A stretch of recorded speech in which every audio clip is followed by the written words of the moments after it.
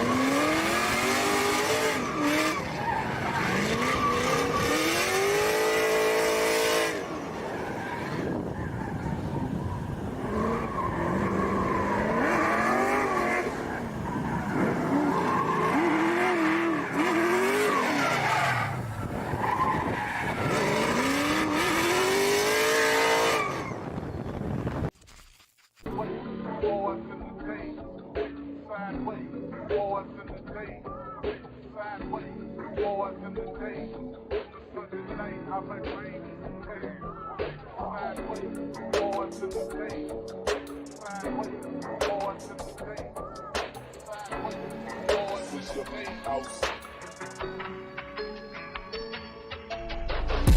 the people's champ, something like a baller. Out the candy bank dripping out for the old school Impala. I'm with the big bank, Hank, that Poppy Joe and Box. Jump up like chicken pox, turn the bass up just a notch.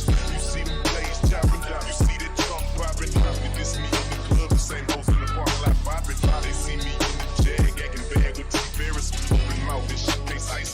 See about 20 years. I'm with the EU 15900 in the Tahoe 124s. I'm the trip, I got they glow. I'm not just in Charles, but RGB and Color Brain.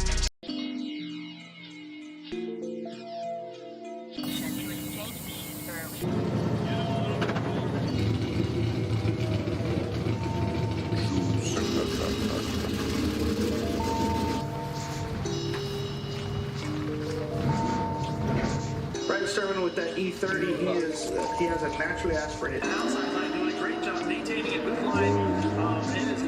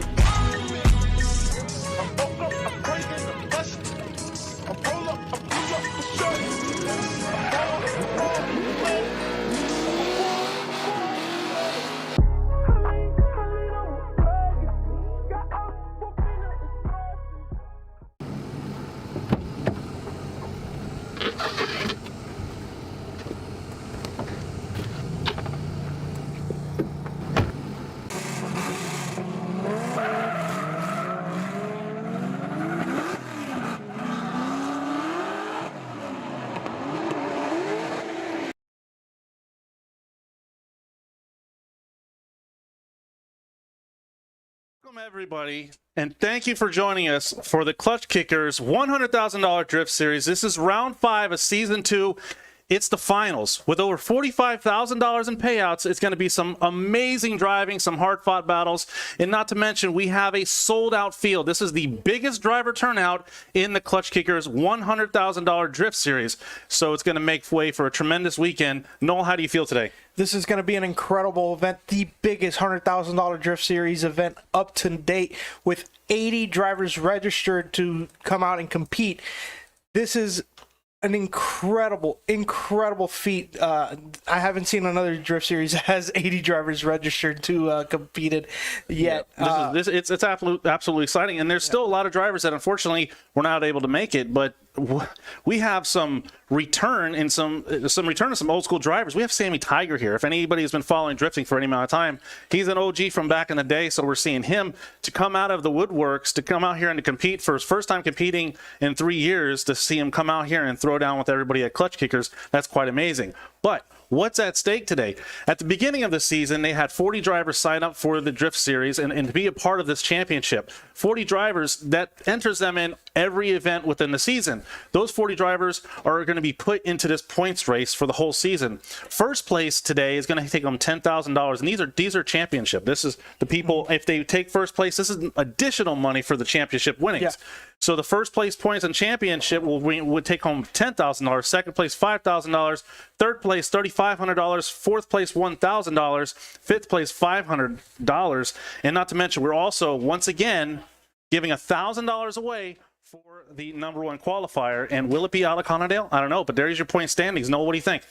All right, current point standings, Alaconadale with a commanding lead with 298 points in first place. Ben Julian in second place with 220 points.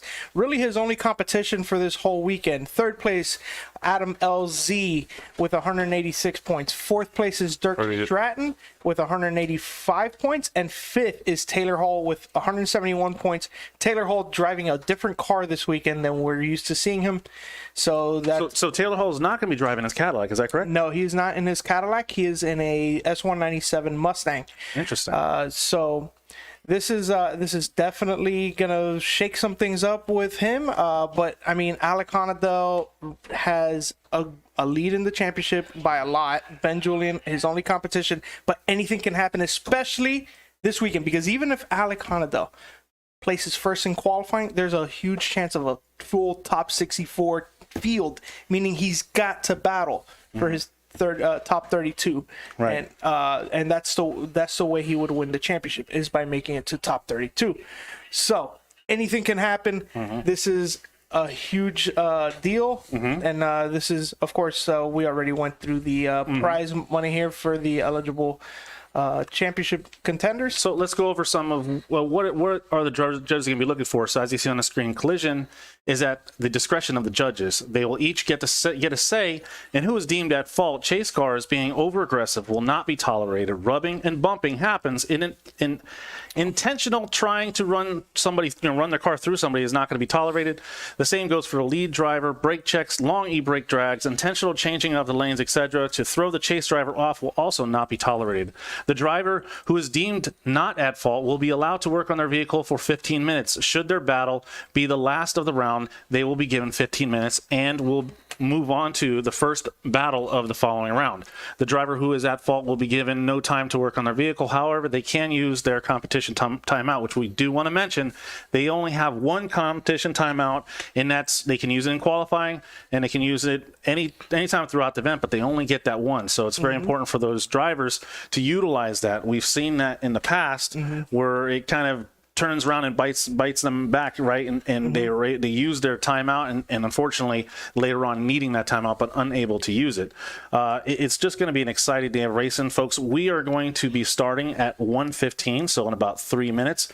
I want to go ahead and talk about, we got driver expectations up on the screen. This is lead and chase driver expectations. We're going to see this tomorrow. Today what we're doing is qualifying. So qualifying, you're going to see everybody out there doing their solo runs, and the judges are going to be judging taking the better of the two runs that they go down the track, and the judges have a predetermined line going across the course. We were able to sit in the drivers' meeting and hear the Q&A session with the drivers and the judges on what they're looking for a solid qualifying run.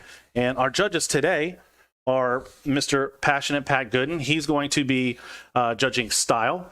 You have Dwayne Ramsey. He's going to be the line judge, and Mr. Will Parsons is going to be the angle judge. And as you see on the screen, line and proximity, 35 points, the ideal path the car must take through the track, marked by the inner clipping points and outer zones that the drivers must bring their car into. The exact line is subject to change round to round. Judges will use these zones and points as a reference for scoring.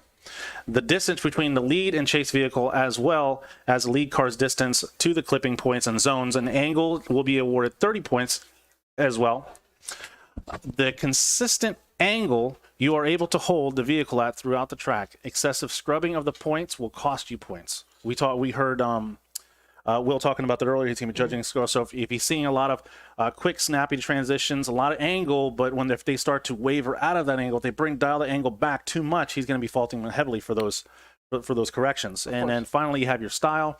Style is completely subjective category and will be completely based on how you drive as an individual. Showcase your driving aggressive and smooth flicks, aggressive and close proximity, be deep into the zones, your initiation. All of these play a factor. While left foot braking is permitted, excessive left foot braking and slowing of the vehicle will cost you points outside of the permitted braking zone, which we got to share a little bit with Mr. Passionate Pat Gooden, which will be judging the style. He was very clear in making sure he communicated to drivers what he's looking for. So I don't know. This is going to be a tremendous weekend. We have beautiful weather. Yeah, the weather is actually great today and tomorrow. The high should be in the mid 80s, lows in the low 60s. Of course, we're not going to be seeing that tonight, but as the day goes on, it can get progressively cooler, and as history shows, this track does get more grip. Yep. As it gets colder. And as you see on the screen, as we're going to get into qualifying, each driver will get 2 non-consecutive runs. The scoring will be based on 3 judged categories. Example, 30 points for style, line proximity, 25 points, angle, 15 points. Total will be 70 points as your qualifying score. Yeah, well, okay, that's an example of how they would score a run. Right? Those aren't points available, right? No, that's just an example, correct? No, right. So let's say the judge gives out 30 points, and then the line judge gives out 25, and then the angle judge only gives you 15. That would be your score of 70. Right. So yeah, and the point of that is that somebody can go through the track and have a great line, but not have great angle going through, or be very sloppy, a lot of corrections to correct their angle, coming into a lot of angle and dialing it back in and out.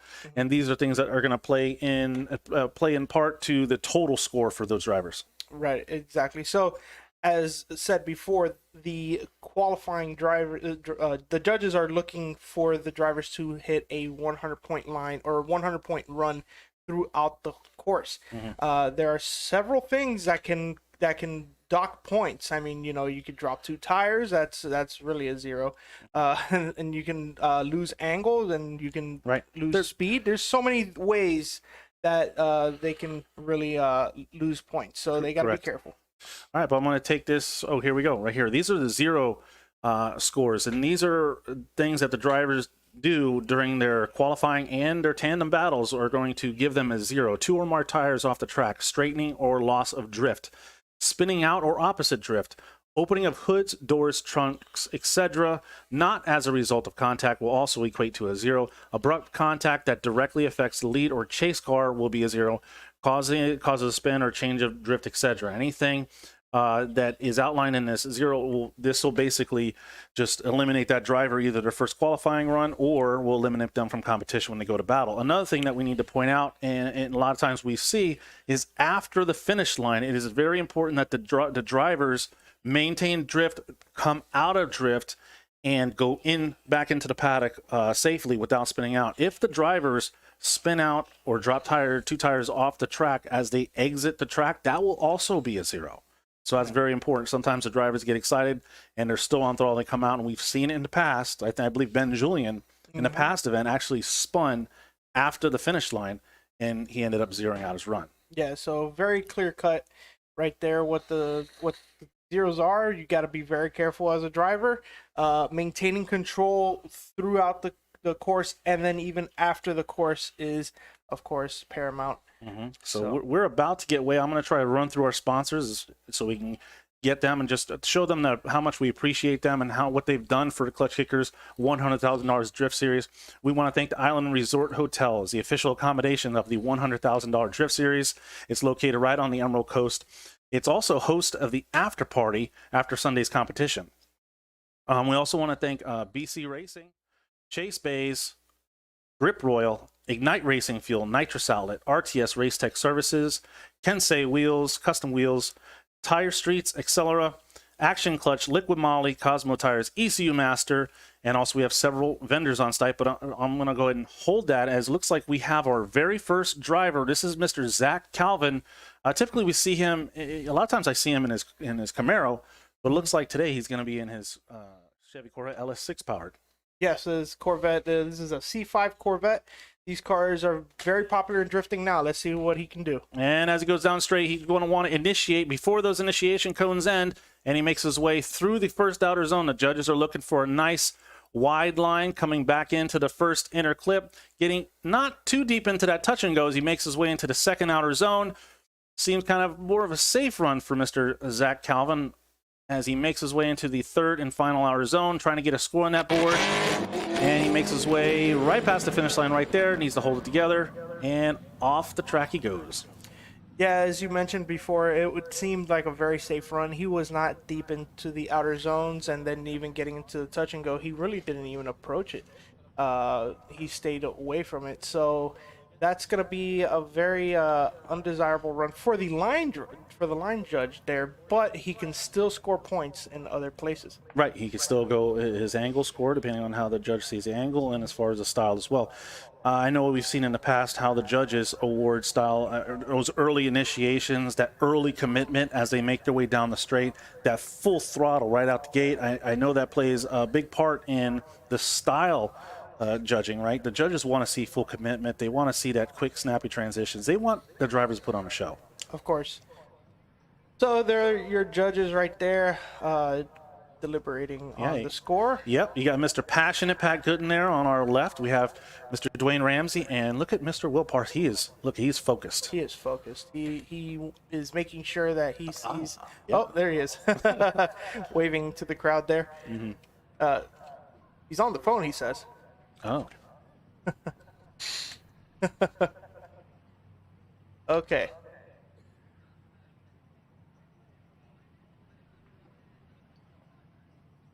So Just waiting for. So it seems as if we got a score. It's a 44 for Zach Calvin in the C5 Corvette. All right. Well, like I said, that is a very conservative score. I've seen different game plans. A lot of these drivers, they want to come out, get a score on the board, right? Because if you go full send the first time, you may over push it, and we've seen it before in the past where drivers have gone just too hard down the track and then out zeroing the run, puts all that pressure on the second run. So putting a conservative score is definitely a great way to go. Okay, up next we have Jason Dixon in the LS-powered FC RX-7. Jason Dixon is actually Von Gitten's crew chief. Yes. Yeah, so this is so here he is competing for himself out here in his Funhaver RX-7. Cool looking car right there. Yeah, and not to mention we have the Funhaver rig out here. We got Chelsea and Von Gitten's cars are both out here on display. Not their pro cars, but their demo cars. Their demo cars are out here, so people can check them out. And I also think we want to mention, you mentioned Taylor Holt not driving his car. Mrs. Colette Davis will not be driving her car today. She will actually be competing in Von Gitten's Fox Body Mustang, correct? Yes, she is going to be driving the Funhaver Fox, which is one of my favorite grassroots cars. Yeah. I love that thing. But enough of that. We're going to be seeing Jason Dixon on track here. Let's see what he can put down. And what do you think his strategy will be? Will he play safe, put down a nice solid run, or is he going to go full throttle, full send? It's round 5, baby. You got to send it. There we go. And he does. He sends it as he makes his way down the track. Here we go. Mr. Jason Dixon initiating. right in the middle of the initiation zone there, and he makes his way through the first outer zone, trying to, ooh, unfortunately straightening out there. Oh, man, hopefully it's not a mechanical issue, maybe just not committing as much as he should, I don't know, but we want to make sure hopefully he gets it together so that way he can be in tomorrow's competition. Because unfortunately, if they zero out both their qualifying runs, they will not be competing tomorrow. Yeah, and we definitely want everybody to qualify for this event. And yeah, we just got confirmation that was a 0. Yep. Well, thank goodness he does have one more run. And Jason Dixon, he's been having some really good practice runs. So Yeah. it's actually very uncharacteristic to see this from Jason Dixon straighten out right there. I don't know if he just saw himself coming too inside and let off, or maybe is something happened. He lost power. I don't know. Yeah, it just seems like the car didn't have any power because you don't see any tire smoke coming out of the car at all. You could usually, even the lower power cars right there, you could see a barely little puff of smoke and then it just stopped. So, As you can see, we got Mrs. Kelsey Rawlings here, Drift Chick. She's out here competing as well. She's no stranger to Klutch Kickers, $100,000 drift series. yeah. Kelsey Rawlings in that Zenki S14. Zenki, of course, meaning early version. It's a Japanese lingo of the S14 240SX. Her car is powered by a Coyote 5-liter. Really, it's an Illuminator crate motor from Ford Racing. But And has been serving her well. I believe we were able to interview her earlier in the season. Yeah. And talk about her choice of motor, and she's just she said what a proven motor that is, and has pretty much been solid throughout the whole the season. Yeah, absolutely. So, up next, Savio Silva. Oh, Savio from Drift HQ out here in his S14, throwing it into the first outer zone. He's going to work his way through the outer zone, trying to get as deep into that first outer zone. Oh, dropping a tire. Looks like only one, though, holding it together as he gets into the touch and go. Nice. Judges look for a nice wide line as they make their way through the outer zones and flicks it into the third and final outer zone. He wants to keep those wheels almost right on the edge of the track, but not dropping tires off too much. Unfortunately, dropping one tire, not such a big deal. Dropping two tires could be a 0. Yeah, he dropped one tire in 2 different places, Correct. as it seems. Of course, Savio, as we know, very aggressive driver, but it did come to bite him right here, where he dropped the tire and caused him to almost straighten out right there, going into the touch and go. Good job by Savio there. Here he goes, entering into outer zone 2, kind of taking a mid-high line through there. The line judge is definitely going to take a few points off of there, but really nice and deep into outer zone 3 right there. Coming off a little bit, but coming back right out, and then dropping a tire.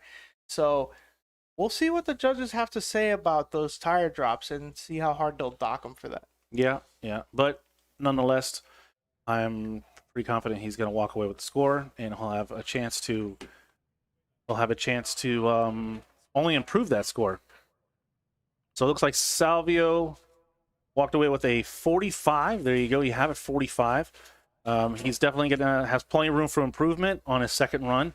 But he's got a score, so that's going to take the pressure off. The next round he goes through, he can push it even harder to move that score up to be able to move up in the ranks of the qualifying. Like I said, there is $1,000 at stake for the first place qualifier, so it's going to be exciting as this rounds out. Will Alec make it a 1-2-3 punch as the season ends? I don't know. Yeah, and right now we have an old school driver of Sammy Tiger. He's been around since the beginning. I remember even seeing him in some of the old school D1 Irwindale videos. Oh yeah. Oh man, it was. Well, I was blessed to compete with Mr. Sammy Tiger back in the SWD days. So to see Sammy Tiger coming out here and performing today, I almost didn't believe my eyes when I saw his car. I was like, okay, yeah, that says Tiger on it. That's got to be somebody else.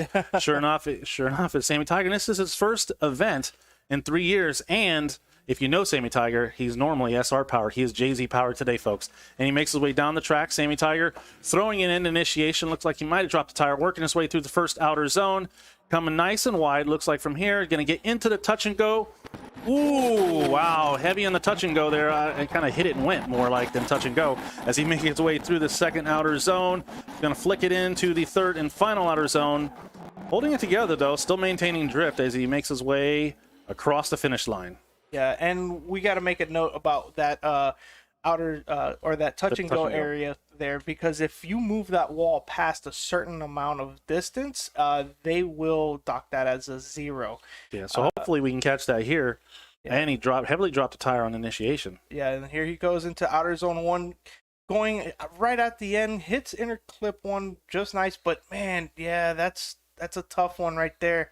I think that's Well, we don't know. There is that wall. There is a box before it. yeah. The judges were very clear during the driver's meeting that the object of the touch and go is not necessarily to wall tap it or ride the wall. It's just to get your bumper within that box that's by the wall. The wall is more of a visual aid. Now, saying that, there is, if you see there on the bottom right corner, you're kind of stepping on it, there is a white line.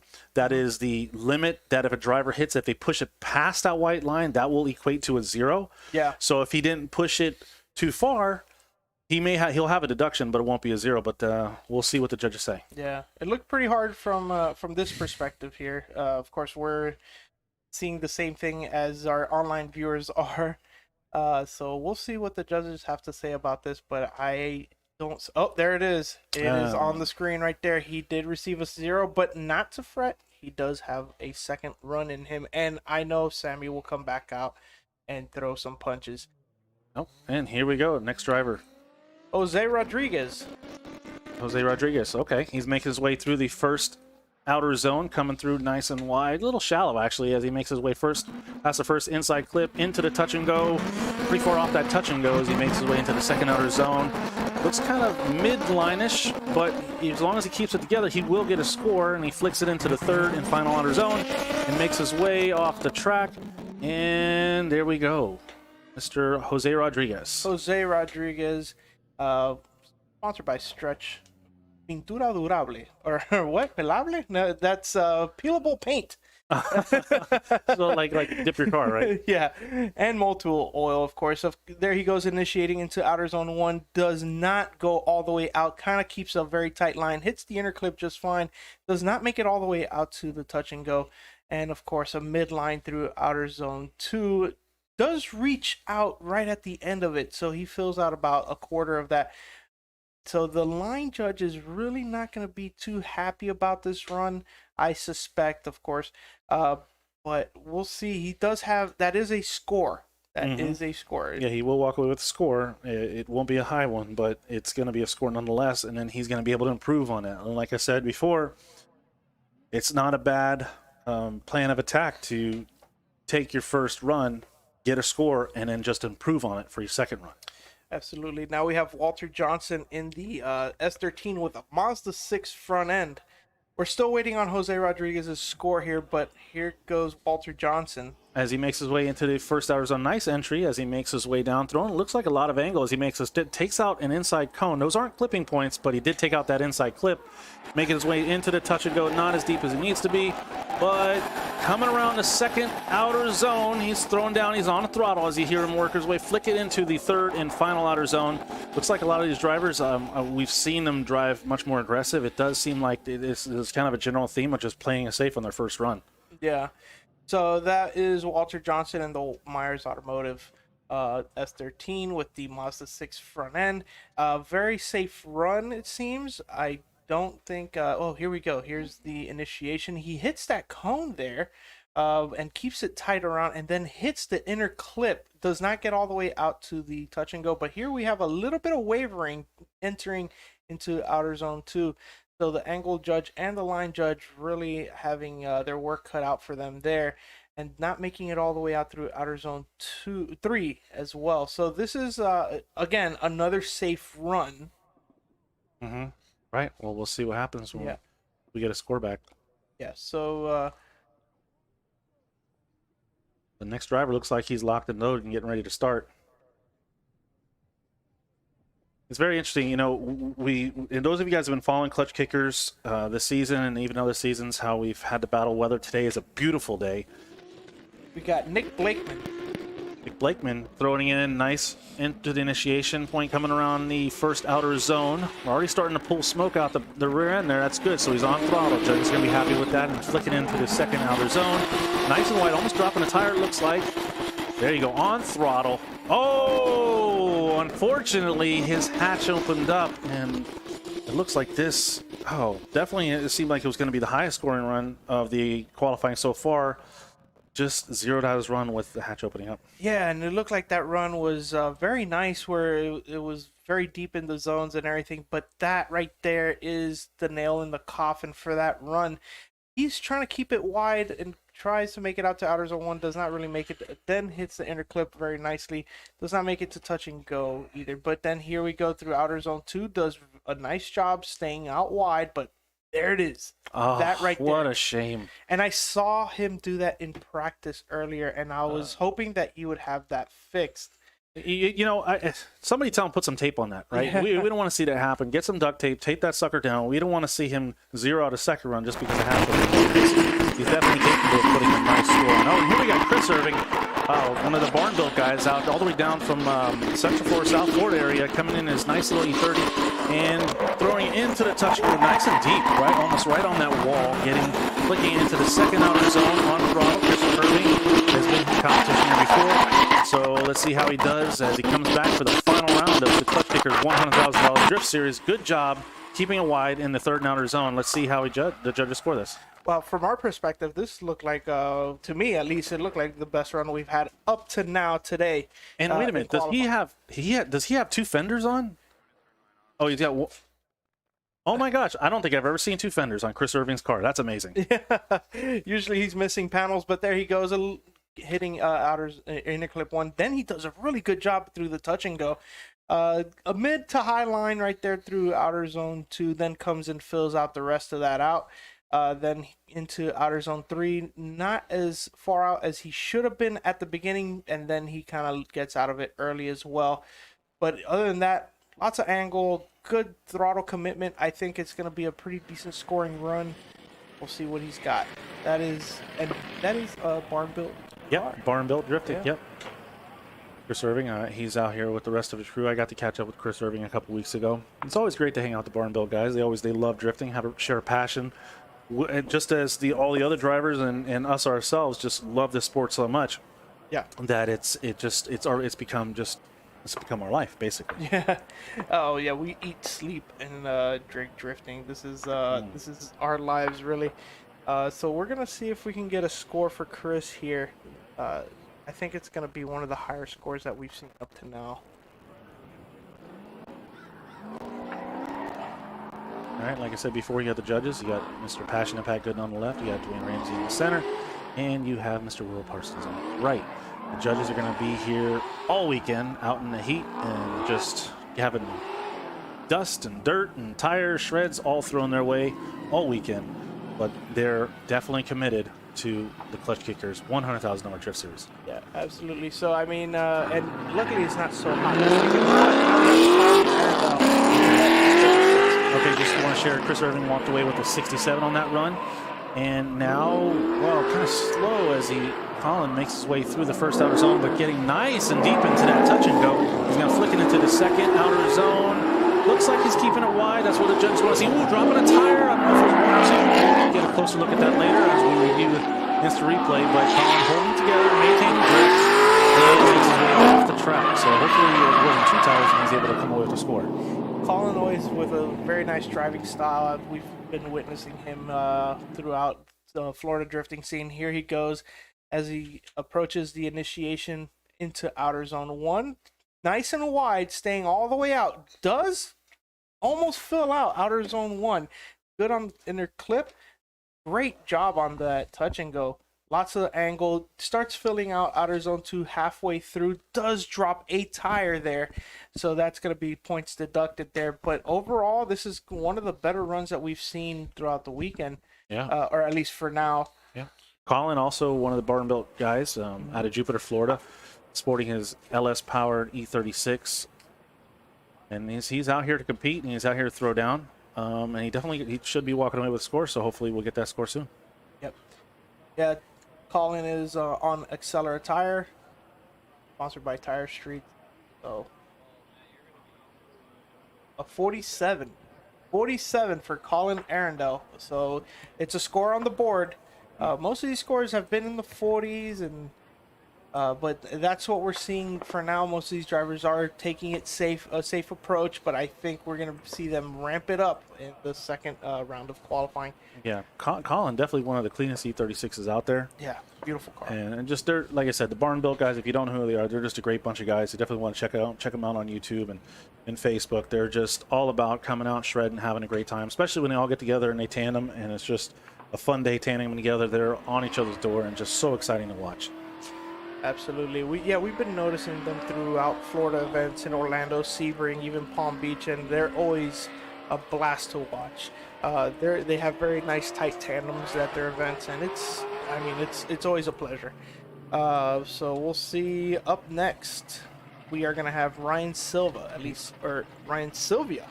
No, he's going to be forfeiting both of his runs, unfortunately.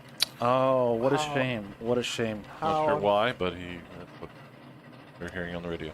Okay, so it looks like Ryan Silva gonna be forfeiting both runs. If he's forfeiting both his runs, it sounds like he's definitely going through some mechanical issues that he just doesn't feel like he can fix in time. Right.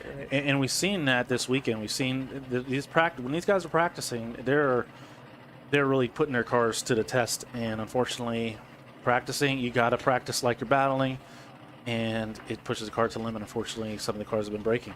Yeah. So up next, John Wyndham. John Wyndham up and taking down the track. As he makes his way down the track, he's going to initiate towards the center of the initiation zone. He makes his way around the first outer zone, trying to keep it nice and deep into there. Oh, coming back in, taking out that inside flip, trying to get deeper. He should probably want to get a little deeper into that touch and go as he makes his way into the second outer zone. Almost looks like he's right on the outer edge, right where the judges want to see it. Flicking it right into the third and final outer zone as he makes his way out the track. Nice angle, nice square. Mr. John Wyndham did it. That was a good run. Yeah, John Wyndham, he is no slouch. Remember, he is the one who took out Adam LZ in round 4. Oh, that's right. So this is somebody to look out for. This is only his second event here at the $100,000 Drift Series, at least from what I can remember.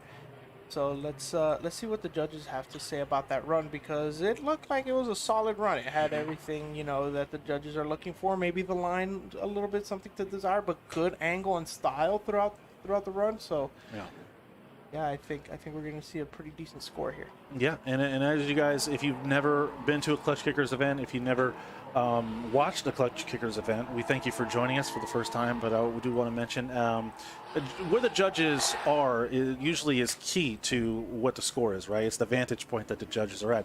So as the drivers work their way around the track, the judges are right in the middle of the second outer zone. So that is probably going to be one of the areas that the drivers can most impress the judges, that they really want to focus on just prior to the second outer zone and working their way into the third and final outer zone. So there's going to be key areas for the drivers to focus on to want to maintain or accomplish those high scores. Yep. Up next, it seems like we have Juliano Emanuel, which is he's a Monster Performance driver. I know his car's not red, but that is a Monster Performance. He's undercover. Yeah. Monster Performance John Wyndham with a 60. Good job for Mr. John Wyndham. But here we go.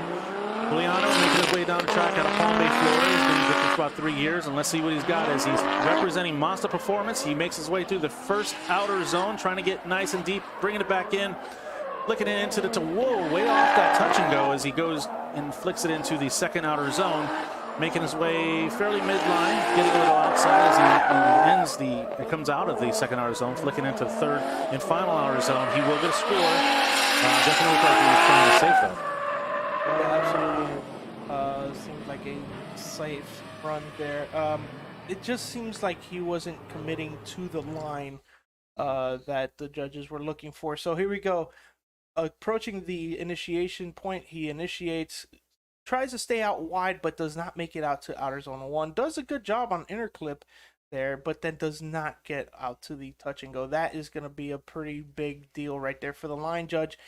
He is trying to approach outer zone 2 with a wider line. He starts to do that towards the end of it, so about a third of the way through, or 1/3 of the zone left. Yeah, he filled it out, but did okay, not too bad through outer zone 3 there. So let's see what Juliano Emanuel has as a score.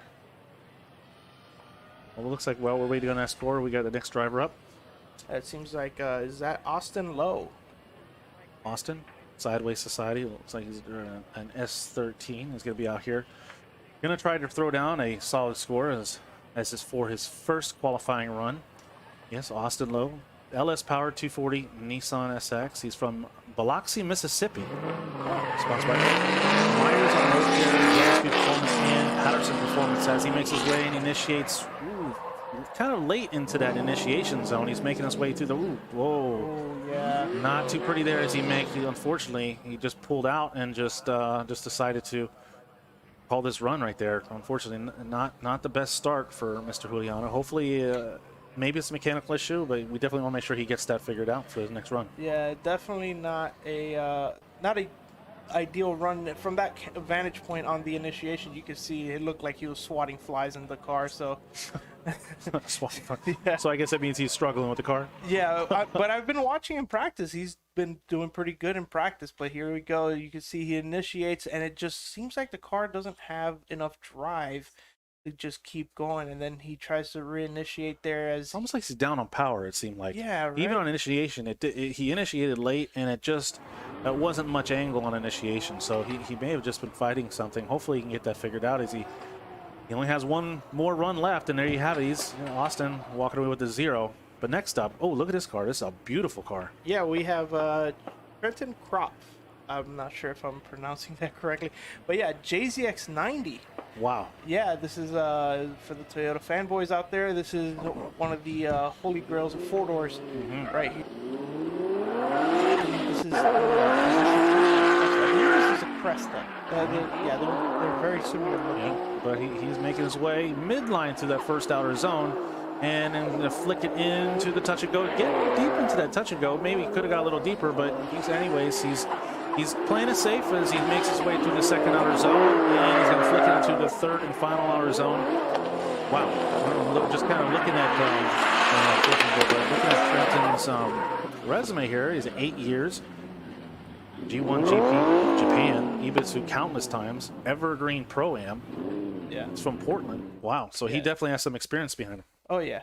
So, so you could see coming through outer zone 3, he did have a pretty close to straightening out through there, but this is inner clip 1 right there. He transitions into good job through the touch and go there, getting the bumper right on top of the line.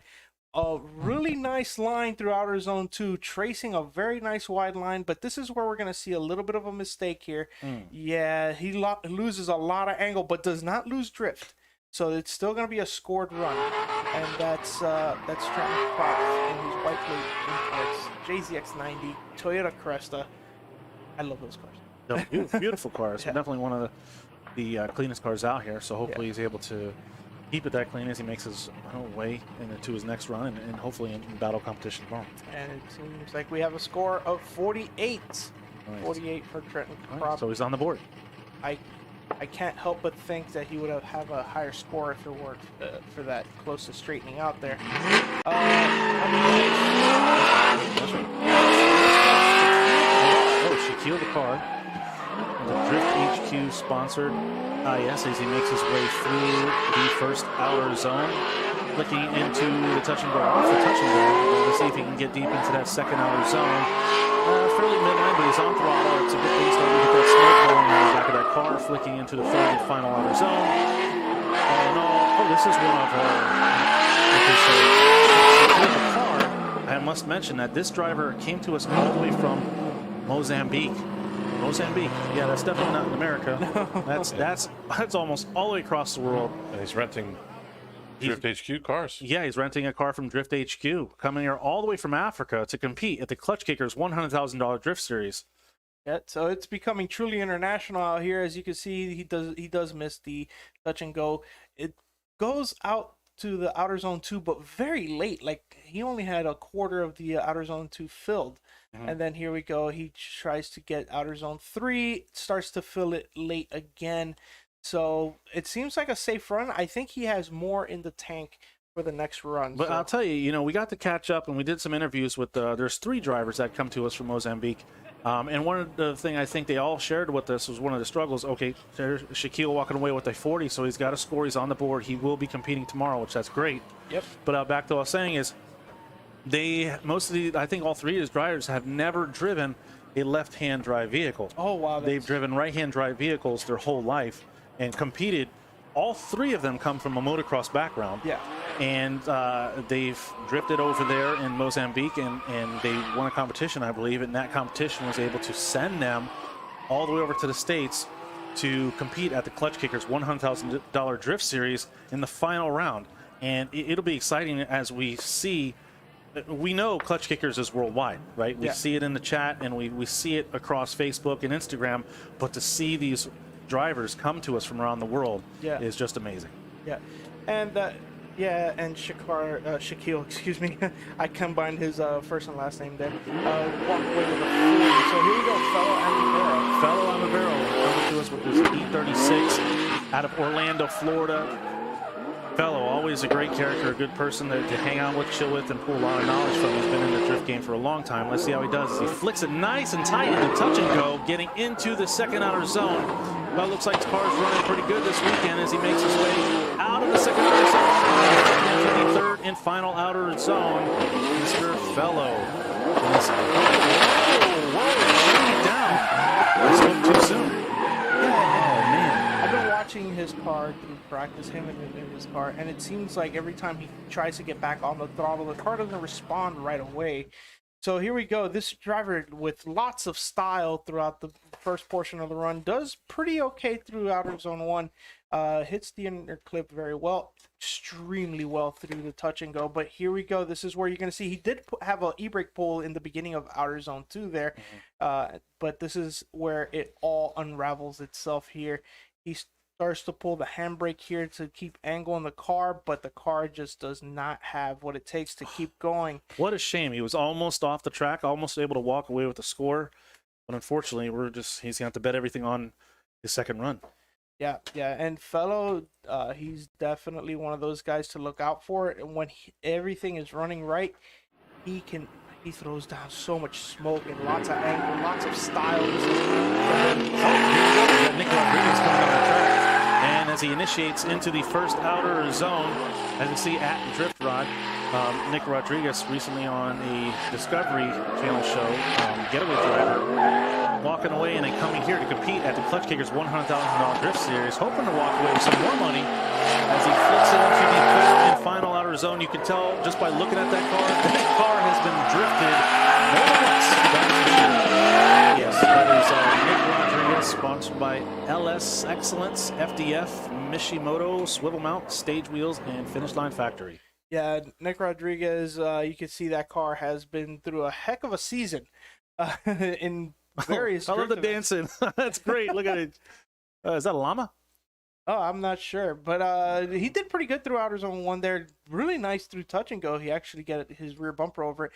Doing a really good job through outer zone 2. Starting to fall off a little bit. Yes, it's a little distracting, but he's keeping a lot of angle throughout the corner, and right here through outer zone 3, really nice, tracing a wide line. Starts to come off a little bit, but then he starts to come back out. I'll tell you though, that rear trunk looks like it's bobbling a bit. His pit crew may want to just make sure they tape that down. I'd hate to see anybody walk away with a 0 just because something opens up. Just weld it shut. Yeah, it's welded shut.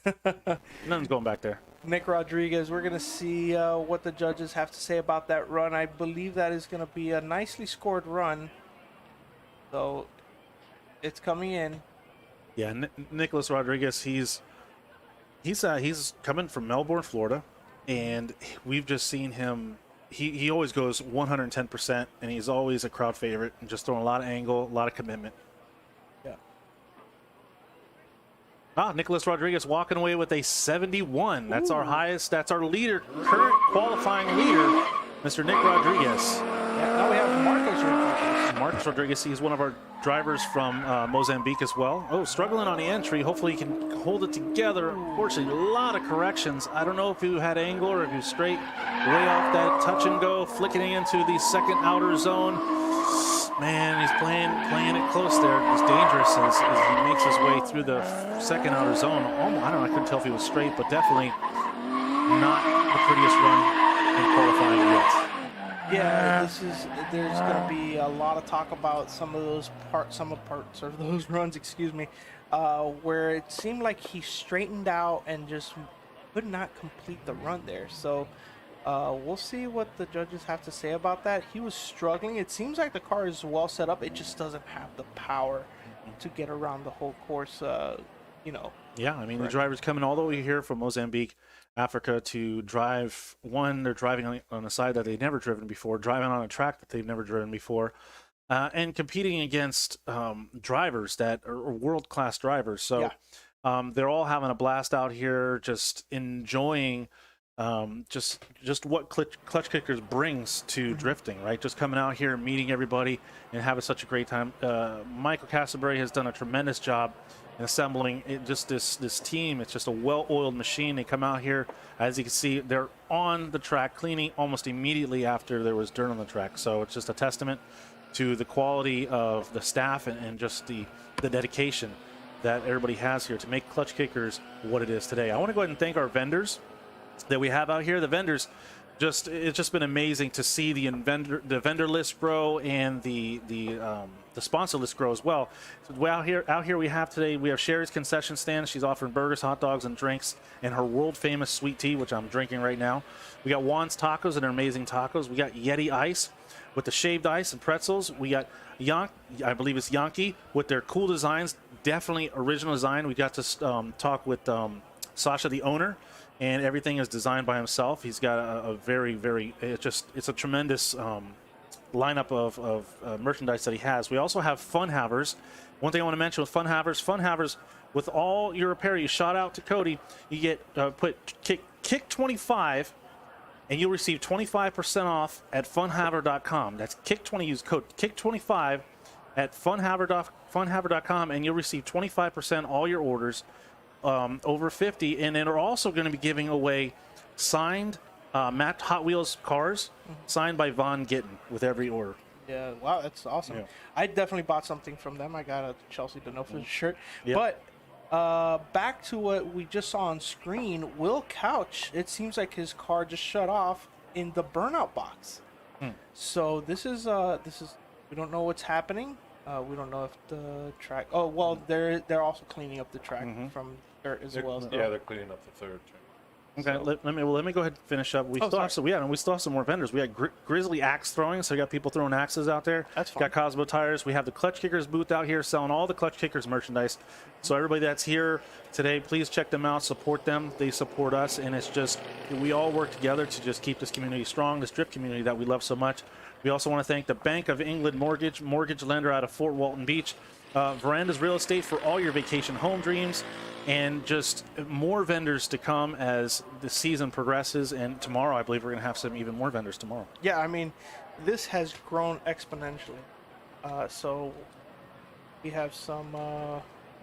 Yeah, it's grown. Almost every event. Oh wow! Oh, what is that? Will Couch, his car is on fire. Oh, wow. Okay, so hopefully they were able to get over there and put that out. So, Yeah. Oh boy, that's terrifying. I hope he's okay and he can get his car back out for his second qualifying run, or maybe he even might take that one competition timeout for the weekend. It depends on how bad the damage was. It's very unfortunate. I was able to catch up with Mr. Will Couch in line. You know, last round, I believe it was his first event. Yeah. Or first Klutch Kickers event, I'm sorry. Yeah. He's fairly new to drifting, I believe, maybe about a year, just over a year experience coming out here and competing, and he did great last time. I believe he made top 16. Yeah, I believe so.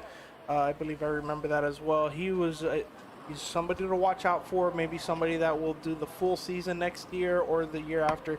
We don't know. But if he does, he's definitely going to be a threat for that championship. So hopefully we can get him squared away. Yeah, it's very important that we want to see him compete. We don't want to see drivers taken out with mechanical damage like that, right? It's not a way to be taken out. Sometimes it happens. These drivers are pushing their cars to the absolute limit, and things break, unfortunately. I know we've seen it in practice, and we've seen it in competition many times where mechanical failure just takes somebody right out of competition, and even somebody that's a crowd favorite that we're all thinking this person may go all the way, and then unfortunately ends up getting taken out by a mechanical failure. Yeah, so, you know, in motorsport, cars are always being pushed. to the limits. But I mean, drifting is really hard on cars. You know, being on the limiters and all. And throughout the year, these cars do get a little bit of wear. But it was only a small little fire, a little flame, they say, not a full-fledged fire. Thank goodness. Oh, if you guys have been following Klutch Kickers for any length of time, you'll remember Matt Schulman. Yeah, wow. Matt Schulman coming out here representing. We haven't seen Matt Schulman in a little while. We miss him. Matt, if you're watching, we miss you. We wish you were out here competing with everybody, but unfortunately, one of the biggest fires we've had out here was Mr. Matt Schulman, where it almost completely engulfed his car. Yeah, he even showed us the in-car video, which he put out on social media as well. But you could see he's going through the corner, and all of a sudden, just fire inside the car, like everywhere. It was, and I've never seen anybody get out of a car faster than that. That car was still rolling, and he got out so quick, and we're so glad that he's okay. The car was okay, I mean, minus the engine damage and a couple things like the steering rack and whatnot, but he was able to fix it, and we'll probably see him soon. Yep. Well, with that being said, as they get this cleaned up, we're going to go ahead and take a quick commercial.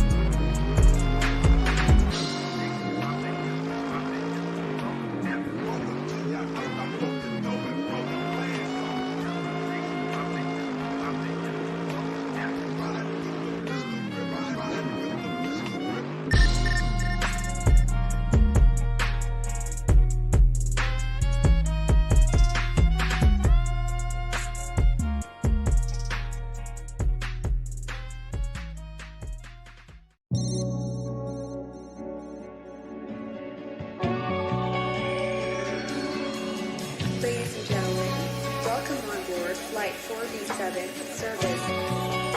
We are currently 30 miles for takeoff and are expected to be in the air for approximately 7 minutes. Thank you for choosing. Enjoy your flight.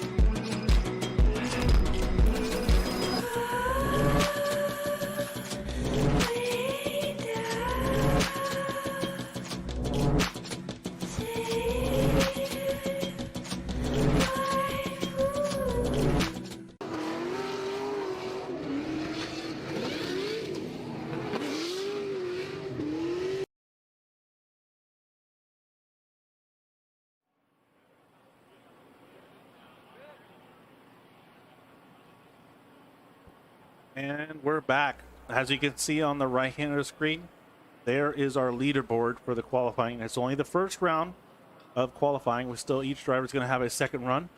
We've already had some interesting. We already just had a little fire with Cody, or I'm sorry, with Will Couch, I believe.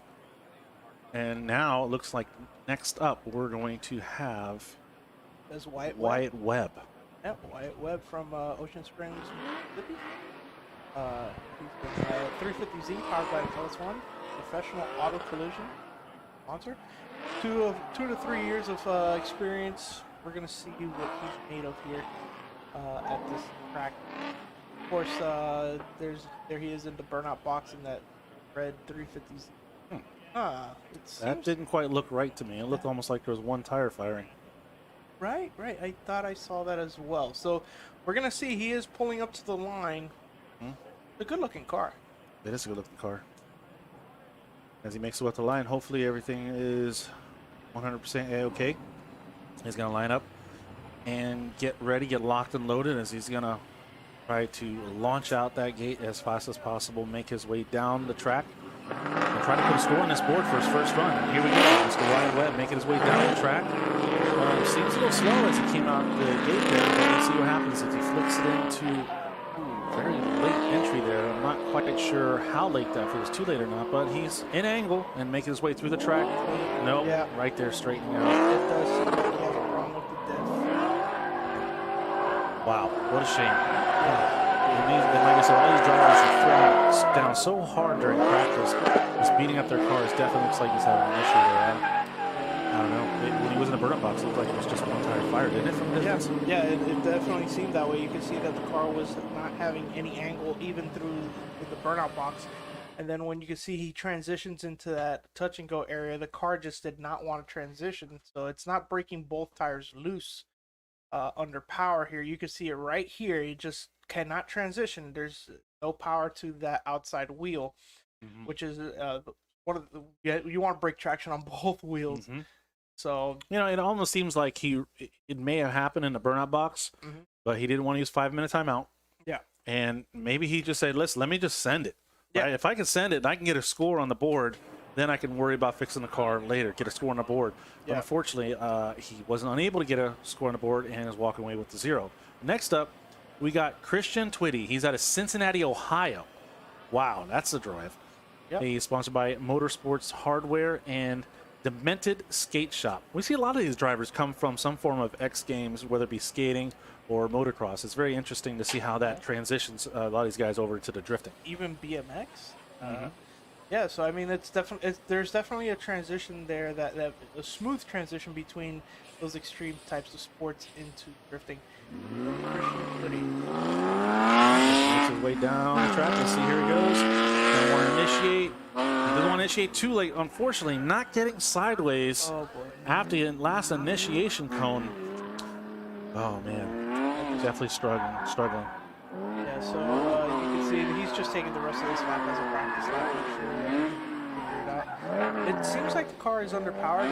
It has a M54 that's naturally aspirated, which is what comes in those cars from the factory. But this track is known to be very grippy. So I believe they're going a no score there, a 0. It's very unfortunate.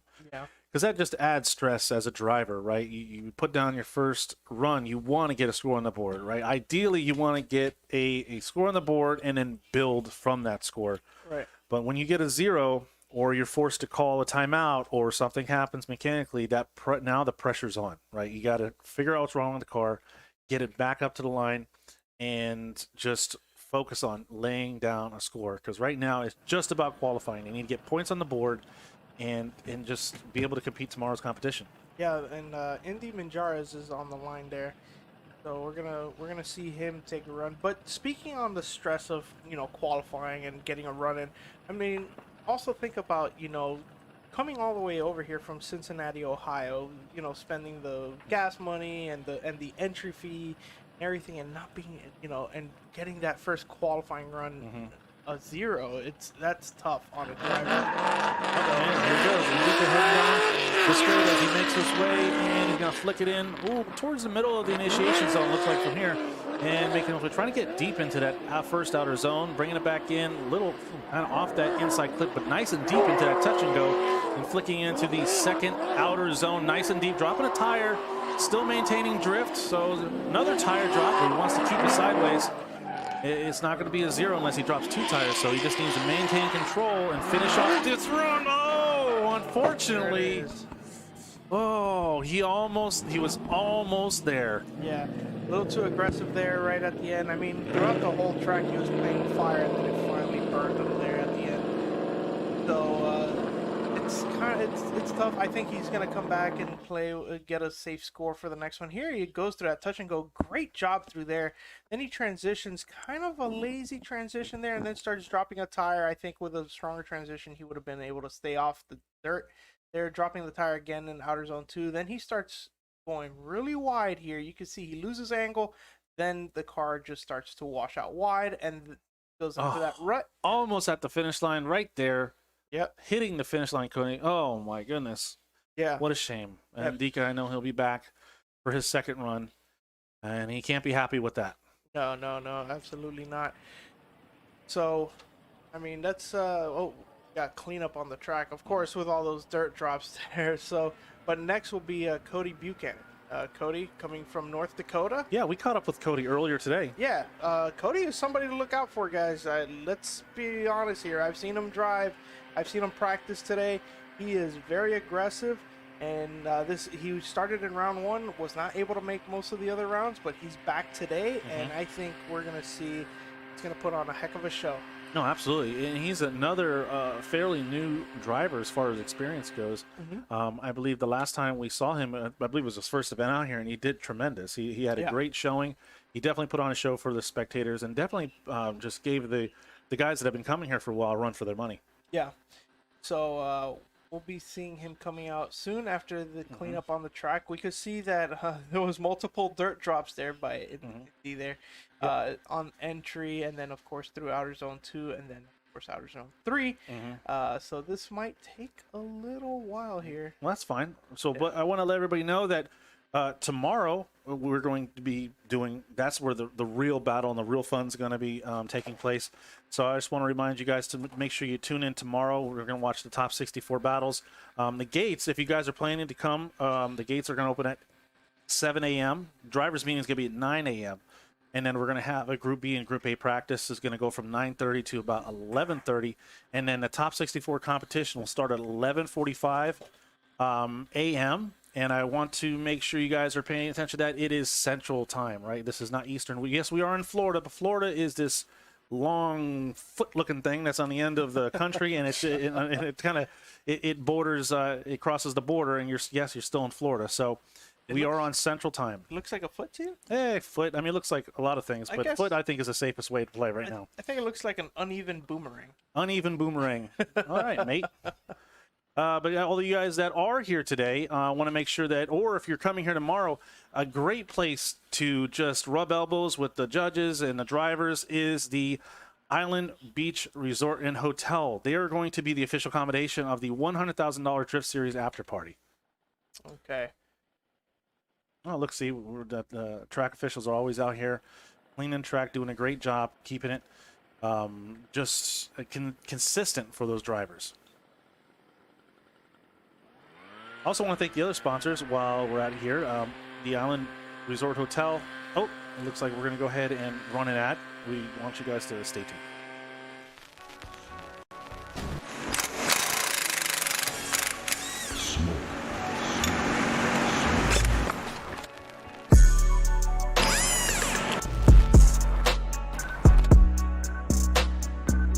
This murder puts me in the mood.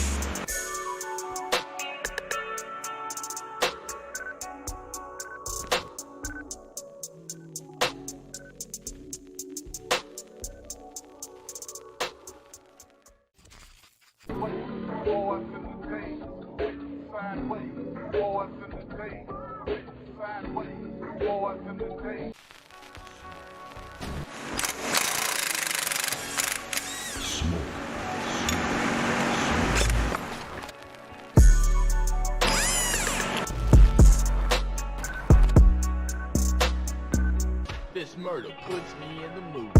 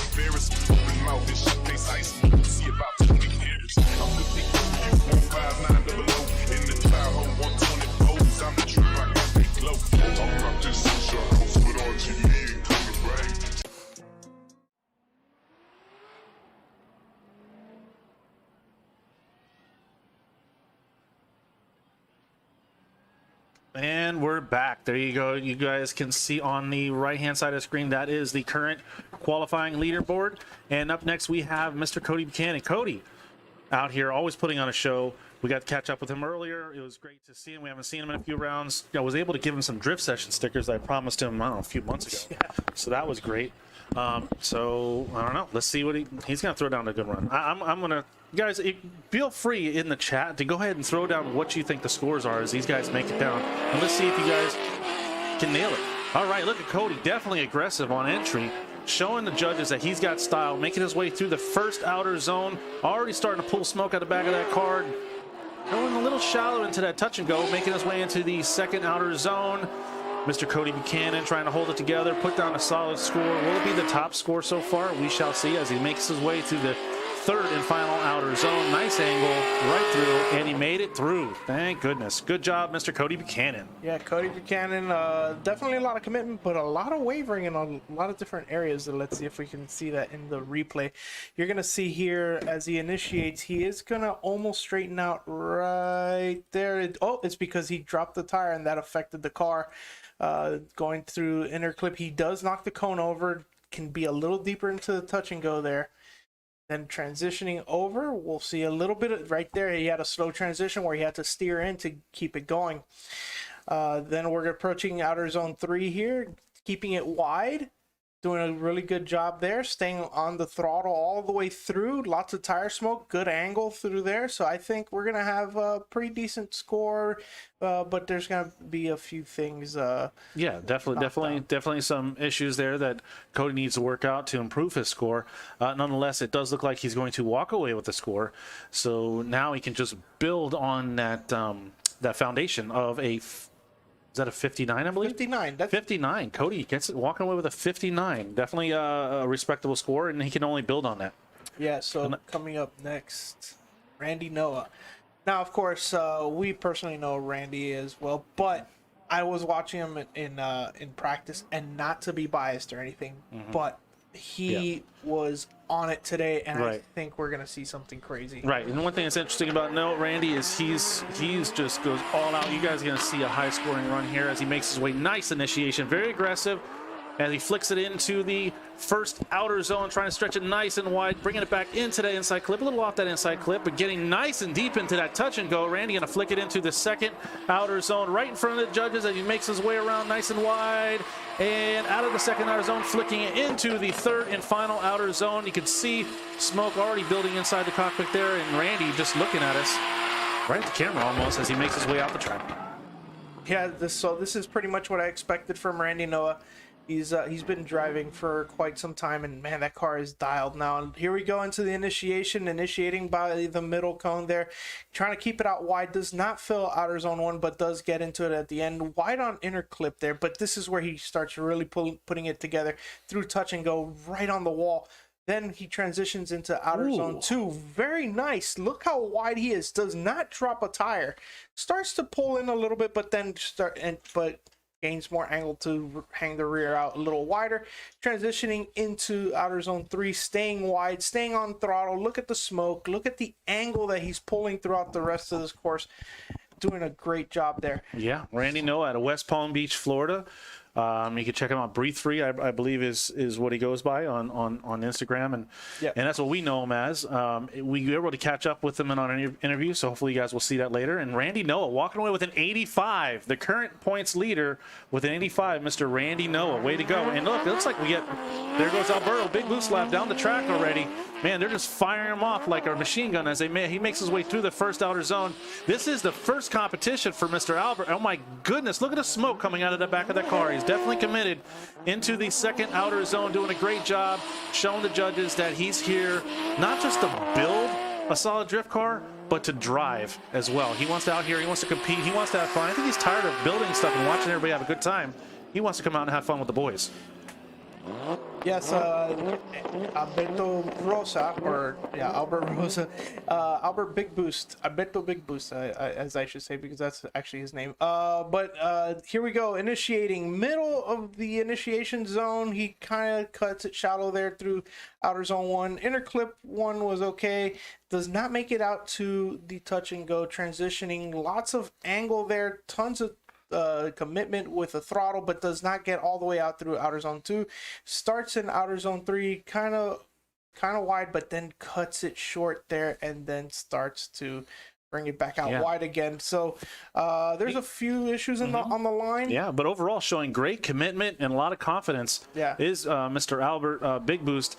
Man, what a sponsor list. Garrett Motion, Haltech, Brian Crowder, Valino Tires, Media One Wraps, Cohen Wheels, Mishimoto, Condor Speed Shop, Nuke Performance. My gosh, the list goes on and on. I can't even fathom. We don't have enough time. I don't have time for all that. But he's driving his 2JZ powered E36, and he's coming to us out of Orlando, Florida. But next up, it looks like we have a driver that we're familiar with. Steve Bergstrom. Steve Bergstrom. That's a very clean-looking 350Z. Yep. 59 for Alberto Rosa. And there goes Steve. Steve making his way down the track, initiating. Looked like he was able to initiate before the final initiation cone, makes his way through the first outer zone. He's going to flick it into that touch and go. Not as deep as we'd like to see him, but he's there nonetheless, making his way through the second outer zone. Steve's going to make it out of the second outer zone, flick it into the third and final outer zone in his 350Z VQ 35HR. Oh, I love the HRs. That's what I got. Coming to us out of Orlando, Florida, sponsored by Tire Street and Bell Raceworks. Definitely solid cars, those HR 350Zs. They make a good amount of power from factory. But here we go. As he goes to initiate between the third and second cone there, does not make it all the way out to the outer zone 1. Does very good through the inner clip, but kind of leaves a little bit to be desired through the touch and go, although it wasn't too bad. You can see he makes an adjustment there, an angle, and that does not allow him to make it all the way out to the outer zone 2. Transitions into outer zone 3. Decent amount of angle, but just does not have the right line. So we're going to see maybe not the highest score from Steve there, but he's going to get a score. But it's a score. Right, and he's just going to be able to build on that, right? So 350Z, very popular chassis. I have one myself. It's just a great chassis to not just start in, but also obvious, as you can see, a lot of these drivers competing with the 350Z. So Steve walking away with a 53 after that run. Yep, 53. So it's a solid score. For now, it should keep him in the show. But we'll see what progresses here. As Ethan Hodges in that Joker Performance 350Z, this is powered by a 1JZ. Yeah. So this is definitely a unique car out here. Ethan coming to us out of Vero Beach at Parnell on Instagram. He makes his way down the track. Look, aggressive entry. And he makes his way through the first outer zone. Ethan doing a great job and flicking into the touch and go.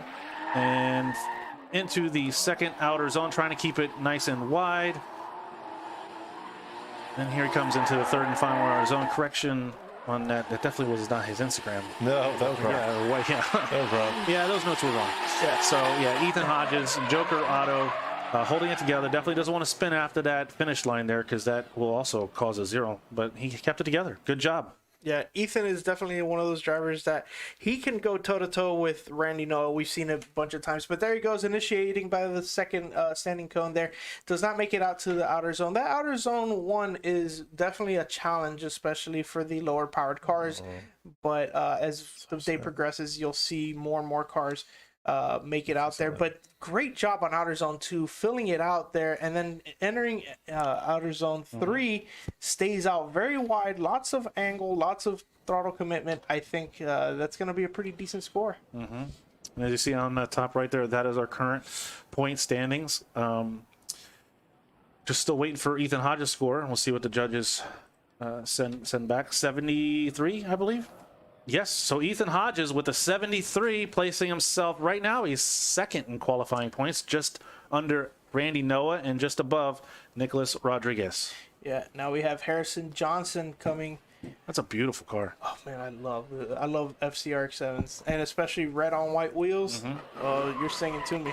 Here he goes down the track. As he goes, he's going to want to initiate. Nice initiation there as he makes his way down the track into the first outer zone. He's going to want to carry it nice and deep into the first outer zone. Bring it back in tight on that clip. Little off there, but get nice and deep into that touch and go as he makes his way into the second outer zone. Getting on the throttle now as Harrison makes his way out of the second outer zone. Going to flick it into the third and final outer zone, holding it together.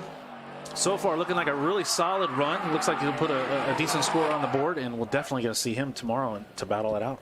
Yeah, Harrison Johnson in that beautiful FCRX7, doing a very good job throughout the course. Let's see right here. The drone tells us all right there. Initiating by the second standing cone, staying wide, trying to make it out to outer zone 1.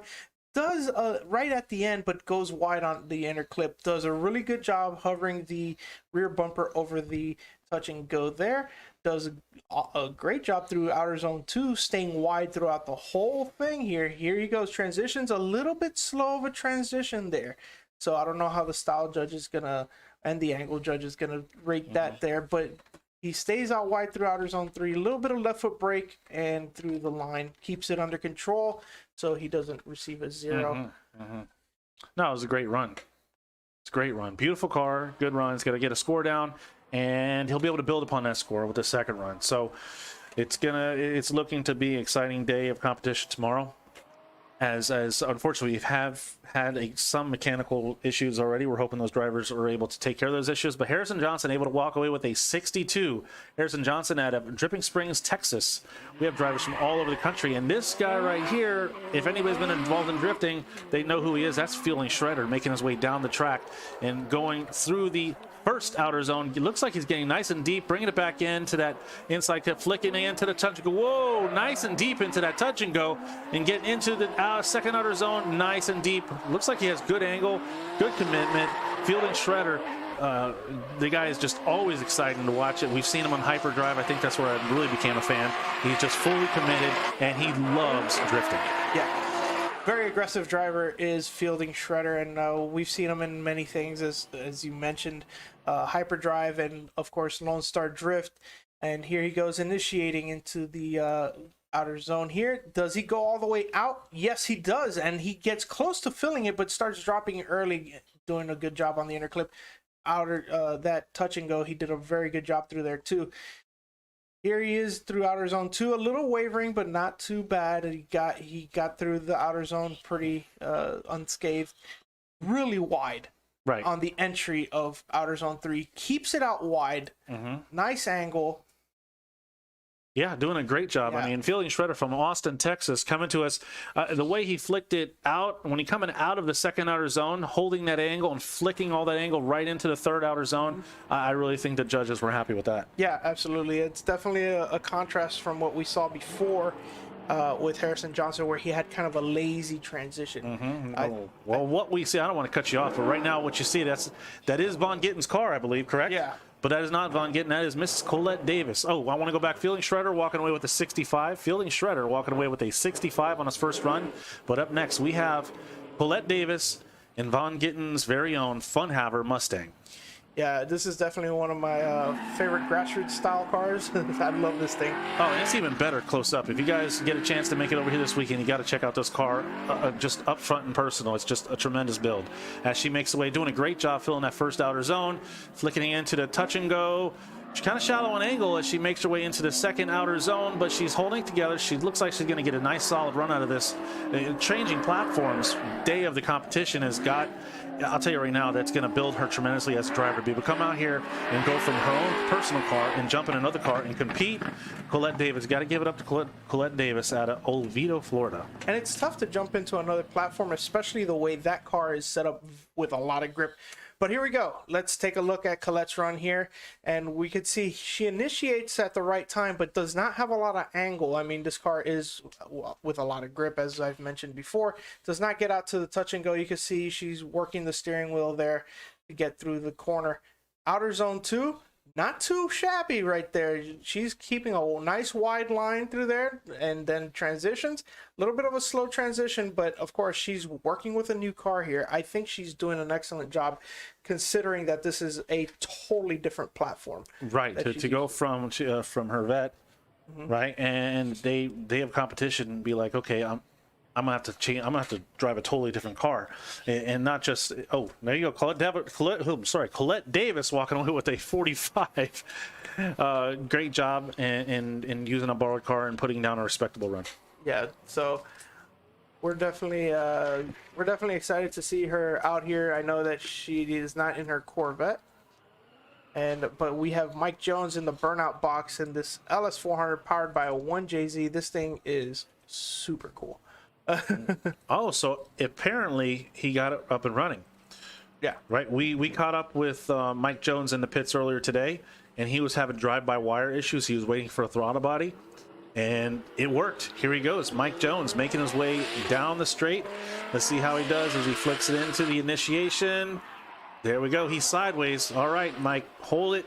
Put down a score, bringing it wide through the first outer zone, touching that inside clip. Ooh, not the cleanest transition there into the touch and go, but holding it together as he makes his way through the second outer zone. Doing a great job, Mr. Mike Jones, in that big old Lexus of a car and making his way around the third and final outer zone. Love that car. That's definitely a fan favorite. Yeah, absolutely a fan favorite there. So Mike Jones, I didn't see him practice today. So I think this is his first or second run of the day. We did speak to him, like I said, his throttle body, he was suffering some issues, and it was drive-by-wire issues, what they finally ended up diagnosing it as. And it looks like he was able to get it put together and it's running. He just had a little bit of a stepped transition there where he had to steer the car back in a little bit to keep it going through there. Then transitions into outer zone 2, middle of the track, trying to get out wide, but the car doesn't go all the way out. But he does drop a tire there, a little bit of puff of dirt there, but nothing too serious, I suspect. So it's going to be a score. Maybe not a high one, but it's definitely going to put him in the show. Yeah, Mike Jones coming to us from Orlando, Florida, driving his LS400 1JZ powered Lexus. Beautiful car. So we'll see what Mike Jones. Who? What? What? Mike Jones. Mike Jones. We definitely have a lot of fun with that name. Up next is supposed to be Dustin Tobbit. Okay, but we do have a score for Mr. Mike Jones. That was a 39. Mr. Mike Jones, for his first run of qualifying, will receive a 39. Yeah. And up next, It looks like Justin Tobbett. all right, as he makes his way to the first outer zone, and he flicks it in to the touch and go. And there we go. As he's making his way through the second outer zone, doing a great job holding together. You can hear the just bouncing off the rev limiter as he makes his way through the third and final outer zone. Doing a great job right on the edge there, Mr. Dustin Tobbett. It's good to see Dustin Tobbett come back. If you don't remember, he was the one with the Mustang front end. Oh, that's Really? that's Yeah. Oh, okay. Yeah. So I guess he got rid of the Mustang with the Mustang front end. He's got the Nissan with the Nissan front end. I'm just surprised he didn't put the Mustang front end on the Nissan. Yeah, I think he's working on it. Probably is. So yeah, he does not make it out to the outer zone, but does a good job on the inner clip. Again, touch and go, not real deep in there. He tries to make it out wide to outer zone 2, which he does halfway through. He starts filling it out. Does a pretty good job through outer zone 3, staying a little wide there. And it's a score. Yeah, very midline, but he's going to walk away with a score. So Dustin shedding the Mustang with the Mustang front end and choosing an S chassis to come out here and compete today. Yep. Next up, we have Josiah Felice. Am I saying that correctly? Felice. Yeah. He's coming to us all the way from Trenton, Ontario. Yeah. Wow. Some drivers are, we still got Mozambique are definitely they did come the furthest, but in all things considered, Trenton, Ontario's not necessarily close, but he is sponsored by Drift HQ and FDF Race Fab. So let's see how he makes his way. Josiah comes down the straight and he's going to initiate. Wow, very aggressive as he comes down the straight. Already pouring smoke out the back of the car, showing a lot of commitment, but just overcooking it through the first outer zone. Unfortunate for Mr. Josiah as he makes his way through the second outer zone. Wow, bobbling a lot there, but unfortunately it's too little too late. And I just don't see him walking away with the score on this one. Just want to mention Dustin from the previous run got a 60. Dustin walking away with a 60. Good. Yeah. Josiah is also the owner of FDF Fab.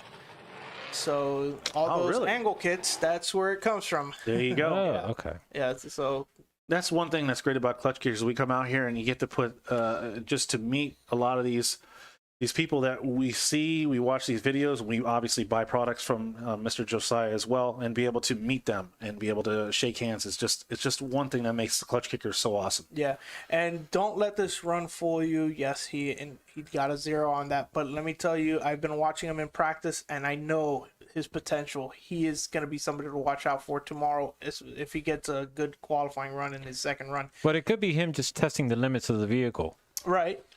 Could be that. Yeah, he over-rotated. Yeah. Unfortunate. But he has one more run to go, so hopefully Josiah next round will maybe play a little safer and just get a score on the board. But up next, we have Mrs. Kelsey Rawlings coming to us all the way from Torrance, California. She's been drifting for about 12 years. And here you go, her Coyote-powered Nissan 240SX. She's out here to win, that's for sure. Yeah. And here she goes. She makes her way down the straight, and she's going to go and she's going to initiate mid-initiation through the initiation zone coming, trying to make it nice and wide through the first outer zone, bringing it back in nice and tight inside for that inside clip, throwing it nice and deep, just barely touching that touch and go as Kelsey makes her way into the second outer zone, keeping it nice and wide. Looks like almost double tire, but not. She's able to hold it together and flick it into the third and final outer zone. Kelsey, you've got plenty of years of experience. An instructor out of Orlando sometimes as well. She's just throwing it down a solid run. A really solid run there. Yeah, it looked like she was a pixel away from hitting that wall. A pixel. Yeah, pixel away. It was a couple pixels. Yeah, a couple pixels away for sure. Yeah, it seems like Kelsey is out for blood this round. She really wants to put on a show for the boys, show her what she's made of. Mm-hmm. So, I mean, this is, I think this is going to be a really nice scored run. So here we go. Outer zone 2, wide, very nice and wide. That's the line that the line judge is looking for. Transitioning into outer zone 3, staying out wide. Nice angle, maybe a little bit of wavering through the middle of it, but nothing too serious. We did not get the rest of the run, but I suspect, especially that outer zone or touch and go, excuse me, the way she approached it, it was phenomenal. 74. Wow, good Kelsey score. Rawlings. Kelsey Rawlings with the 74 in that top oil, powersteeringkits.com, Link ECU, Road Unknown, Advanced Clutch Technologies, Koenig Wheels, and BC Racing Nissan 240SX. What's the top score? 85 by Randy Noah. Okay. But she's up there. Yeah. She's up there. And that's only her first run. She's got a good, solid score in. I can see Mr. Brandon Whitney driving down the drag strip there. Oh, but right now we have driver going down the track. Lucas McLaren. Lucas McLaren. Okay, there we go. As he makes his way. Oh, Yeah. what is it? Oh, McLaren. Oh, McLamry. Okay. Yeah, sorry. They're just throwing those guys are coming out the gate like a machine gun. But he's making his way. Unfortunately, You got to get this qualifying done, man. yeah, we do got to We've got a lot of drivers. We do have a lot of drivers. Yeah, not to mention we have a full drivers list. This is the most drivers that we've had in Yeah. the Klutch Kickers round yet. Yeah. So of course, not including the drivers. Not all the drivers that are registered are here, but we still got 70 drivers lined up for qualifying. So this is really crazy. But unfortunately for Lucas, he does end up with a 0 on his first run, but not to fret. He has a second run coming up, and I've seen him practice. He's been doing really well. So. wait, 70 drivers, that's after all the mechanical failures that we've had? Oh, well, I'm sorry. Unfortunately, that's, hopefully they'll get those fixed. Yeah. Is what I'm hoping for. But up next, another hyperdrive star, Sarah Harrow. And there she goes as she comes out the gate. This is Sarah Harrow coming to us from Tampa, Florida in her V6, 3.7 V6 Mustang out here representing the V6 Mustang crowd for sure as she makes her way through the inside clip nice and deep into that touch and go, flicking into the second outer zone. Doing a great job. Sarah Harrow's been here quite often, and she's just gaining more and more experience, and it's showing in her driving today as she makes her way through the third and final outer zone on throttle. Good job, Mrs. Sarah Harrow. Yeah, Sarah Harrow. She was out at Ford Fest last week and got lots of tips and tricks from Von Gittin Jr. himself. Wow, really? So it's definitely showing in her driving. You can see the progression of her driving here. Initiating at the last standing cone there, she's trying to get out wide to the outer zone 1. Doesn't really manage to make it, but a very good job on the inner clip there. Through the touch and go, very close to the wall there without touching it. Doing a good job. Staying out wide, no, she cannot stay out wide there. It seems like she lost a little bit of speed, which kept her on the inside. But then she gets right back online and does a good job through outer zone 3 there. So we'll see. I mean, that one little mistake there, I think, is going to really bring the score down. But I think the rest of the run was solid. Yeah. Do you think that she initiated very late because of the lack of power and she needed to rely on the momentum to carry her through? Yes, I really believe in that. Yeah, that's one thing key. You know, in your car as a driver is very important, and trying to keep the momentum going in a lower horsepower car, especially, which is very uncommon to see somebody sliding a V6 Mustang. So to see her coming out there trying to utilize that run up to help her get deep into that first outer zone is going to play a major part. But Sarah Harrow walking away with a 52 for her first run. That's a respectable score. She can build on that now. And look at that camera angle. Got Mr. Brandon out there, Whitnick. This guy is an amazing driver to watch. He's always exciting, and he's definitely one of the drivers that you could tell is just having some of the most fun you could see. I mean, he's definitely a fun haver if you could, if you want to say it. He's definitely a fun haver. Yeah, Vaughn, I mean, if you're listening, Brandon Whitnick, you could use him on your team. Yeah. He's a great guy. Just watching when he gets out of the car dancing and just happy as ever. And Brandon Whitnick flicking into the initiation zone and making his way through the first outer zone in that Icon livery inspired Nissan 240SX, flicking in nice and deep into that touch and go. Nice transition. Trying to get it nice and wide through that second outer zone. There's Mr. Brandon Whitnick, and he does a great job getting really close to the end of the outer zone, which is flicking into the third and final outer zone. Starting to pour on the smoke is Mr. Brandon Whitnick looking at the crowd, making his way out the track. Unreal. Brandon Whitnick, from the first time he started coming over here, he was already impressive. He is getting better every round. And this is definitely one of those runs to look at. Let's take a look here. He initiates, takes a little while to get out to the outer zone, but makes it happen. Then inner clip does well, but look at this touch and go right there. He just grazes the wall. Transitions, stays out wide on outer zone 2, staying really wide all the way through. That's a lot of drivers don't do that. They start falling off. Then transitioning really nice into outer zone 3, staying nice and wide, full throttle. That car doesn't have that much power. No, and it, I think it was the last round where him and Taylor Ray, or was it the round before, where they were just battling it out one more time. They're just having the time of their lives. Yeah. There was even a little contact, and they went one more time. Just Brandon Whitnick, a stand-up guy, great driver, coming to us all the way from Layton, Utah. Yeah, that's correct. Yeah, I think he's still excited from winning a van on the previous another event that he went to. Oh wow, He won a van, Yeah. like shoes, or like an actual full-size van. Actually, a small van. I think a K-size van. Oh, wow. sweet. There was a competition that they were raffling off. Well, actually, the winner gets a van. Wow. Well, And it just so happens. You Mr. got it. Brandon Whitnick walking away with a 70, Yeah, very doing nice. a great car. job. Yeah.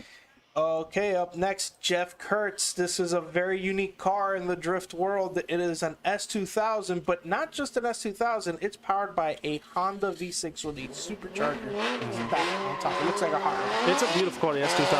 Definitely one of my favorite cars. Unfortunately, I always hear the horror stories of trying to drift it, but Jeff seems like in practice he's been doing a phenomenal job putting down solid lines with this car. And here he does, making his way through the track. Could have been a little closer on that touch and go, but looks like he's getting nice and deep into that second outer zone.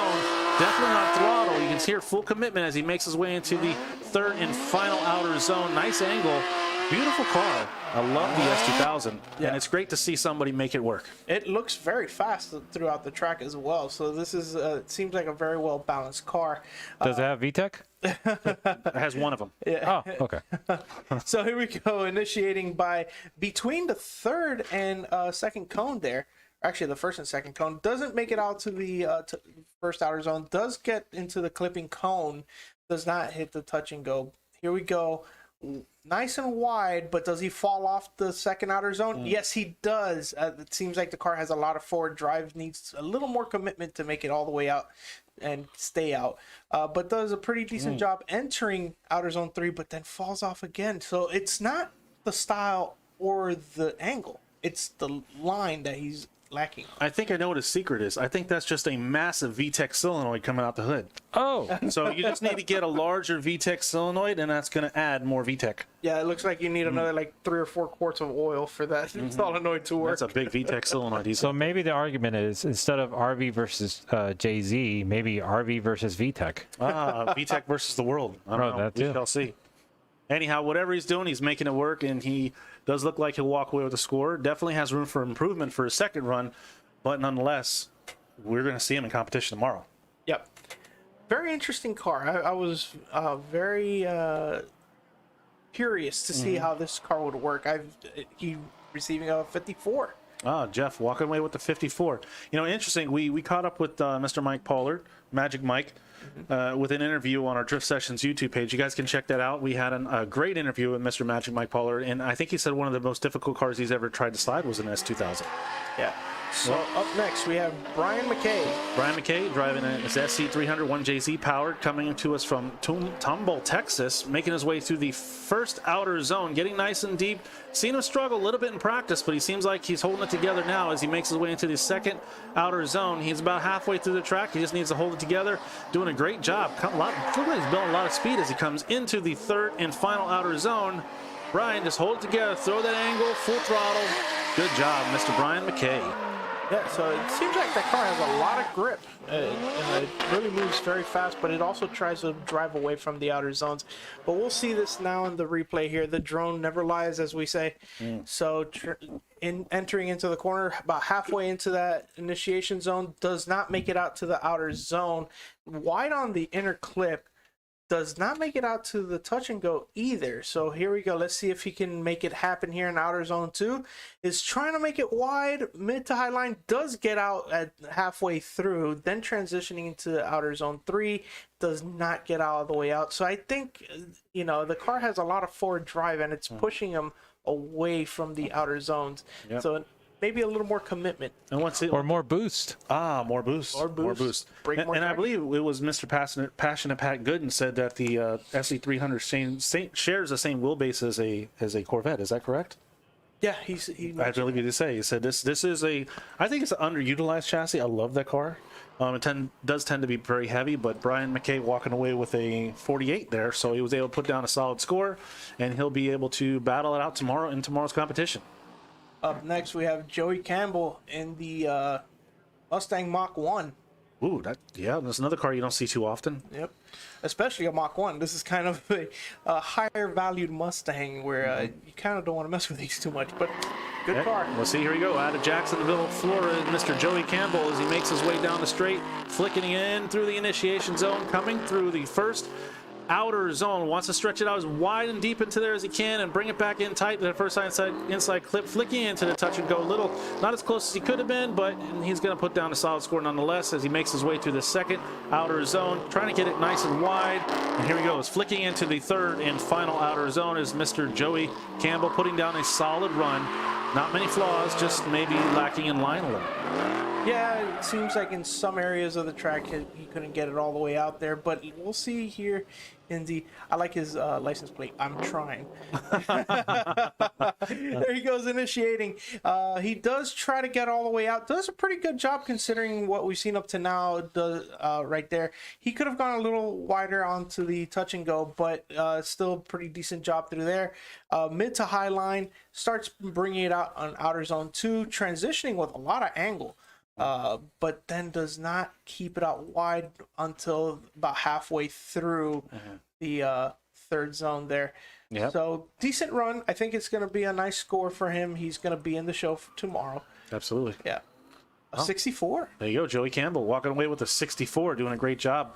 And we have our 3 judges up there working hard out here in the heat and making sure to they have a long day ahead of them, long weekend, I believe. So, yeah. But next up, Mr. Brian Sturman in his beautiful E30 as he makes his way down the track. He's going to flick it into the initiation zone. Definitely one of the lower horsepower cars out here, but he's able to make it work as he comes through nice and deep in that first outer zone, flicking in, getting nice and deep into that touch and go. Great job as Brian Sturman as he makes his way into the second outer zone.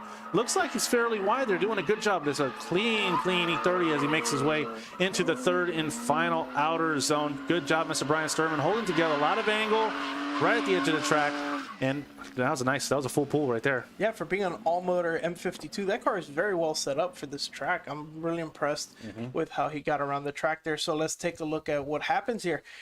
Initiating pretty early for being a low-powered car there, about halfway through the initiation zone. Tries to make it out to the outer zone 1, doesn't make it. Good job on inner clip.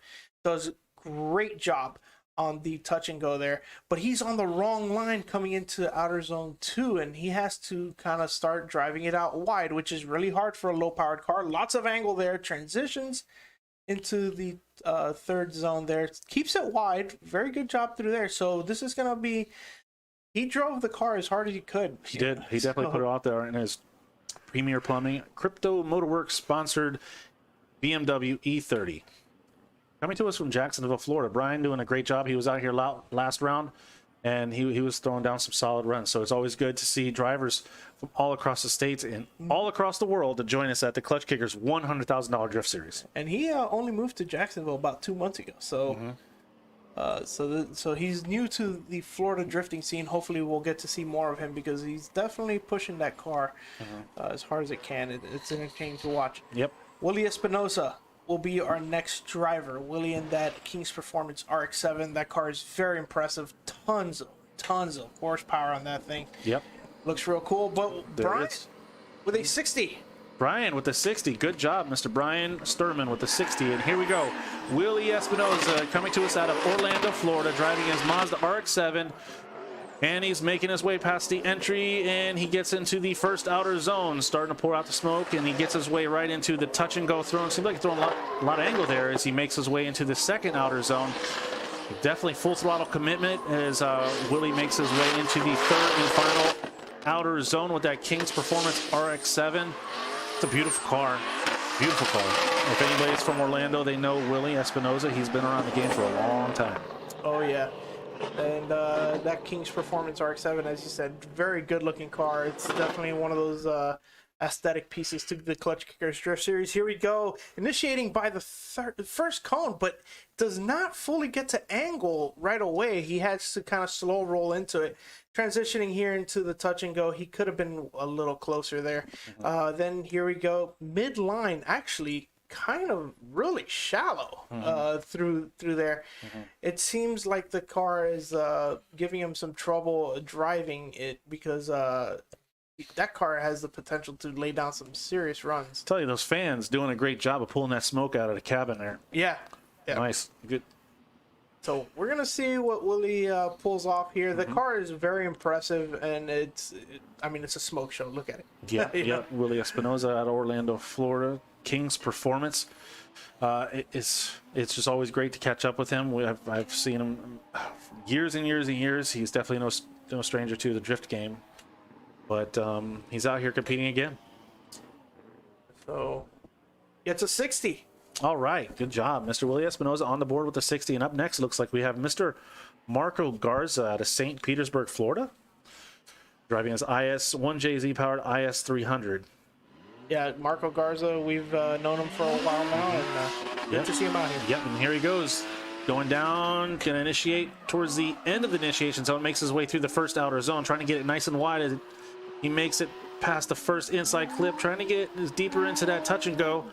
Looking into the second outer zone, he wants to stay nice and wide as he can, right in front of the judges, and then flicking it into the third and final outer zone. Mr. Marco Garza in his IS-300 1JZ powered. It's a beautiful car and a beautiful sounding car. Yeah, I've been watching him in practice. He's always a solid driver. Could always use a little more power. We could all use a little more power. So here we go. Let's watch his initiation. About the last standing cone there, but he still initiates in time. Does not make it all the way out to the outer zone 1. Does a good job on the inner clip. Touch and go. Not all the drivers are getting out to that. It's kind of a daunting wall there. They don't want to hit it, so it's better to be safe than sorry. Transitioning into the third outer zone, they're doing a good job staying wide and with a decent amount of angle, especially considering that he does not have a ton of power. Yeah, but maybe he was playing it safe. Like, it's going to be interesting to see some of these first runs and how they evolve and change their driving style for their second run. But it looks like Mr. Marco Garza is walking away with a very respectable score at a 67. Marco Garza, first run number 1 is going to be a 67. Good job, Mr. Marco Garza. So up next, looks like we got Stefan Tassinero. Yeah, is that him? He's in the No, that's definitely not. That's not the car that I'm seeing. That I'm used to seeing him in. Yeah, but it seems like that is him, Steven Tassinero, in the This is an SC. Typically, we see him in a 350Z, but he's making his way down the track in a different platform than you see him, but doing a great job pouring on a smoke. A lot of angle as he comes through the first outer zone. Whoa! Nice and deep. Just giving that wall a little pat as he makes his way through the track and out the second outer zone, flicking into the third and final outer zone. Definitely him driving, I'll tell you that. Man, Stefan Tassinero throwing down a solid run here. Unfortunately, dropped the tire at the end, but all in all, that was an exciting run for sure. Yeah, very impressive throughout that run, especially in that touch and go area where the wall moved, but it was just like maybe an inch. Did it move? I don't know. He just barely. He just like painted the wall right there. He just nice. Yeah. Paint the fence. Paint the fence. Let's take a look right here. It's just barely. Wow. Yeah, I don't think he moved. That was a great job by Stefan Tassinero. I think that's the best approach to touch and go we've seen. Now, I do want to mention that touch and go is a danger zone, right? The drivers, they do not want to hit that wall. If they hit that wall and they move it past a certain area, it's going to cause a zero. So they're really in the danger zone, I guess you could say. They really just need to get that bumper close and over the marker. Well, he's been to the danger zone already. He hit the wall yesterday's practice. Wow. So he's lived the danger zone. Yes, indeed. Well, he knows exactly where it's at. Yeah, he knows where it is. I want to emphasize something about the touch and go. It is not an area to fill out. It's exactly what it's called. Touch and go. Get in and get out. Because it is there to help you set up the line for outer zone 2. Right. So like you could choose which part of it to touch and get out. So, but of course, really the way it's set up, it looks like you could just fill it out. You know? Well, but Stefan Tassinero walking away with a 7. That's a great score. And that touch and go. But hey, all these drivers, they like to touch stuff. So when you tell them touch and go, they want to touch it, right? It's like, don't touch the button. Well, they push the button. That's what they're going to do. Jeffrey Bard working his way down the straight as he initiates into the first outer zone. Man, you can just hear that V8 roar as it makes its way through the touch and go. A little, kind of shallow through the touch and go area there, but he flicks it into the second outer zone. He makes his way through it and full commitment, it looks like, as he flicks it into the third and final outer zone. definitely putting the smoke out of that full throttle commitment as he makes his way off the track. Jeffrey Bard coming to us all the way from Chapel Hill, Tennessee. Yeah, Jeffrey Baird, he's been here before, and we've seen him. He's always impressive. I do not think this is going to be his high score run because... so you think that was him playing it safe? Yes, I definitely believe that was him playing it safe. He doesn't make it out to outer zone 1. It's kind of a little wide on the inner clip there. Doesn't even get close to the touch and go, but here we go. He starts to really bring it out wide in outer zone 2, at least halfway through it. Transitions into outer zone 3, stays wide through there, but the first half of the course, yeah, a little bit left to be desired there. So we'll see what the judges have to say. But if that's Jeffrey Bird playing it safe, hey, it's going to be exciting to see a second run. And I think the drone was trying to land on the sticker on the helipad again. Oh, there's the helipad. Yeah, you can see our drift session sticker right there on the back quarter panel. That's almost like a helipad. These drone drivers, maybe they want to land on it. I don't know. We almost got one to land on Mr. Magic Mike's car last round. Yeah. But one thing I want to point out is as you guys are watching the live stream and you see the drivers as they enter. Oh, Jeffrey Bard walking away with a 50. That's a good score. It definitely has room for improvement. But as I was saying before, as these drivers are going down, you'll see a series of initiation cones. There are 3 initiation cones. Obviously, the earlier they initiate, the more points they get for style.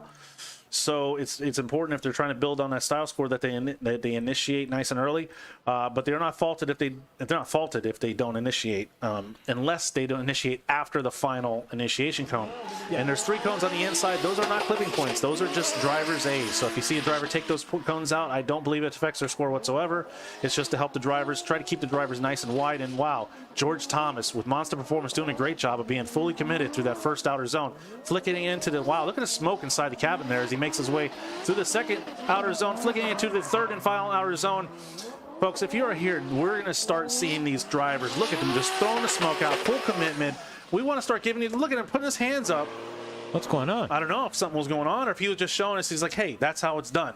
I don't know, but guys, if you can hear us, we want to make sure the drivers appreciate that. We know the drivers know that we appreciate them. So please put your hands together. When you see a good run, cheer these drivers on. Yeah. George Thomas with Monster Performance. Monster Performance, always really aggressive drivers, always exciting to watch. Going into the touch and go there does not really make it all the way out there. His line is not really something to show off, but I will say that his angle and style are definitely something that we're going to be seeing really far off right there in outer zone 3. Yeah, I think the line is really hurting him here, but we're going to see if he can clean that up for his second run. This is still going to be a score run. Right, so I mean, a driver could potentially score very low in the line category, but get max points in the style and angle category. Yeah. So even though you see a driver doesn't necessarily looking like he's hitting all the clipping points, he could max out his style and angle score, and that's going to still give him a high score. Yeah. So we're waiting on George Thomas's run. We know that Emerson Nogueira is the next one up in his E36 powered by a 1JZ. Yeah, and so far Randy Noah sitting at the #1 qualifying position, potentially could walk away if he's able to hold on to that. We have the heavy hitters coming up still, but he still has potentially the chance to walk away with $1,000 for the #1 qualifier. Yep. But right now, like you mentioned, Emerson Nogueira's up. George Thomas walked away with a 57. George Thomas with a 57 on his first run. Emerson Nogueira coming down the stretch, and he does. He flicks it into the first outer zone. Nice job, Emerson. We've been able to see him progress this season from start to finish, and you could see it in his driving how much more confidence he has as he's full throttle coming through the second outer zone. Look at the smoke coming out of that car. It's a night and day difference watching Emerson from his first round to the 5th round here as he makes his way through the 3rd and final outer zone. Good job, Mr. Emerson Nogueira. It's a family team too. We always get to. We just saw his dad not too long ago. Yeah, he's always looking out for us and saying what's up to us, and even brought us food. Yeah. So thank you very much to the Nogueira family and Drift HQ as well. They do help us out. Here he goes, going into the touch and go area here. It does not make it all the way out, but lots of angle. Good transition there, making a good job out of the outer zone 2 there, staying out wide. Look at the degree of angle he has coming through there. Very nice. Then he transitions. Doesn't make it all the way out to outer zone 3 at the beginning. He starts to drive into it, then drives out of it, then drives back into it at the end. Great job. But it's still a good run overall. I think it's going to be a nicely scored run. So Yeah, and not to mention, if you guys are just seeing Emerson Nogueira for the first time, he competed last year. Oh, Emerson Nogueira walking away with a 70. yeah, Great job from Mr. Emerson Nogueira. Run number 1, 70 points. That's a great job. But as I was mentioning before, he purchased that car from Chelsea DeNova. Yeah. Right. So he did. It was a smart choice, and we've seen him progress and learn that car, and just seeing him on his Instagram and his Facebook progress as a driver has just been awesome as well. A lot of these drivers, not to mention, we've been able to follow and watch them progress. And we got up next is Lucas Turno in the King's Performance E36. Oh, he makes his way around the first outer zone, full throttle, throwing good angle as he comes out of the first outer zone, getting not as deep into the touch and go as he could have, flicking into the second outer zone. Look like he's getting good commitment. Looks like he's maintaining a solid angle as he works his way and flicks it into the third and final outer zone. Back on the throttle, tongue twisting here. Lucas Turno. Wow. Torno. Can't pronounce anything today. I can't. Oh boy. So anyway, we're gonna go on with this. Lucas Torno initiating by the second standing cone there, keeping it wide, trying to make it out to the outer zone, but does a good job on the inner clip there, staying nice and tight to it. Can go deeper into the touch and go, as was mentioned by Tim before. Then here we go into outer zone 2. Nice job staying out wide all the way through there. Then he's fully committed into outer zone 3 with a nice wide line, decent amount of angle, and finishes it off. Keep controlling the car, and that's a score. Yeah. Well, let's see what Lucas was able to get on his first score. Right now, we're still not done with the first half of qualifying. We have a lot of drivers here. As we mentioned before, there was 80 registered drivers. Unfortunately, some of those drivers were not able to make it out here today, but we still have And a great deal were taken out by engine failures. Yeah, great deal. We're taking out By practice. and we see that a lot here at Klutch Kickers. What practice does, it really puts a toll on the cars. But there you go, Lucas able to pull a 68 for his first run. Lucas Torno got a 68 on his first run. Next, now we have Tyler Berry working his way down the track, flicking into the initiation zone, coming through the first outer zone, wanting to keep it nice and wide. Let's see how he does. Bringing it in, flicking into the touch and go, nice and deep into that touch and go. Is Mr. Tyler Berry works his way through the second outer zone on throttle. Good commitment as he makes his way. And now he's going to flick it into that third and final outer zone, doing a great job holding together. As you see the field progress and the drivers, you just see how the drivers start to build up, and then you're going to see the higher qualifying drivers, and the guys that are higher in the points series, they're going to start to do their qualifying run. So it's going to get exciting from this point on. That is very true. Tyler Berry with a very risky run. We're going to take a look at this real close. He does not get out to the outer zone, does a good job on the inner clip. Watch this right here. Look at the degree of angle and the line he's taking very close to the touch and go. Has a lot of angle and is actually able to fill out outer zone 2 exactly as the judges are looking for, maybe a little at the end there, but then here we go through outer zone 3. Does a great job. This is going to be, I thought that might have taken Randy's number 1 spot. it's going to be close. It's going to be really close. Randy, is sitting on number 1 spot of qualifying right now with an 85. Will Tyler Berry take it away? I think Tyler Berry gave one of our very own Diana a t-shirt, right? It was a beautiful t-shirt. Love the design. Yeah, so Tyler Berry, the only thing I could say about that run is outer zone 1, but most drivers haven't really been able to get all the way out there anyway up to this point. So this can still be an extremely high score. 78. 78. Extremely high. Huh? Extremely high. Extremely high. Well, it's second place. Yeah, it's high-ish. It's higher than most. Andrew Maurer, last round, unfortunately, took out that touch and go wall. But he knows where it is now, and he's going to be right on it as he makes his way into the touch and go. Good job. Little safe there as he makes his way into the second outer zone. Back on throttle. Andrew Maurer does a great job, especially in the battle position when he's battling it out. He's always exciting to watch, and he holds it together. Almost looks like he's playing a little safe as he makes his way through the third and final outer zone. Coming to us from Port St. Lucie, Florida. Another Florida driver. Yep. So, looks like you got it all fixed up from the last round. Mm-hmm. Yeah, definitely is looking good. Let's take a look here at the replay. See what we can see under the scope here. Initiating by the middle of the initiation zone, gets out to outer zone 1, but right at the very end, goes a little wide on inner clip 1 there. Does not make it all the way out to the touch and go. Let's see the transition here. No, transition's a little too early, and that keeps him a little far in. Then starts bringing the car out halfway through the zone. Doing a pretty good job from then on out, reducing the angle before the transition. That's pretty interesting there. Transitioning into outer zone 3 and finishing off. Yay, they're happy. Look at they're having a good time. We're out here just hanging out in the sun. Yeah, so a 50 for Andrew Maurer. I really suspect that a lot of the little bobbles and low angle and some of the line.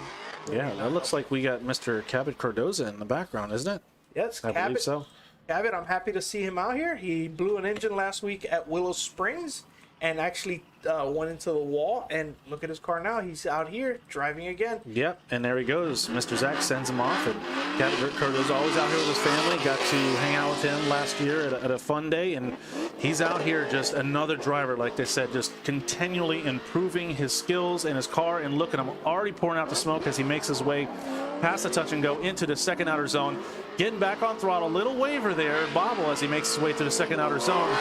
And now he's going to flick it into the third and final outer zone.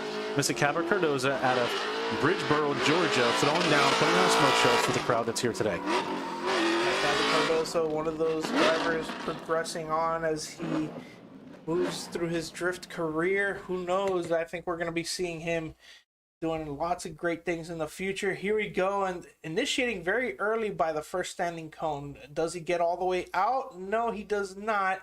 Wow, very tight through the inner clip there, but does miss the touch and go.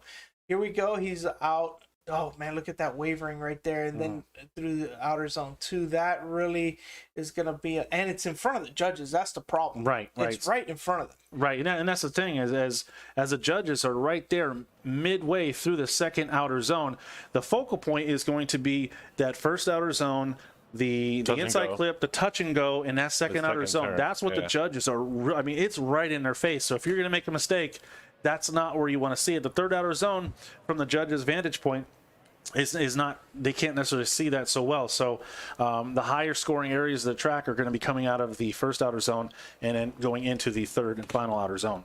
Of course, yes, that is all very true. But with a 64 Cabot Cardoso, we will see him in the show tomorrow. It seems like he's going to be around mid-pack for now. Up next, we're going to have Reese Marin. Reese Marin, he's been competing left and right. He's been involved in drifting for, I don't know, since the beginning. Yeah, 15 plus years. He's coming all the way down from Englishtown, Florida. This Englishtown, Florida. I mean, yeah, that's right. I don't know why they have it on there. Well, they have Englishtown. That ain't right. But anyways, Reese Marin making his way through the first outer zone, bring it in, flick it into the touch and go. And here he goes. He's going to want to get nice and wide through that second outer zone. Looks like he's doing a good job. He's definitely on throttle. Reese coming around, going to flick it into that third and final outer zone. Reese doing a good job of filling out the zones. And here he does. Makes his way through the full commitment out the track. Reese Marin always exciting to watch. He's definitely one of those drivers that can put it on anybody's door. 15 years of experience, so he's been around. He's old school driver and known Chelsea forever. Yeah. So Chelsea Denofa and Reese go way back, so they've been driving together for a long time. So you could see it in his commitment. Yeah, unfortunately, in the first half of the run, you could see that he was a little offline in all the zones and clips. But then he really cleans it up through outer zone 2 and then outer zone 3. Does a good job staying out wide. Good amount of angle through there. Seems like a safe run for Reese. Yeah, seems like a safe run. I will agree with that. Well, let's see what the judges come back. 59. Wow, 59 for Mr. Reese Marin. Definitely has room for improvement. That's going to put him right in the middle of the pack almost. So, but he's definitely battling out tomorrow. And Reese, one of the more aggressive and more talented battle drivers that are out here. Yep. Oh, look who we have next. Nick Castleberry. Nick Castleberry, man, we've been seeing him have so much car trouble this year, but we know that when that car is running right, he is somebody to watch, and I think he has had that car running right today. Nick Castleberry, a lot of commitment. You're going to see him as he goes into the entry. He's going to be fully committed, mashing the throttle. You're going to see a lot of angle and a lot of style from Mr. Nick Castleberry.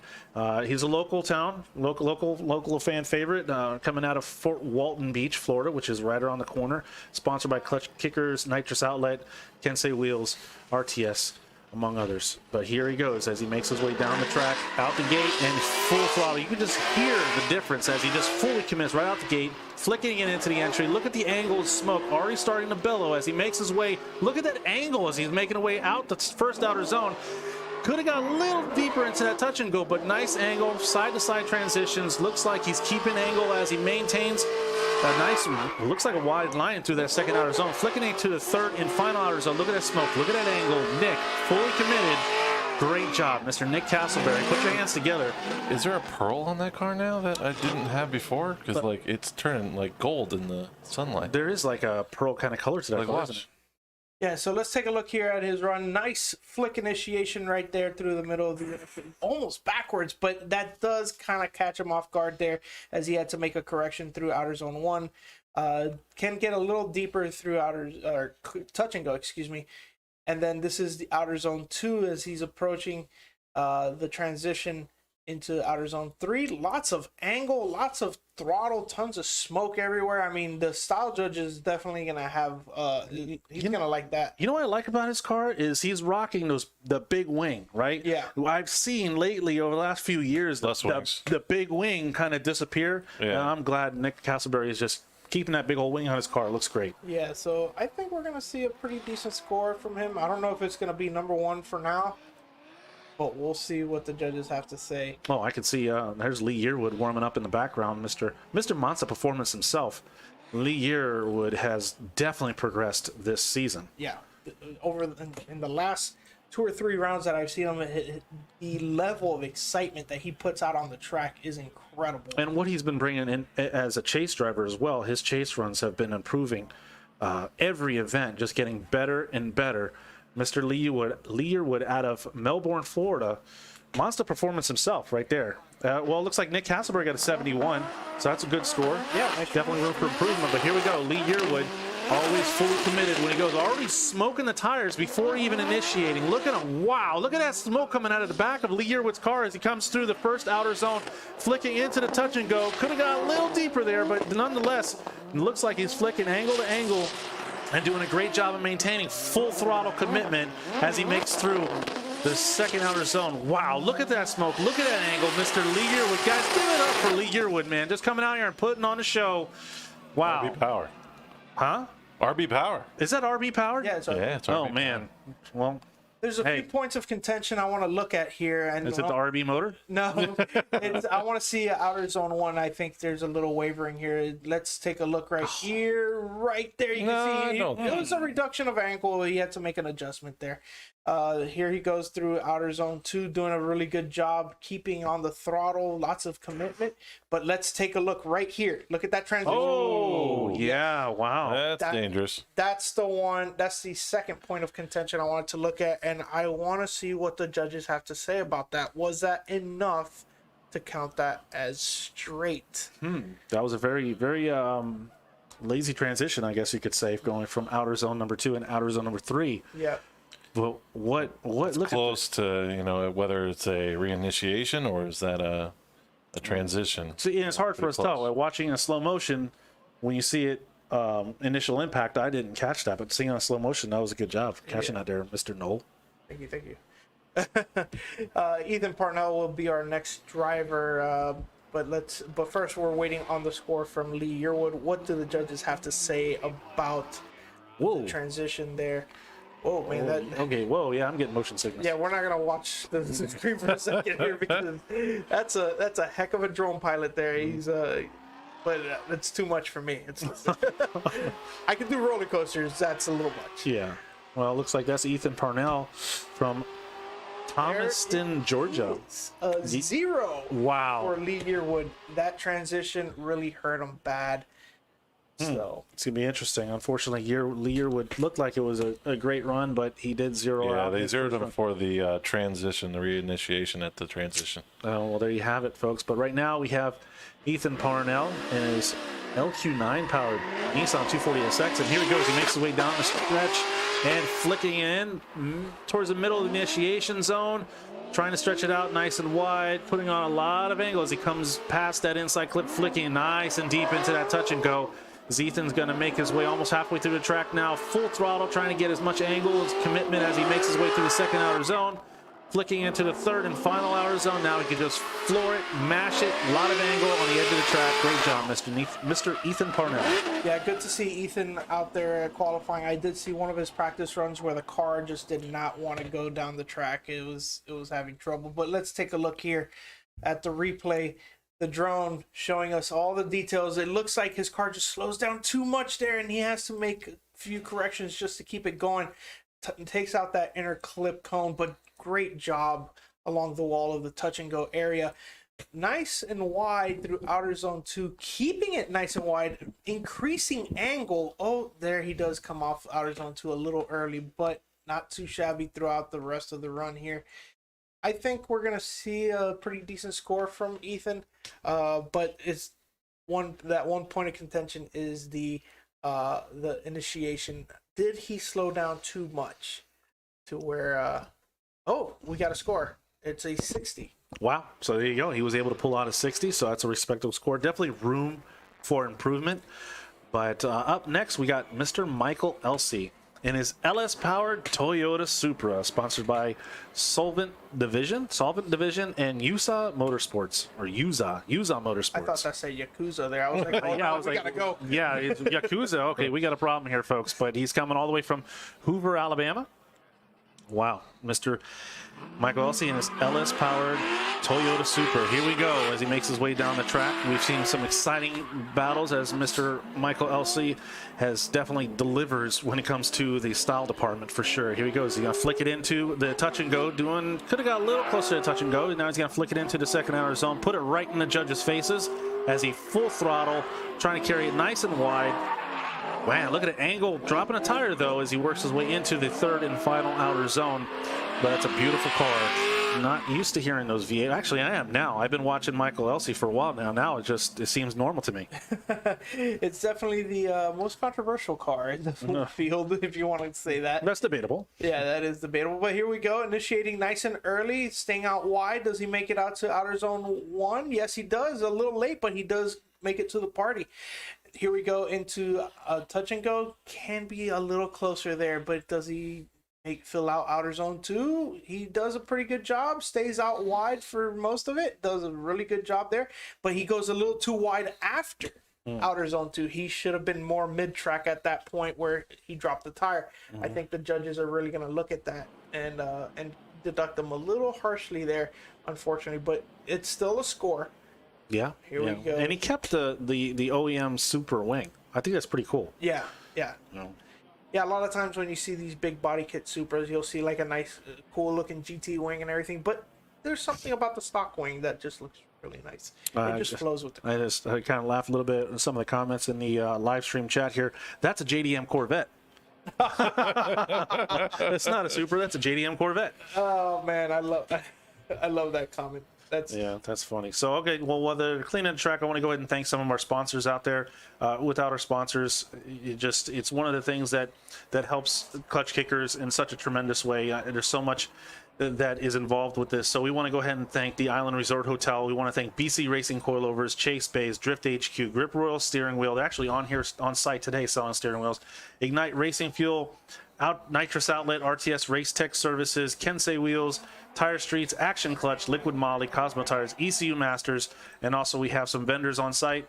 Our vendors are Sherry's Concessions stand with burgers and hot dogs, drinks. If you guys are out there, go ahead and grab some burgers, hot dogs, some fries, and her world-famous sweet tea. Juan's Tacos also out here with some delicious tacos providing for everybody out here. You got Yeti Ice, keeping everybody cool with their shaved ice, and they have pretzels. You have Yankee with their cool designs and their gear out here. Funhaver. Remember, if you go on to funhaver.com and you put in Kick25, you get 25%. I think the first 50, I believe the 50 orders will get a signed Hot Wheels car signed by Mr. Von Gittin himself, so you want to check that out. We got Grizzly Axe throwing out your Cosmo tires, the Klutch Kickers selling their apparel, Bank of England, Verandas Real Estate, and more to come. And here we go. One of my favorite cars and drivers as well, Mr. Keone Rodriguez, all the way from Hawaii, coming out here with 10 years of experience. Flicking at it, you can see is that Hawaiian flag flying loud and proud as he makes his way into the nice and deep into the touch and go. I love seeing Keone in this S13. He just always slanging that car, full commitment, a lot of style, a lot of angle. Definitely one of the most exciting drivers here to watch, and he's doing a great job pouring on the smoke, pulling on the throttle as he makes his way out the track. Great job, guys. Give it up for Mr. Keone Rodriguez. Yes, Keone, we're always happy to see that car because although he drives great in all the other cars that he's driven, but it's this car where he really lets loose. Great early initiation, staying out wide. Does he make it? He does the best job out of anybody I've seen up to now in Outer Zone 1. Does a good job in Inner Clip. Man, look at the touch and go area. Bumper right on the wall. This line up to now has been one of the best that we've seen throughout the day. Staying out wide in Outer Zone 2. Lots of angle, tons of smoke, throttling down. Outer Zone 3, staying wide, full angle, full throttle. Keep it under control. Doesn't go off track. Great job. Good Great job. Michael, we want to go back to Michael Elsey. Michael Elsey was able to receive a score of 64. So now we're just going to see what Keone Rodriguez was able to pull off. But Keone Rodriguez, like I said, I love watching him fly that Hawaiian flag. And up next, we have Sean Booth, which is another very exciting driver. Yeah, Sean Booth in that S15. Now part of the LZ crew and Drift HQ. Oh, that's right. Yeah. Right. He's coming to us from Jacksonville, Florida. But there you go. Keone Rodriguez with an 82. Wow, very close to taking Randy Noah's #1 spot. Yeah, Randy with an 85. Randy really put down a run. But here we go with Sean Booth. Wow, Sean Booth in that beautiful S15 as he makes his way down the track. You can see some battle scars. That car had some hard-fought battles, and he is an excellent driver. Mr. Sean Booth making his way. Looks like he's struggling. Ooh. Something definitely not happening. That was definitely not a normal entry from Mr. Sean Booth. I really hope he can work that out because Sean Booth is definitely one of the most exciting chase drivers we have out here today. Yeah, you could see he's just kind of hanging his head back like, what is going on? He's looking around, checking all his gauges. What is going on with my car? Unfortunately, we're looking at a zero for his first run, right? Yeah, there's just, you can't get a score out of that. Wow. Oh, we heard a couple pops and bangs, but I believe that's because we have Mike Pollard up next. And Mike Pollard, he was on our show, The Clipping Point, a shameless plug. Yeah, no, don't. There's no shame in plugging our YouTube channel. You guys can check out. We do a lot of driver interviews, and we have several great episodes just interviewing drivers talking about drifting and motorsports. We've had all of the judges on our show. We've had to have some one-on-one conversations with them. It's great. We also have this man here, Mr. Magic Mike Pollard, on our last show. Check him out as he is one of the most stylish drivers out here, flicking into the first outer zone and starting to pull out the smoke there as he makes his way into the touch and go. Wow, inches off that touch and go. Mr. Magic Mike making his way through the second outer zone, doing a great job. You can just hear the throttle. He's full committed as he makes his way through the third and final outer zone. While Mr.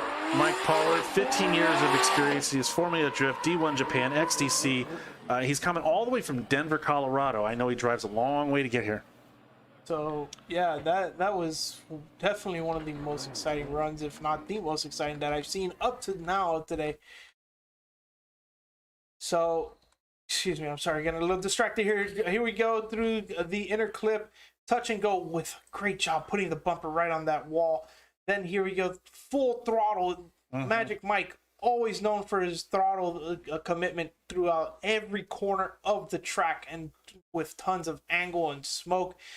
This driver is somebody to watch out for this weekend. He is here with a vengeance. Right. He did what a great job he did last round. Yeah, second place. Second place. So he's back out here. He wants that #1 position for sure. Mike Pollard, definitely one of my favorite drivers, one of the most stylistic drivers out here. So it's always great to see him. But wow, Mike Pollard got a 78. 78. Great job.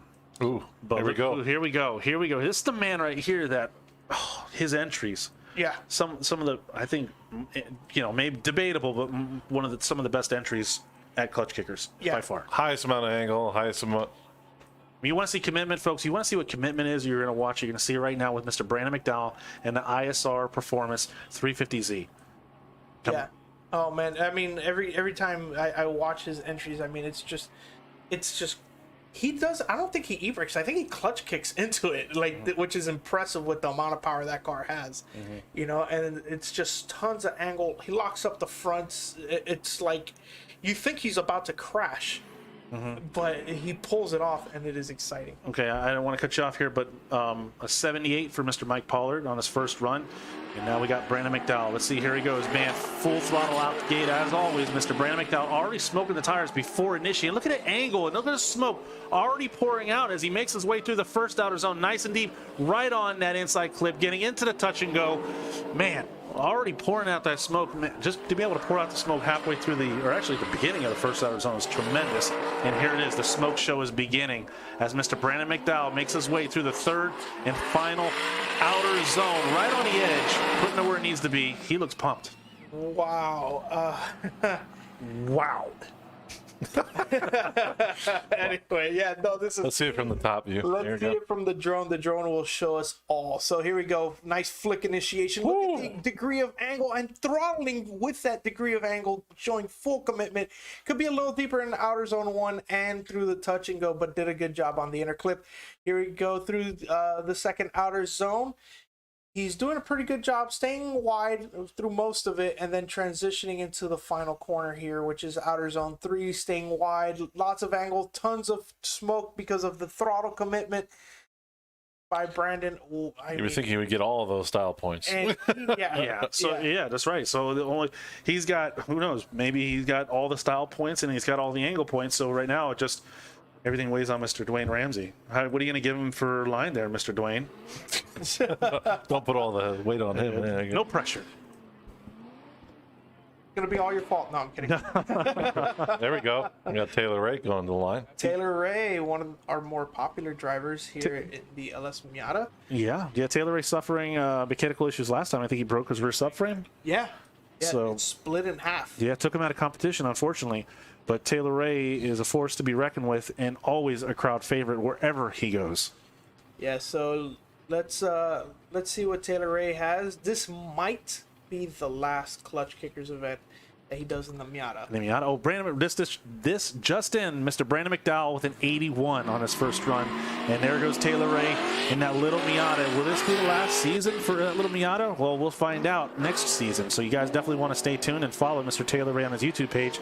But here he goes, full throttle commitment, making his way nice and deep into that touch and go, flicking in to the second outer zone. You can just hear him mashing that throttle as he makes his way to the second outer zone. You see the smoke coming out of that little tiny Miata as he makes his way in through the third and final outer zone. A lot of commitment, a lot of throttle. Great job, Mr. Taylor. Good line from here. I'm looking forward to the drone footage here. Yeah, that vantage point makes things kind of awkward to try to judge it. Yeah. Oh, we got a sign here. Oh, what's that sign say? What's it say? He's gonna kill me for that. Oh, man.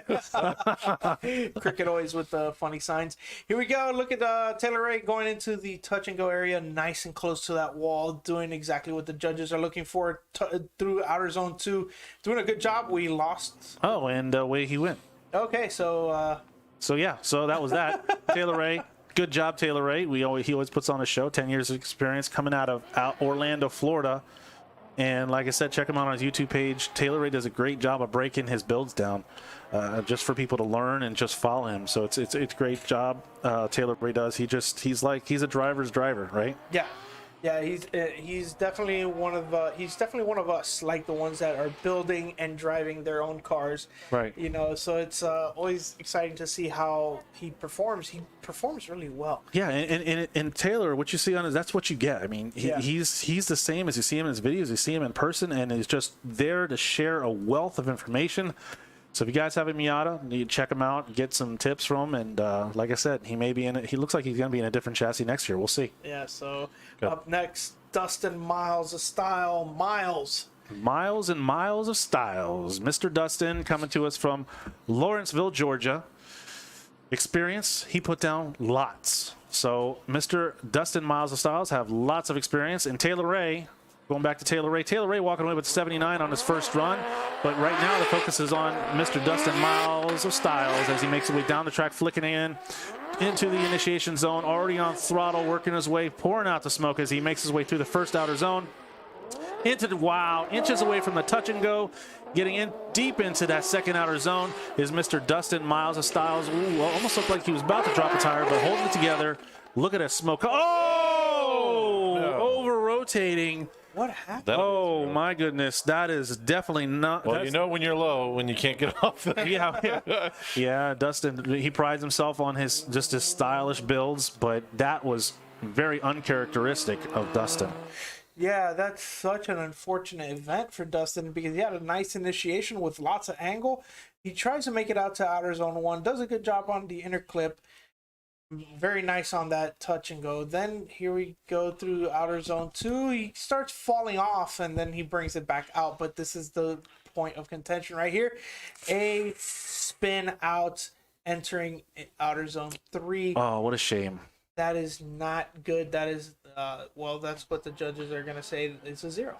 But the great thing that we can say about Dustin Miles has been at the Klutch Kickers competition almost religiously at almost every event. Yeah. So I'm not worried about him putting down a scoring run for second qualifier as long as he does not suffer any mechanical issues. I don't see a problem with seeing him in tomorrow's battles. Yep. Up next, we got Troy Manners. Troy Manners is in his car from last year, his S14.5. Yeah. This year he's been using a Subaru BRZ.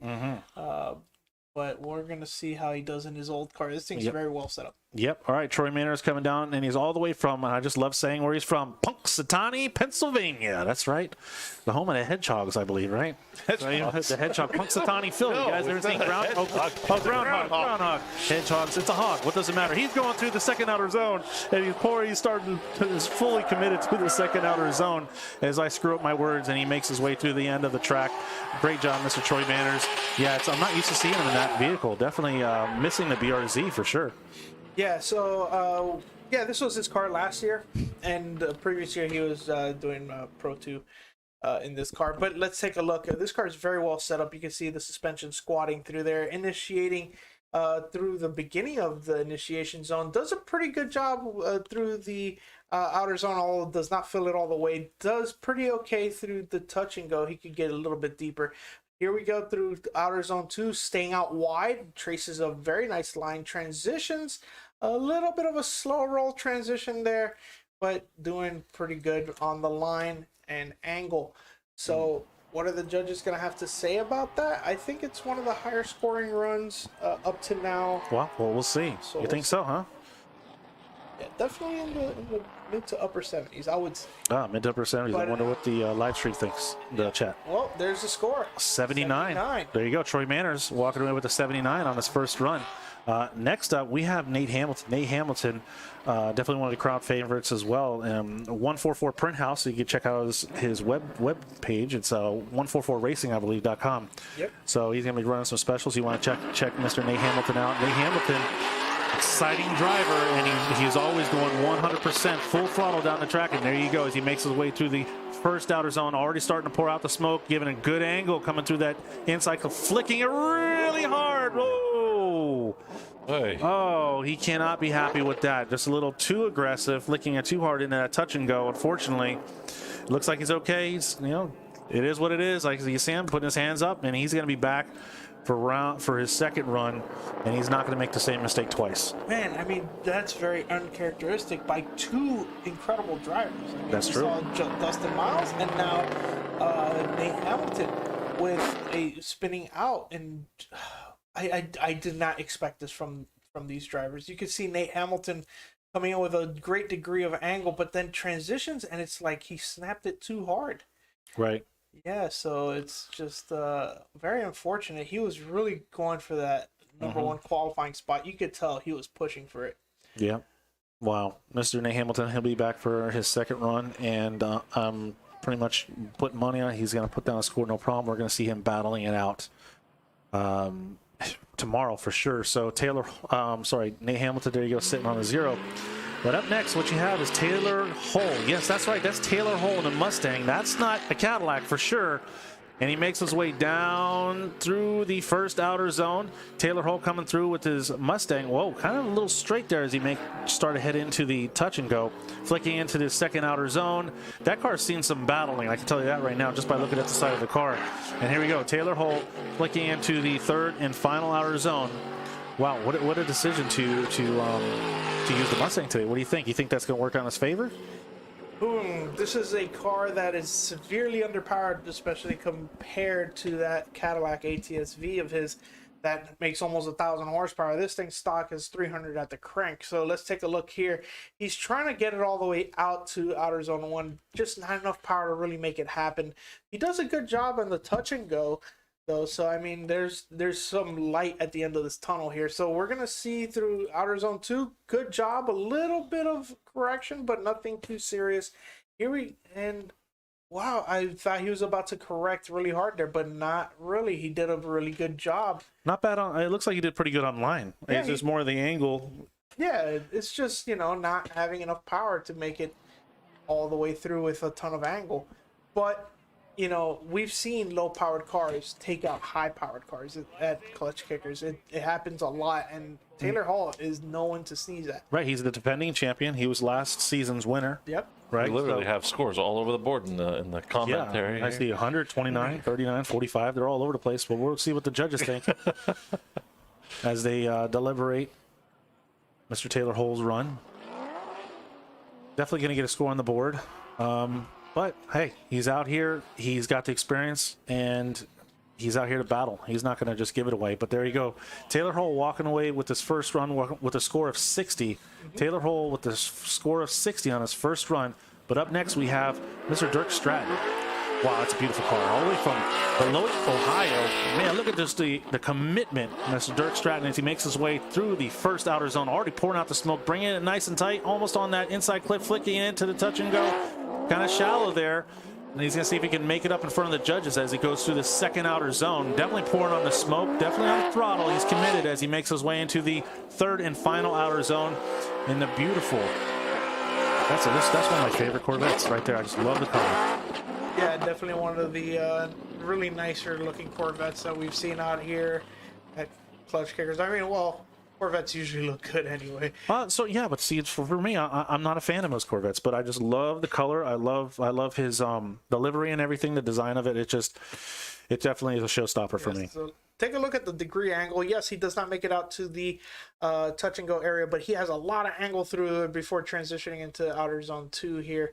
Does a nice job keeping it wide through outer zone 2, transitioning nice and snappy to the third outer zone here. People are really having a hard time hitting all the zones today. Yeah. And keeping them, keeping the angle and speed up. Yeah, that was one thing that. Oh, was it a little dirt there on the screen there? Yeah. One thing that the judges were stressing in the drivers' meeting when it comes to style, they want to see you snap angle to angle through your transitions, right? In full commitment. If you're coming in before your transition with a lot of angle and you flick to a lot of angle, they want you to hold that angle, right? If you got a lot of 79s in the comments. A lot of 79s. Well, we'll see. We'll see what the judges say. We got Adam LZ. Adam LZ, yeah. Tires. There you go. Adam LZ is back there in his E36, BC Racing, out of Oviedo, Florida as well. Neat little. Ooh, what? We got an 86 for Dirk. 86 for Mr. Dirk Stratton. That puts him at our #1 position. He is the current points leader, just barely bumping out Mr. Randy Noah. But up next is Adam LZ. Adam LZ, we've seen him put down scores in the 90s at the past events. So let's see how he does. Mr. Adam LZ worked his way down the track, full throttle, full commitment as he enters. Coming down through the first outer zone, trying to stretch it nice and wide. Looks like he's doing a good job from here. Flicking into the touch and go. Could have got a little closer, but not too bad as he makes his way through and early into that second outer zone. Doing a good job. Full throttle, good commitment. Flicking it into the third and final outer zone. Adam's doing a good job. Oh, dropping a tire, but it doesn't look like it affected him all that much. Yeah, Adam LZ, one of those drivers that definitely has the potential to be our number one. In fact, one of his achievements is having the highest unofficial qualifying score of 97, but he got a 0 that run because his trunk opened. Oh, that's right. I remember. Yeah, that's we did mention that. That's right. He had a 97 in one of the past events, and unfortunately, his trunk opened, and he ended up zeroing out his run. So it's very important. Judges don't like to do those things, right? Because when you see a great run, and then you just see a door open up or a trunk pop up, it's heartbreaking as a judge to have to say, listen, man, that was a killer run, but I'm sorry, bam, 0. Oh, man, it's heartbreaking. But we'll see what Adam LZ gets here. It did seem like a very solid run all the way through, except for that tire drop. That's the only part where I would nick him for that. Yeah. Other than that, though, looked like a pretty solid run. Yep. But up next, it looks like who's going to be warming up the tires is going to be Ben Julian, another crowd favorite.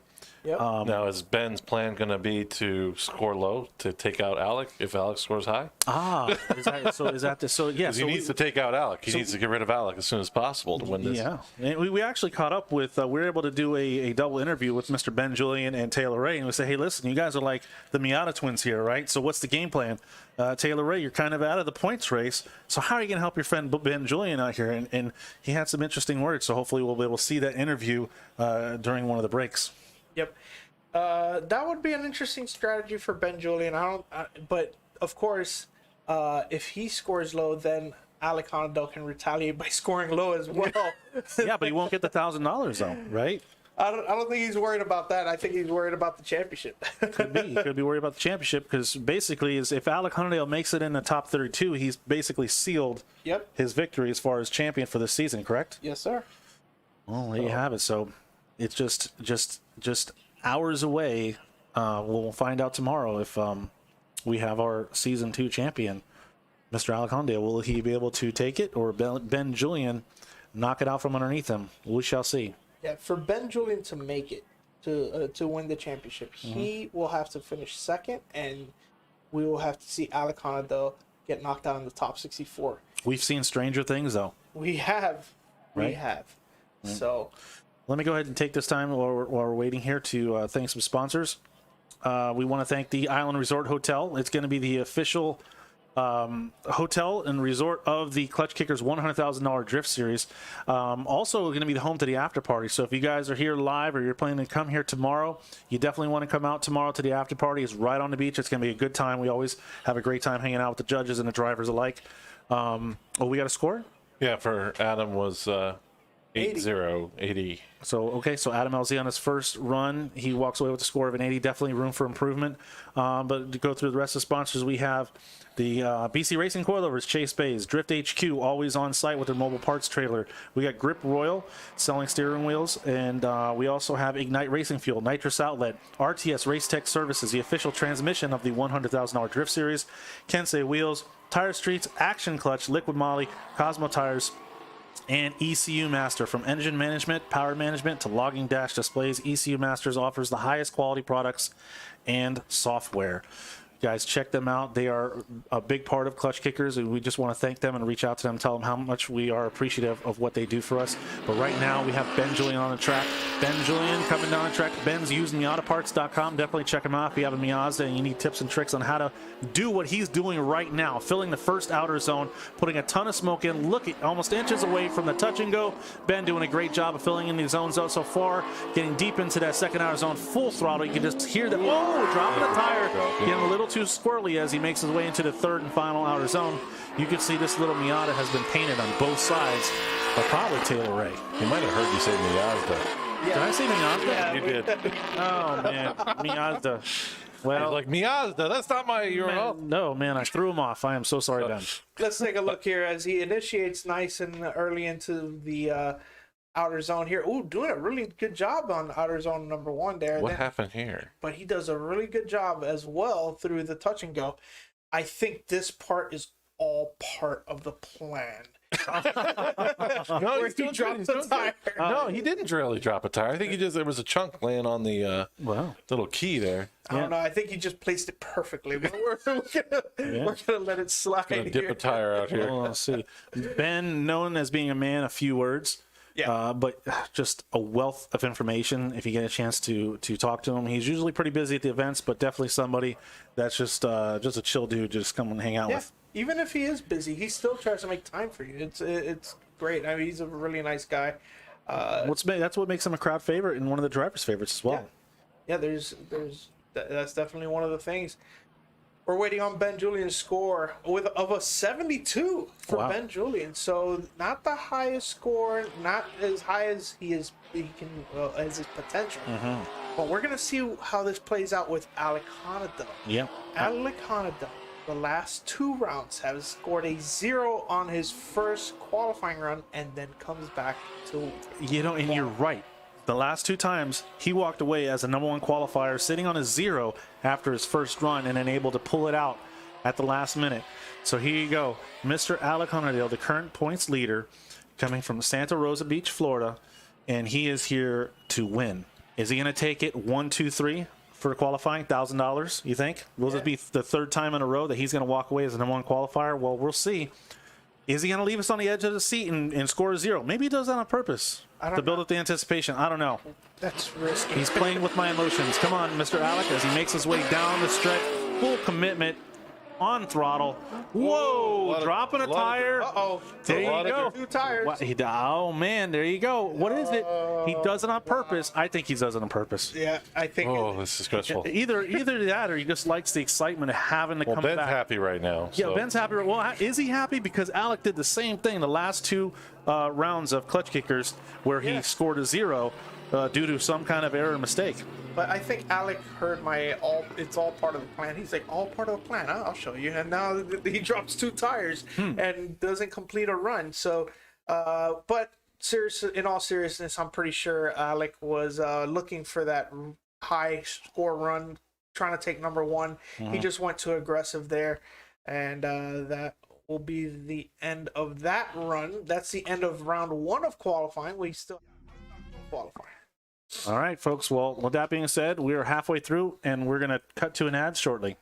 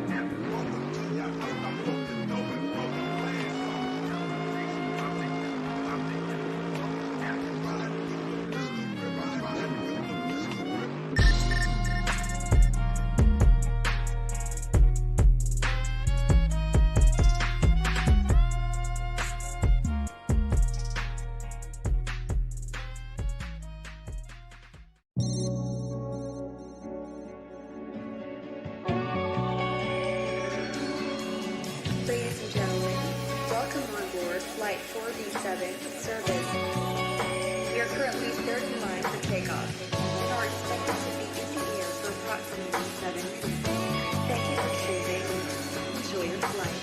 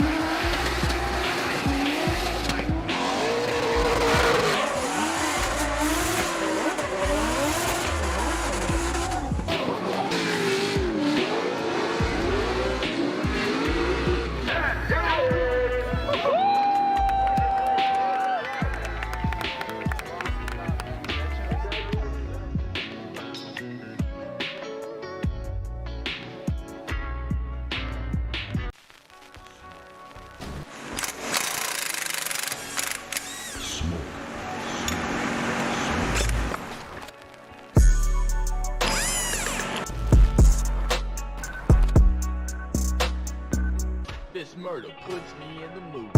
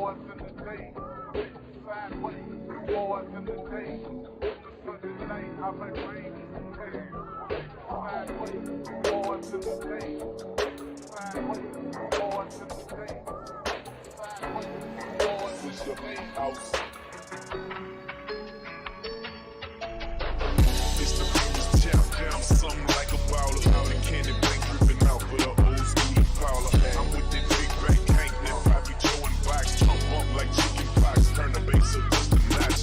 You see them blades chopping down, you see the trunk popping. This me in the club, the same hoes in the parking lot popping. They see me in the jag, acting bad with T Ferris. Open mouth, this shit tastes icy. See about 20 years. I'm with the Q159 double O in the Tahoe 120 O's. I'm the trip, I got they glow. I'm not just a shark, put on TV and come to brag.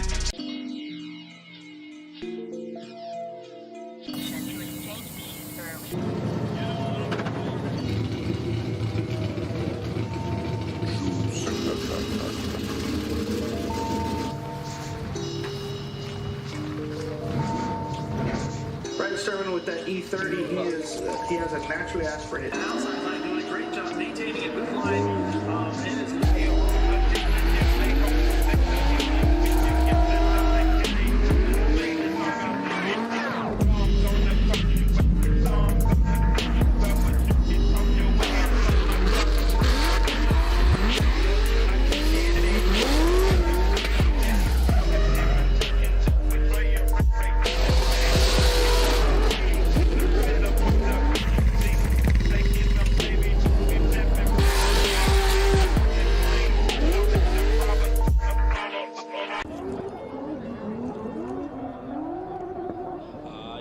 System 1212. That's a little something for you and your love.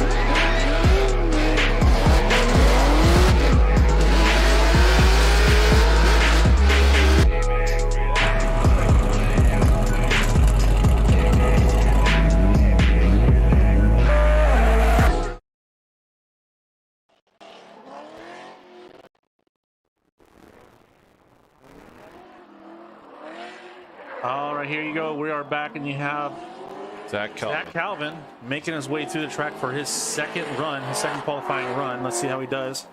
Flicking into the third and final outer zone.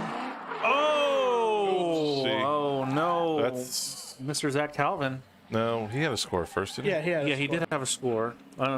What's on the board right there is not correct. This is not Alec Honadale, but this is Mr. Zach Calvin out for his second run. We are starting the second half of qualifying. So we're going to run through the roster all the way over again. Yeah, you could see here. I mean, it really doesn't matter because this comes out to being a 0. But he was having a problem staying out all the way through all of these zones here, and then this is where it all unravels itself at the end of, or the middle of the zone right here. It looked like he was really just trying to throw a lot of angle to angle transitions as he made his way through the track. You know. Yeah. Oh, Jason Dixon already on track. Wow, they're just rapid firing these drivers as Jason Dixon. Well, Oh no. wow, Jason Dixon straight. Unfortunately, he did have a 43 on his first run. No, I don't remember. I don't know. Yeah, he did. It's right Yeah, there. He had a 43 on his first 43. run. Well, that's. Anyhow, we'll see what happens as he makes his way back to the pits. It's rapid fire round, man. I know. The Klutch Kicker staff is just bang, bang, bang. And they just shoot him out like a machine gun. Well, next would be Salvio. Yep, some interesting turn of events. I mean, we've been hearing reports of car trouble with some of the drivers in the pits, so these cars have been getting beat on. But up next, we have Mr. still Salvio Silva out there in the back, coming from Fort Myers, Florida. Obviously, Drift HQ. I mean, Salvio's been there since the beginning. So, in his beautiful S14 and that Drift HQ green that all the cars seem to be painted in, he makes his way down the track. Nice, aggressive entry as he makes his way through the first outer zone. He's sitting on a 45 on his first run. Oh, and looks like, I don't know if he's going to get much better. He's still holding together. I'm not quite sure if he's straightened out and that correction there going off track. We'll see as we rewind this and the judges can focus on it. But Salvio is just on the throttle there as he makes his way through the third and final. There's a lot of dirt thrown on the track. I'm interested to see that drone footage. Yeah, let's see what happens here with Savio because it's a very interesting outcome here. So here we go. He's going to initiate, tries to flick it in here nice and early, but goes really wide. Oh, look at the understeer right there in the front wheels. That looked like one tire, but did he completely straighten? I mean, the front wheels being parallel not necessarily means straight, but pretty darn close. I don't know. I don't know. I think I don't want to call it on that. That's the judge's job, but that looked pretty bad to me. So. Yeah, well, he's just dragging a cone. Cone flying out the back bumper, though. But fortunately, he was able to put down a qualifying score. So if he does 0 out, he will still be in the battle in tomorrow's competition. They did just call that an unchaseable lead. Yes. So yes, there you go. Run 2 of Mr. Salvio Silva is unfortunately a 0, but he does have a score of a 45, so he will be battling out tomorrow. You know, it's the general color theme of all of us car guys. We all seem to wear black shirts. I don't know if you guys noticed that. We always wear black shirts, you know? That's a whole lot of black shirts. Yeah, there's a whole lot of black shirts. That's the black shirt crew right there, just hanging out behind the, that's a splash. They all have zone. the same hats. They all have the same hats. Straw hats. Oh, there's something going on here, folks. I don't know. We're going to have to keep an eye out on that. There's those a party folks. going on. Oh, there we go. Sammy Tiger. Sammy Tiger sitting on a 0, so he needs to put down a score. Sammy Tiger, an old school driver from back in the day. I remember driving with him a long time ago, and here he goes, flicking it in through the touch and go, way off that touch and go wall. He's playing it safe, it looks like, just trying to get a score. Sammy Tiger making his way into the third and final outer zone, doing a good job. It looks like he's definitely playing it safe. He just wants to be in tomorrow's battle. And there you go. He's going to walk away with the score for sure. Definitely lacking on line, though. Yeah, it definitely seemed like he was not fully comfortable getting all the way out to the zones and trying to get a high score. Of course, we don't know if do we have 64 drivers all already lined up. So I mean that could be a problem as well. Yeah, and you know that's going to play a major factor too, because if we don't have a full 64 driver field tomorrow and there's a bye run, and if Alec can, if he can achieve a bye run just by qualifying, right now he's sitting on 0. Yeah. But if he does the same thing he did the last 2 rounds, come back and take the highest qualifying score, if he gets a bye run, he automatically takes the championship without a battle. Yeah, but we've seen this movie 2 times already. That's right. We have seen this movie 2 times already. Oh, so we got a trailer Whoa. backing out here. This is kind of happened out of nowhere, kind of scary. Yeah, but up next. Yeah, up next. Okay. It looks like we have Jose Rodriguez in the stretch. Sammy Tiger with a 46. Sammy Tiger got a 46. Good job, Sammy Tiger. He got on the board. And here we go. Going down the track. He's going to flick it into the Jose. first outer zone. Jose looks like he's doing a good job. Phil, oh, struggling there. Oh, almost a double initiation as he made his way out of this first outer zone. I'm not sure how the judges are going to look at that. But this is not the best run, I'm sure, as he makes his way into the third and final outer zone. Jose Rodriguez. Yep, Jose Rodriguez, unfortunately, struggling through that first outer zone. Could have just, wow, coming to us all the way from Argentina. Wow. Yeah. We'll see what happens. I'm pretty sure he's the organizer of America Drift, or America's Union. Yeah, Yes. America's Union. Oh, is he? Yeah. Yes. So let's see exactly what happens here. He starts struggling. You can see the car's wavering back and forth, and oh yeah, that's complete understeer right there.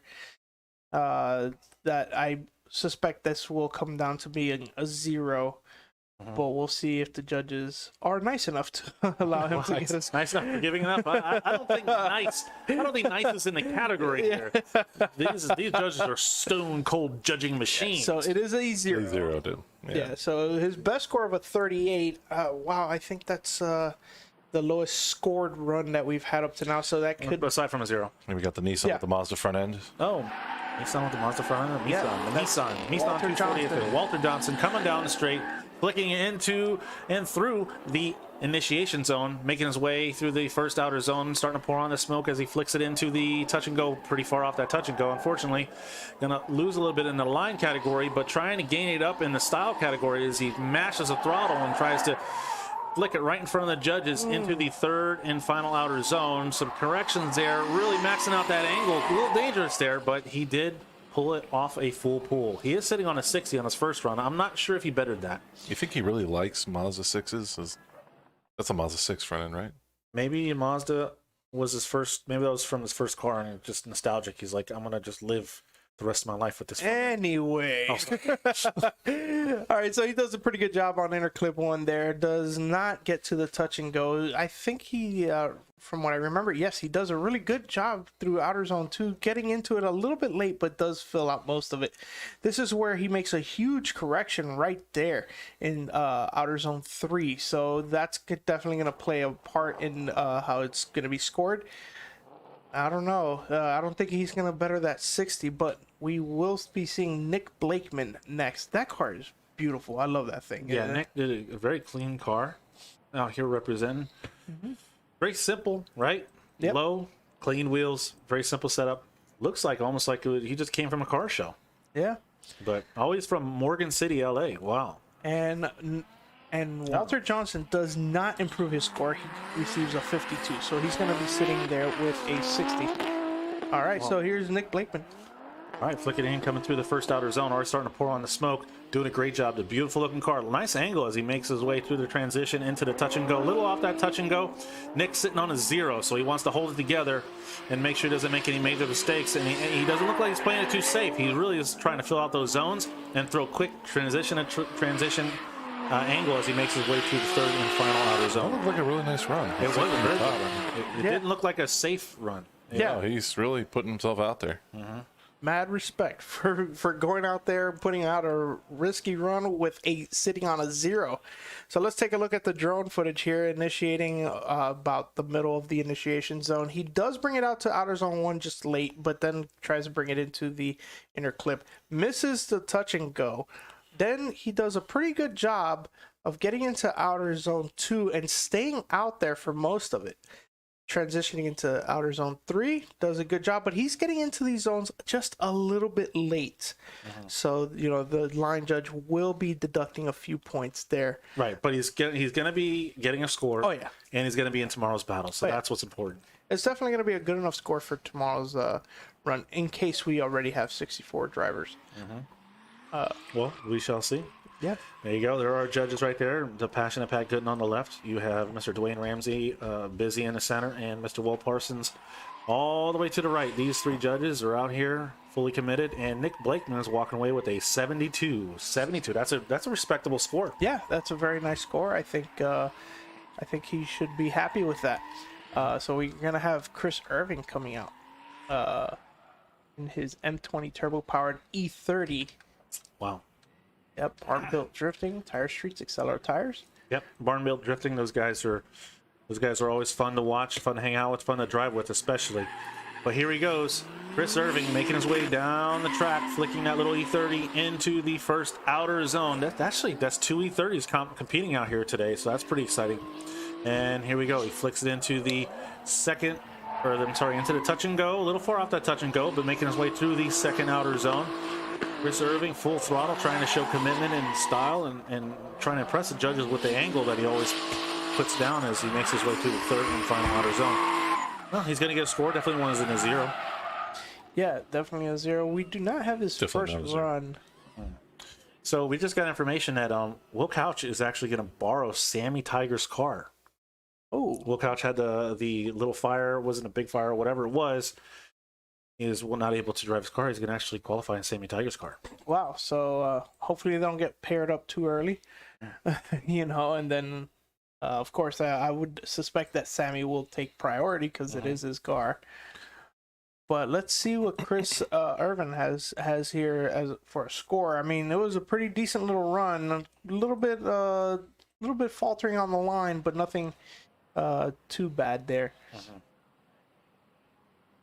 Oh, that's interesting. Chris Irving, part of the Barn Built crew, coming to us from Jupiter, Florida, I believe. And Colin Arendale, he's up next. He's also part of the Barn Built drifting crew. And he's coming to us from Jupiter, Florida as well. 5 years of experience in his BMW LS-powered E36. Well, it's been just past halfway through the qualifying. We've been hearing stories of cars breaking and the drivers just putting their vehicles to the test, just beating on them through the practice, and it's taking a toll, unfortunately, on some of the cars. Yeah, so we'll see here. Still waiting on Chris Irving's score. Yep, I want to go ahead and shout out all of our vendors out here today. The vendors we have. Excuse me? We just got word that Will Couch cannot switch cars. It seems like because he was going to attempt his qualifying run in his original car that they're not allowing him. Oh. Yeah. That is very unfortunate. So I wonder how that will play out. Yeah. But I want to go ahead and shout out our vendors. Our vendors today, we have Sherry's Concession. She got hot dogs, hamburgers, and drinks. She has her world-famous sweet tea. Oh, we got a score from Chris Irving. Chris Irving, sitting on a 0, he was able to pull out a 60 in that second run of his. So Chris Irving will be in tomorrow's competition, so that's going to be exciting tomorrow. We have Juan's Tacos, Yeti Iced, Shaved Ice and Pretzels. We got Yankee with their cool designs and gear. We have Funhaver. Funhaver, if you guys check out funhaver.com and you enter in KICK25, you will receive 25% off, and the first 50 orders will receive a signed Hot Wheels by Von Gittin Jr. himself. So definitely want to support the Fun Haver. They're supporting us coming out here to bring in the rig. You can see it there in the background, that big old truck. That's the Fun Havers. They have Chelsea, and they have Von Gittin's, not their comp cars, but their demo cars out here. So and not to mention that Colette Davis is actually driving Von Gittin's Fox Body Mustang. Yep. And here we go. Colin's pulling up to the wheel. Barn built drifting out of Jupiter, Florida.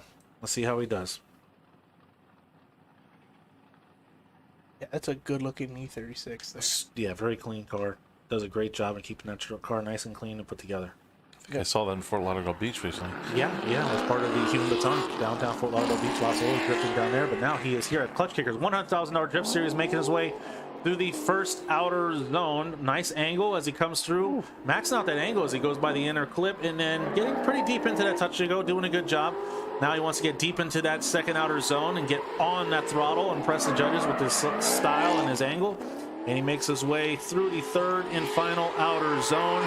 Colin's sitting on a 47 on his first run. I think he definitely bested that, but we shall see. Yeah, I think that looked way better than a 47, but of course, we're not 100% sure because our vantage point isn't always the best. So let's see what we see here. Nice initiation, nice and early.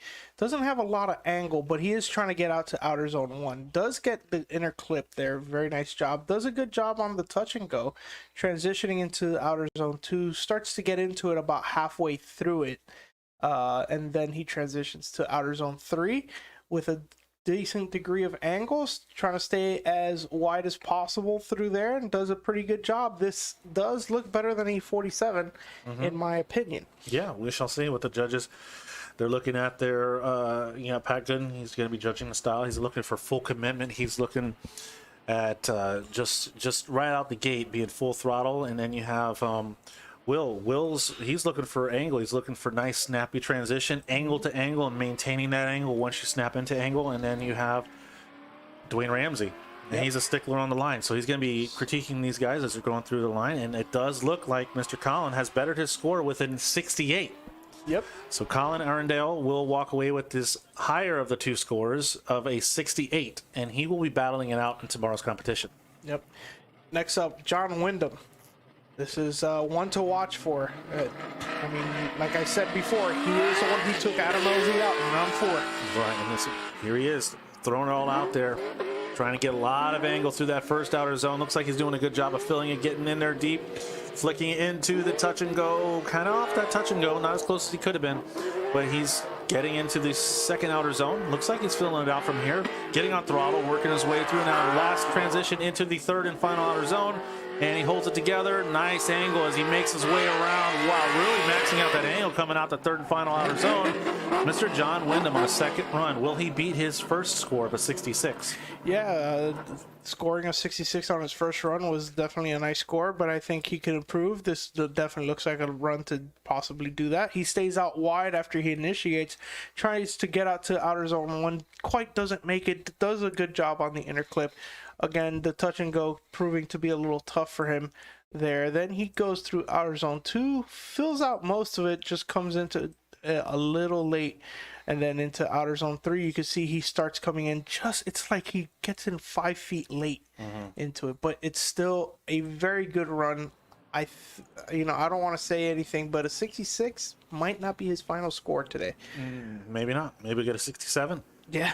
Maybe get a 65. What do we hear from the comments? Do we have any? We don't have any. No, I don't see anything. Yeah, I don't know if you guys can hear us in the live stream. Go ahead and in the chat and start throwing your scores out there. Let's see how close you can get. Yeah, so yeah, John Wyndham, definitely somebody. He does make it through the rounds. At least the last time he was here in round 4, he was making it through the rounds. So it's not like, he's definitely somebody to watch out for tomorrow. We're waiting on Juliano Emanuel. That's the way you say it in Spanish, but maybe you could say Juliano Emanuel. Juliano or Giuliano? Yeah. We'll have to get clarification on that from him later, but he's out of Palm Bay, Florida, also with, like you said, Monster Performance. And he's out here with his team, right? And Monster Performance always puts on a strong showing. And with their fearless leader, Mr. Lee Yearwood, always throwing down some sick runs. So let's see. Mr. John, their scores are coming in from, wow. 65. Mr. John Wyndham with a 65. Unfortunately, not able to better it, but still a good score nonetheless. But Giuliano making his way down, initiating. And making his way through the first outer zone. Looks like he's getting deep into there. Flicking in. Whoa! Way too aggressive. Throwing too much angle into the touch and go. And unfortunately, Unfortunately, gets a 0. Yeah, that will be a 0. We're not sure what his first run was, as it's not really showing up there on the scoreboard. But hopefully he did have something on his first run. I guess Wolf of Doubt. There you go. Double zeros. First run was a 0. Unfortunately, Mr. Juliano, or Giuliano, however you want to say it, we'll catch up with you later. But he will be packing in for the weekend. Yeah. Coming up is Austin Lowe. I believe he's also sitting on a 0. Yes, he is. In that LS1 powered Nissan 240SX by Myers Automotive Care, Yellow Speed Performance, and Patterson Performance. All right, all the way from Biloxi, Mississippi. Here we go. Mr. Austin gonna flick it in. Kind of late on the entry there, but looks like he was able to get it sideways before the end. Oh, really running wide there as he comes out of second outer zone off that touch and go. Wow, he's sitting on a 0, so he really just needs to put down a score as he makes his way through the second outer zone. And can he hold it together when he flicks it into the third and final outer zone? And he does, as long as he can maintain drift as he makes his way off the track. Now it's going to come down to where are the definitive lines for off course at the end of outer zone number 1. Yeah, it seemed like he went a little too wide there, but hopefully he kept it in, and so he can receive a score. Right, because he kept the tires on the track, but he really ran wide. Here we go. Let's see. Ooh, that was close, but I think he stayed in. So it's gonna be a scored run, maybe not a very high score, but it's gonna be something for him to work on for tomorrow. So yeah. Well, the good thing tomorrow, he's going to have plenty of time to practice. Yep. Before the competition begins. Stinks for Will Couch, though. Yeah. Can't make it. Yeah, Will Couch came out here last round, and he made it in the top 16. Coming out of nowhere with, like I said, maybe a year of experience in drifting, period. And just naturally talented. Came out here, put on a great show. Unfortunately, the car wasn't able to hold together, and like we've seen many times in the past, mechanical failures, taking drivers out. We've seen it in the case of Adam LZ. We've seen it in the case of Taylor Ray, and now we're seeing it now with Mr. Will Couch as well. Yeah, that's very unfortunate. And it's only because he entered the burnout box with his car. So it does look like we have 55 drivers on the board currently. Okay. So that's good. So we're maybe 3/4 of the way through the field, just under 3/4 of the way to the field. So we'll see how this plays out. Once again, I want to let everybody know what are the prizes for this competition. So the podium prizes are going to be $10,000 in a Grip Royal steering wheel. Second place today is this weekend is going to receive $5,000 in a Grip Royal steering wheel. Third place is going to receive $3,500 a Grip Royal steering wheel. Fourth place will receive $1,000. Fifth place is going to receive $500, and 6th through 16th, which is pretty much unheard of in the drifting series worldwide. 6th through 16th are going to get their registration back basically and take home $400, and at least be able to say, hey, I broke even with my event fees. Looks like Austin Lowe has a 34. A 34 is a score. It might be the lowest actual given score. But what does it matter at this point, Austin? You're going to be here tomorrow, and you're going to have a chance to battle it out in the top 64. So make sure you get your car in top order. Make sure you work out all the kinks. Yeah, because it's definitely go time tomorrow. There's plenty of practice, so I think he can still improve on that. But we have Trenton Kropf in that beautiful JZX90 Toyota Cresta. Well, Trenton coming to us from Portland, driving at 1.5 JZ, sponsored by Y Plane Imports, SV Performance, TF Works, Stance USA, Panic Wire, Tailored Auto Styling, and Marlowe Race Parts. So beautiful car, very clean. Yeah. And let's see what he does. He's going to definitely try to improve. I'm not sure what his first round score was, but we'll see in a minute. I remember it being pretty decent, pretty nice score. Yep. So yeah, he's driven everywhere. Japan, Evergreen Prime. I mean, man, 8 years of experience. So he says he's been to Ibiza countless times. That's still on my bucket list. One of my dream vacations for sure. And away he goes. Here goes Mr. Trenton. His first run, he had a 48, so he's going to try to top that on the second run as he makes his way down the track. Initiating. on time, and as he makes his way through the first outer zone, going to throw a lot of angles. He comes out the first outer zone. He's going to flick it into that touch and go. Doing a good job. Could have got a little deeper in there. Flicking into the second outer zone. Wants to keep it wide. Not much angle at the beginning of this second outer zone, but he's going to dial in the angle probably through the third and final outer zone as he makes his way. And he's going to try to beat or top that first score of 48. Let's see what happens. Yeah, definitely a few interesting transitions through there that I was kind of wondering what it looked like from the drone. So let's see what we can see here. Initiating about in the middle area of the initiation zone, does not get out to the outer zone 1, does okay on outer or inner clip 1. But check out this transition here. Ooh, man, I want to... Shallow angle. Yeah, very shallow angle. I believe it is a completed transition. Oh, look at that. There again, he did kind of have a lazy transition where the car almost looks like it could have gone straight. So... You think he topped his first score of a 48? I don't know. That's a tough one. It might be pretty close to that. Well, I guess we shall see. What do we got in the chat? We got in the chat. We got 59? 61 and a 59, so we shall see. As you can see on the screen, this is a family affair. We have people that they bring their whole families out here and just coming out here to have a great time, support their friends and their that are driving out here today, and just to enjoy being around cars. We all enjoy the smoke. We all enjoy the sounds of the engines revving. So it makes it for a great time. If you haven't made it out to a Klutch Kickers event, I highly encourage you to make it out tomorrow if you're local. Actually, if you're not, we got about 12 hours. You can make it here, right? You could fly in. Yeah, you could fly in here. Yeah. You can get in here for tomorrow. But definitely, I highly recommend coming to a Klutch Kickers event live. It's just so much more fun when you're able to interact with all the drivers and just witness it firsthand. It's just awesome. We do have a score, and he does better at Trenton Crop with a 56. Wow, there you go. Trenton Crop with a 56. He does better it. He is definitely in the show There's for sure. a possibility that some oil came out of that JZ, so they're going to check the track and make sure that there's no oil on the track. Oh, well, hopefully not. But it is a Toyota. They're known to leak, but they keep running forever anyway. Well, I thought it was BMWs that leak. I thought it was Nissans that leak. I thought, yeah, maybe even Chevys too.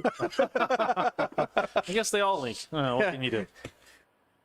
We had a lot of LSs die on Friday. Yeah, we did. Yeah, which is really weird. LSs are known to have very good reliability, but we are at the end of the season where these cars and engines have gone through a lot of attrition, and it takes a toll. So, but we'll see. We'll see what happens tomorrow, because tomorrow is competition day and the drivers drive even harder. So, right. They absolutely are driving. They're going to push it to limits tomorrow. When you start seeing these drivers battling, they're just going to be banging doors in practice. And that's another thing that a lot of people, unfortunately, there's a lot that goes into the live stream. And this, like I said before, Michael Casaberry has been able to assemble this well-oiled machine of a Klutch Kickers crew. They clean the track, they prep this track, they maintain this track. And any driver that's been out here, as well as myself, have been able to go out on this track and drive this track. The consistency that they provide for the drivers is world class. yeah. So it's just great to see everybody out here. So when you're here a part of it, you can watch the practice and you can see some of the best tandems that I've seen have been during practice. Yeah. Now there is a comment in the chat saying if it leaks, you know it has oil. That is very true. That is very true. That's how I know I'm. Actually, you good don't to go. ever have to change the oil if it leaks, right? Yeah. If it leaks, you just keep adding. Yeah.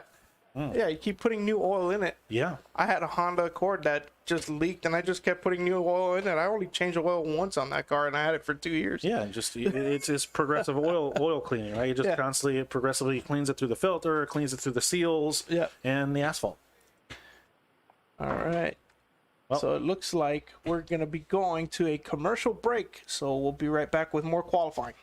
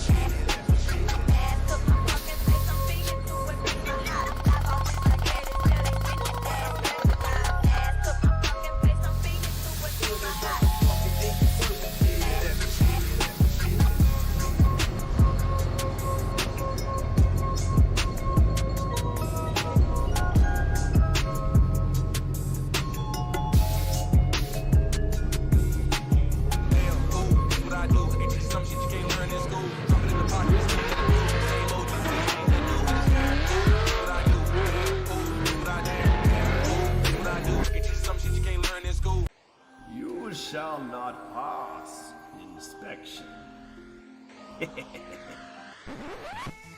Oh shit, it's Huffy. Get over here! Fatality. You monster. Why would you torch a bottle? Just go to nitrosallad.com. We have so many options. Papa, I'm cold, Papa.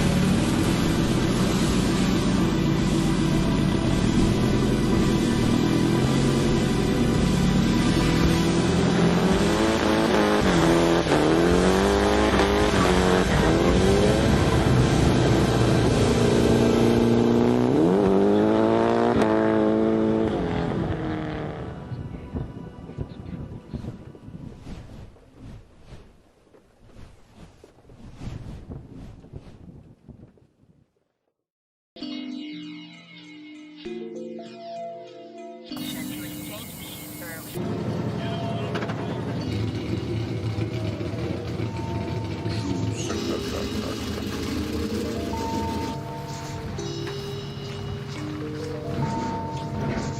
Sturman with that E30, he has a naturally aspirated. Outside line doing a great job maintaining it with line. It is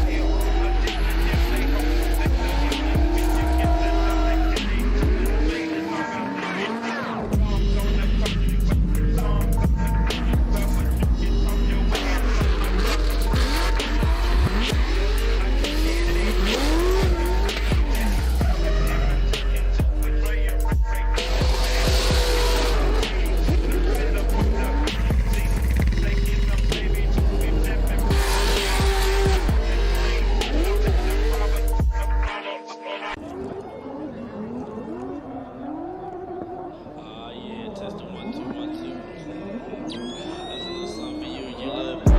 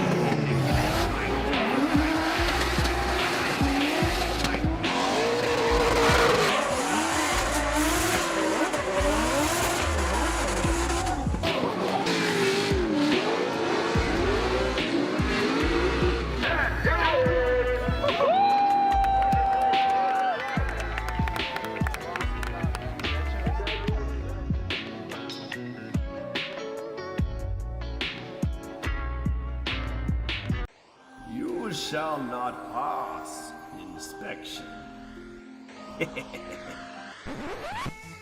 Oh shit, it's Huffy. Get over here! Fatality. You monster. Why would you torch a bottle? Just go to nitrosalley.com. We have so many options. Papa, I'm cold, Papa.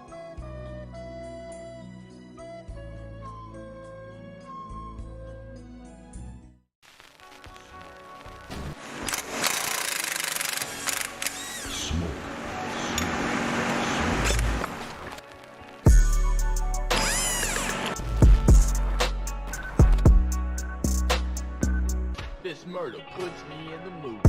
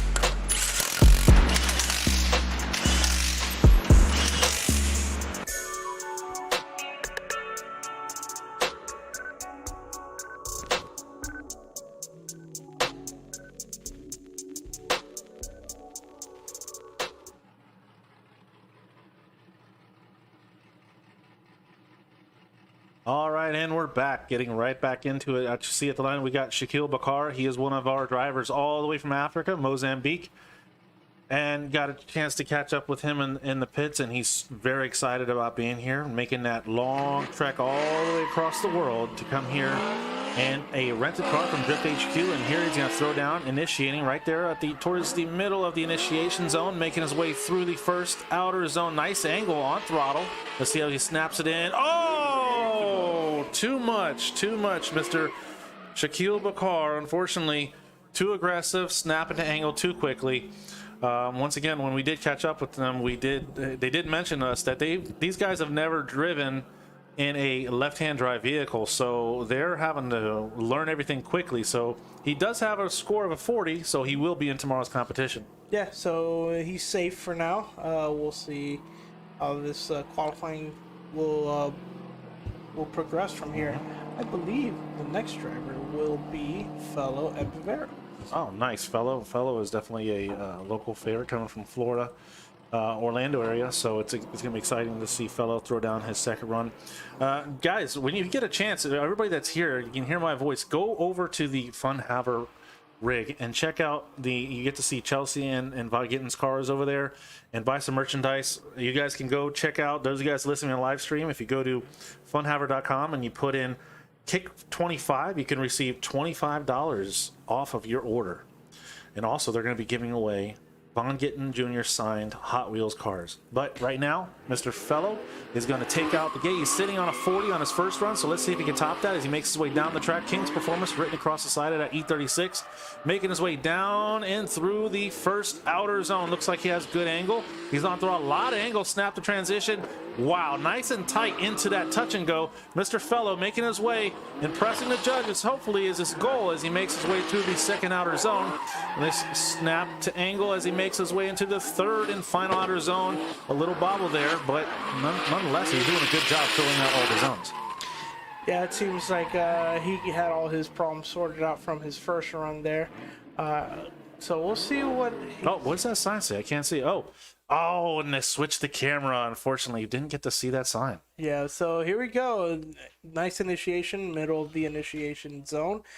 Tries to make it all the way out to the first outer zone. Doesn't really do that, but good job on the touch and go there, getting as close as he could there. Outer zone 2, he starts to fall short right there. It seems like the car starts gripping up a lot. And here we go through outer zone 3, a little bobble right there, which causes him to... Yeah, it just makes the car, Yes, almost no, not quite straightened out, but pretty close. Yeah. But he was able to get a full pull. Oh, is he sitting on a 0? Yes, he was. So he's sitting on a 0 from his first run. So I believe he'll be able to get a score here. I don't see any major issues with that. I'm sure it's not the best run he's had, but he's going to get a score and be able to battle it out tomorrow. Yep. So that was fellow Ambivero in the King's Performance E36 BMW. E36 is a 3 series from 92 to 1998 or 99 if it's an M3. Mm-hmm. Oh, so I just got I'm sorry to cut you off, but I just got a text from Cody over there at the Fun Haver rig there. Basically, he said any order over $50 is going to get a signed Hot Wheels car from Von Gitten. So you guys go ahead and check them out, funhaver.com. Enter in KICK25 to receive your 25%, and any order over $50 is going to receive a personal signed Von Gittin Jr. Hot Wheels car. So that's pretty cool. Yeah, really cool. So it's always cool to have memorabilia like that from, you know, especially when it's signed by, you know, famous one of the best drivers, one of the best drifters in the world. Yeah. Von Gittin's been last year's Formula Drift champion. Yeah, right. And let me tell you something. The guy has been there from the beginning. So as you guys can see on the right-hand side, you can go ahead and see the qualifying leaderboards currently that we have. You guys can check out all the up-to-date information if you go to clutchkickers.com, and also on their Facebook pages. They are constantly updating the brackets and everything. So, oh, here we go. We got a score. Fellow is walking away with a 53. Fellow got a score of 53 and will be in tomorrow's battle, the top 64. That's going to be exciting. Yeah, so up next, it's on the list. It says Carl Enriquez, but I did not see him. I did not see him on his first run. I think went straight to Nicholas Rodriguez. So we'll see what happens here. Yeah, not driving. No. Oh, that's right. I did see he had a problem in practice. It seemed like the car shut off on him. I believe he was driving. Wasn't he driving the Genesis? No, he was driving the E36 convertible. The E36, the Drift HQ E36, correct? Yes, he had a problem during practice. The car shut off mid-corner on him, and he put it into the guardrail, but not too hard. Just he had nowhere to go with it, so the car was fine. It's just that I don't think it's running right now. So, oh, what a shame. Yeah, but we got Nicholas Rodriguez. He's going to try to top his score. I believe he's sitting 14th on his first score on his first run of a 71. So hopefully he'll be able to top that. Maybe he can get up into the number one contention. He wants to ideally take home that $1,000 for the number one qualifier. So let's see how he does. Yep, he just got clear to go, and away he goes. And going down the track, you can see at Drift Rod making his way, flicking in around the middle of the initiation zone there, getting back on the throttle. Whoa! Dropping. That looked like two tires, a rear tire and a front tire, but he's not going to leave a chance. He's going to go ahead and finish his run out. Hopefully he'll be able to squeeze out a score. What a shame. Nick Rodriguez, not used to seeing that kind of mistake, at least not through practice. Yeah. Well, I mean, he was sitting on 71, which is a decent score. He's up there. So he's in the show. He's guaranteed in the show. We're good for now. So I really think, let's take a look here. So he starts drifting, but then the thing is, the car just starts going super wide. It looked like he was just going too fast or just initiated too late.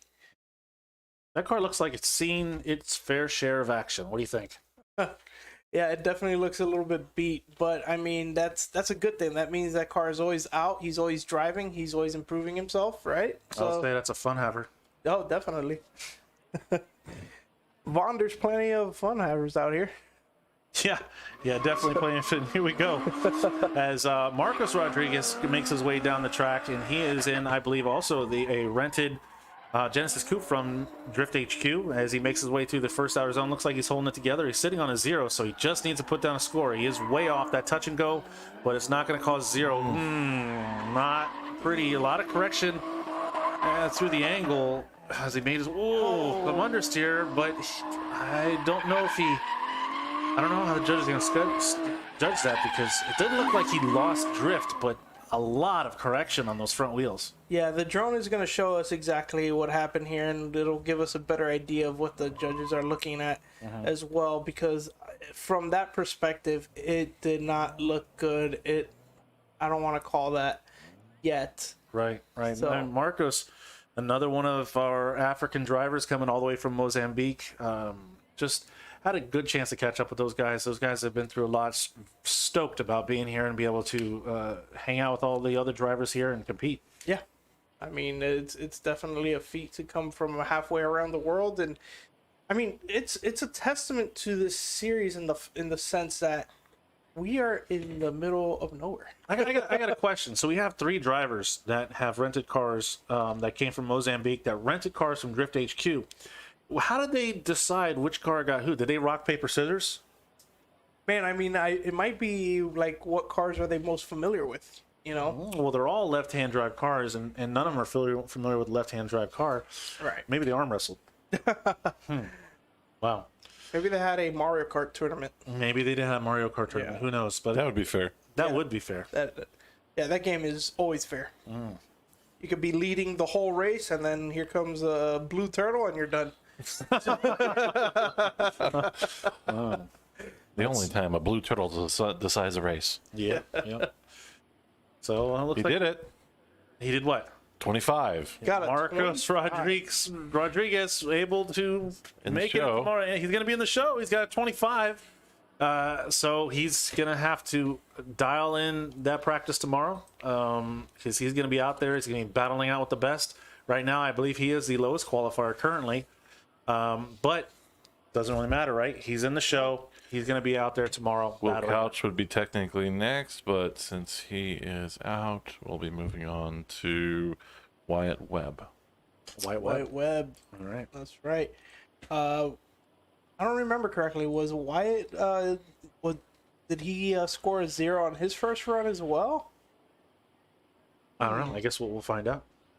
We'll find out. Yeah, I guess we'll find out. But I mean, but either way, he still has a shot at being in the competition for tomorrow. Yep. Okay, so we have.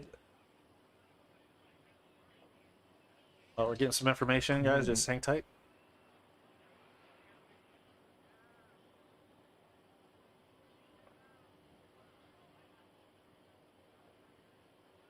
All right, folks. So I'm going to go ahead and take this time. We're waiting for our next driver to go down. I want to go ahead and finish off all of our sponsors and our vendors here today.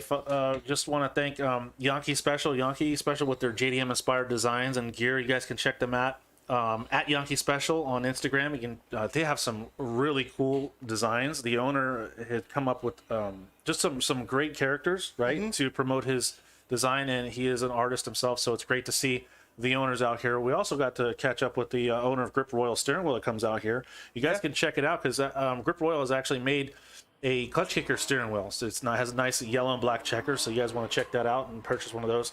We have Grizzly Axe Throwing that's out here. Cosmo Tires, Klutch Kickers, always selling their merchandise. Oh, I also want to mention, I believe Yankee Special they're the ones that designed the tornado tornado shirt for Klutch Kickers. If anybody saw this season, we had a tornado, and at the next event they had a tornado inspired Klutch Kickers $100,000 Drift Series shirt, and that was designed by our very own Yankee Special, Mr. Sasha. Thank you so much. Right now we have Wyatt Webb making his way kind of slow out the gate there. It didn't look like he came out too fast as he probably could have, but he may be playing safe because he's sitting on a 0 right now. He is going through the first outer zone. Looks like a nice, simple, clean run, flicking into the touch and go. Oh, that's right. He had the problem with. Oh, man. He had the problem with the diff. I remember now. Yeah. So. What a shame. What a shame. What's going on? Well, Wow, what a shame. yeah. So. Unfortunately, Wyatt Webb zeroed out both of his qualifying runs, and he's going to have to call it a weekend.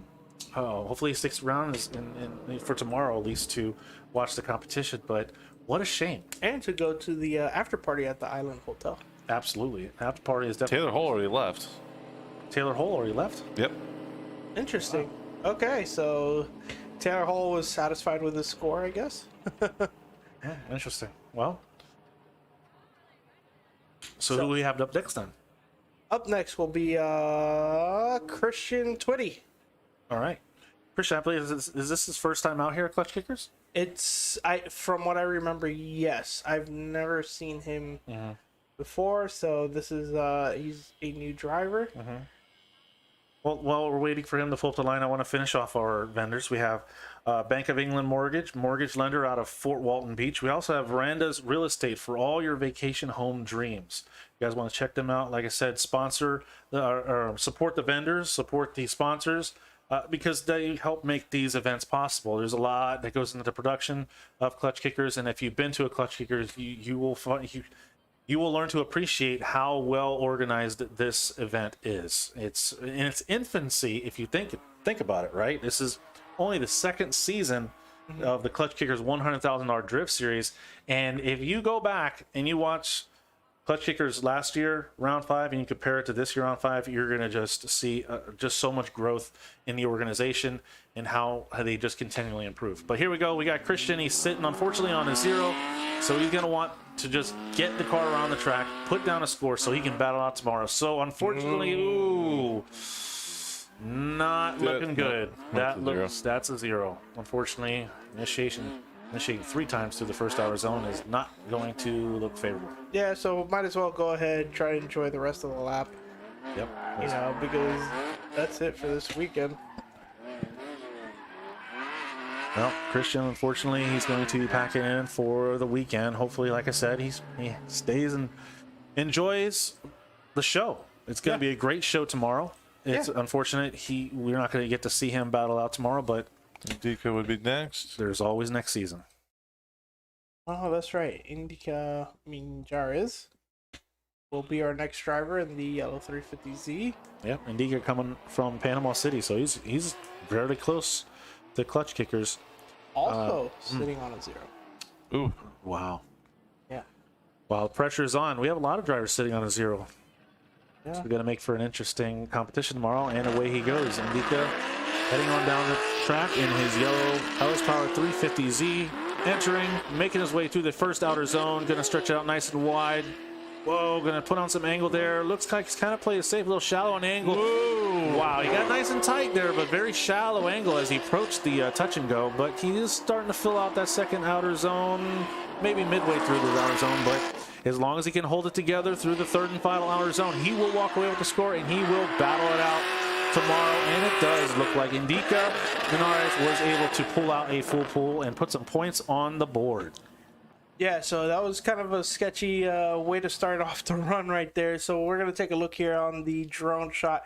A little early, starts pulling the handbrake, slowing the car down drastically, trying to get it all the way out to outer zone 1, which he does, but does not fill out.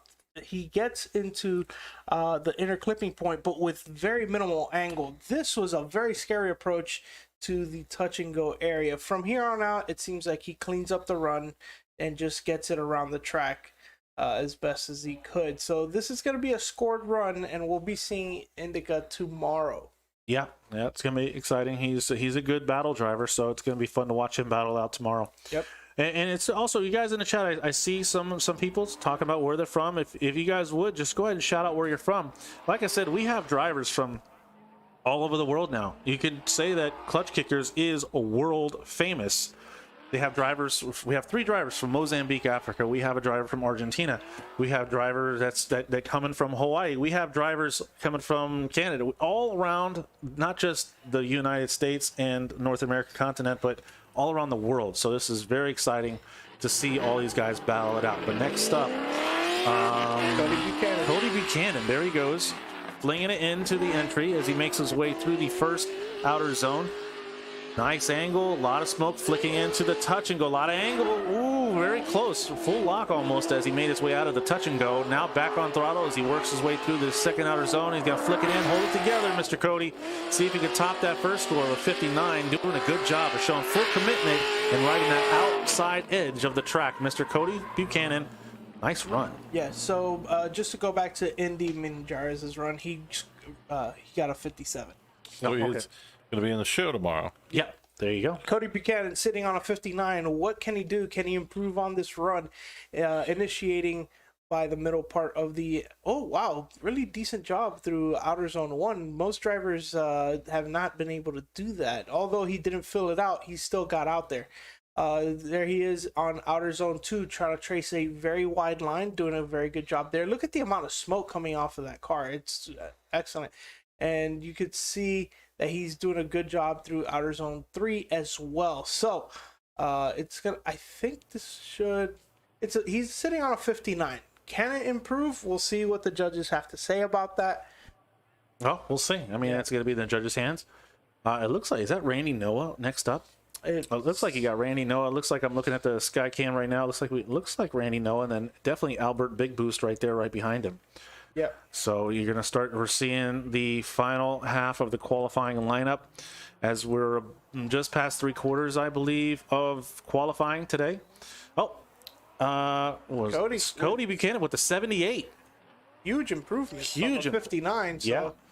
he's definitely placed in a good spot. So Randy Noah, he's currently sitting second. He held first place for a long time. He did. With an 85. But then Can he best it? Can we best it? But here we go. Mr. Randy Noah, the purple PP leader, as he makes his way down the track, flicking in. Nice entry, aggressive, full commitment. Whoa, locking up that front tire as he makes his way through the first outer zone. Looks like he's deep in effort. Look at the angle. Quick to transition. Look at the angle to angle transition. Randy showing full commitment. Randy doing a great job of going right in front of the judges and putting in their face. Man, Randy putting down a clinic as he makes his way through the third and final outer zone. Great job, Mr. Randy Noah. Wow. I don't know. I think he topped his Full throttle, man. Yeah. Look at that. He's happy with that run. Yeah, he's definitely. Oh, he's showing. He gets the belly button love there. Oh. Yeah, he's definitely trying to push that 85 to new heights there. Let's see how he does. He gets halfway through outer zone 1, doing a really good job through there. Then he gets close to the touch and go. Here we go, transitioning into outer zone 2, right on the entry. Builds it out. Ooh, a little bit off. Holds it all the way out for the long time. Starts coming off right at the end of it, but look at the amount of angle. Look at the throttle commitment. Look at the way. I gotta say, wow, that was amazing. Wow, I can't believe what I just saw. That was phenomenal. That was a great run, Mr. Randy Noah. That was my poor impression of Christopher Walken's. Yeah, we're not doing that. Yeah, I'm not doing that again. That was horrible. But Big boost is up. Big boost is up, and I'm really anxious to see. Well, we got some people saying he should have got a 92. So is Randy going to take home that extra $1,000? I don't know. Alec, 3 events in a row, his initial score was a 0 for his first qualifying run, and he came back and took it all home. I don't know if he's just trying to build up anticipation or what. But right now we have Mr. Alberto Big Boost Rosa, and he's going to throw down, coming all the way from Orlando, Florida, throwing the gloves on, right? And going to battle with everybody else. He's been building cars for years, and now he's out here, and he wants to compete. He wants to have fun with come out with the boys, have fun, right? Yeah. He has 10 years of driving experience, but this is his first 85? He copied his first score. So Randy Noah, 85. Unfortunately, he will not take home $1,000. But right now we got Mr. Big Boost Lab, Alberto, making his way through the first outer zone, pouring on the smoke. Ooh, dropping a tire, holding it together though, flicking in. Oh, wow, dangerous rotation there. A lot of angle as he makes his way full throttle. You can hear him bouncing off that rev limiter.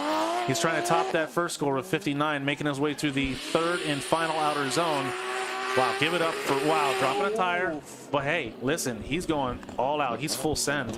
I got to give it. This is his first competition. Yeah, he's really trying to put the car out there, trying to get a high score, prove that he can play with the big boys out here at Klutch Kickers. Here we go with a nice initiation pretty early. He gets all the way out to the outer zone, but does drop a tire, and that affects the way the car is handling through that section. Here we go into outer zone 2. Does a good job entering it, but it does come off of the outer zone. Transitioning into outer zone 3, starts to get into it a little bit late, but holds it all the way out. Drops a tire right there, which kind of affects the amount of angle he had going through the finish line.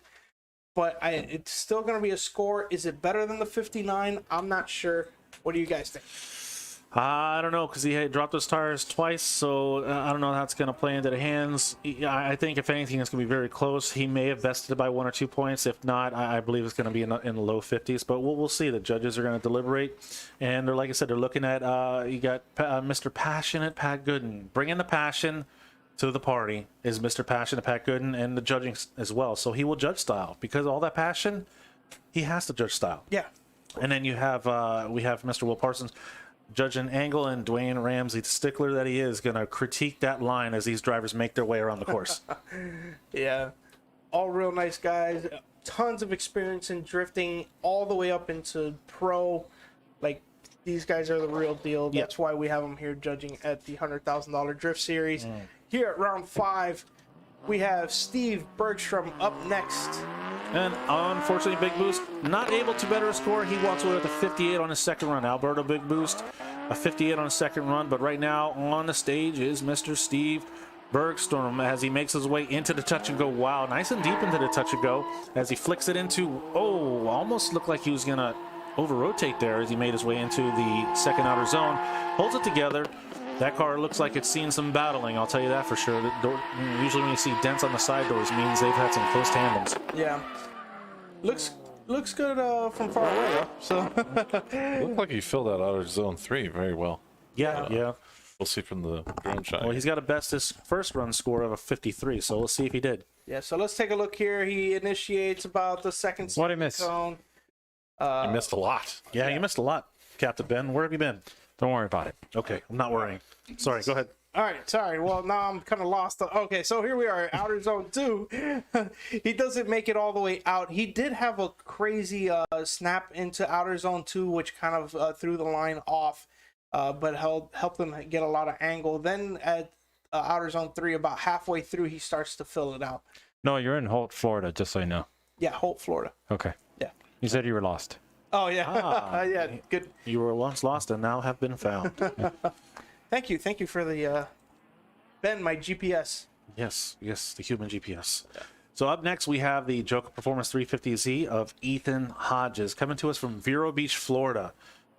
Ethan is sponsored by Joker, Auto Performance, FDF, Fortune Auto, Spec-Tune, Carbine Wheels, Tire Streets, Accelera, Bell Race Works, Swivel Mount, and Lost JPN.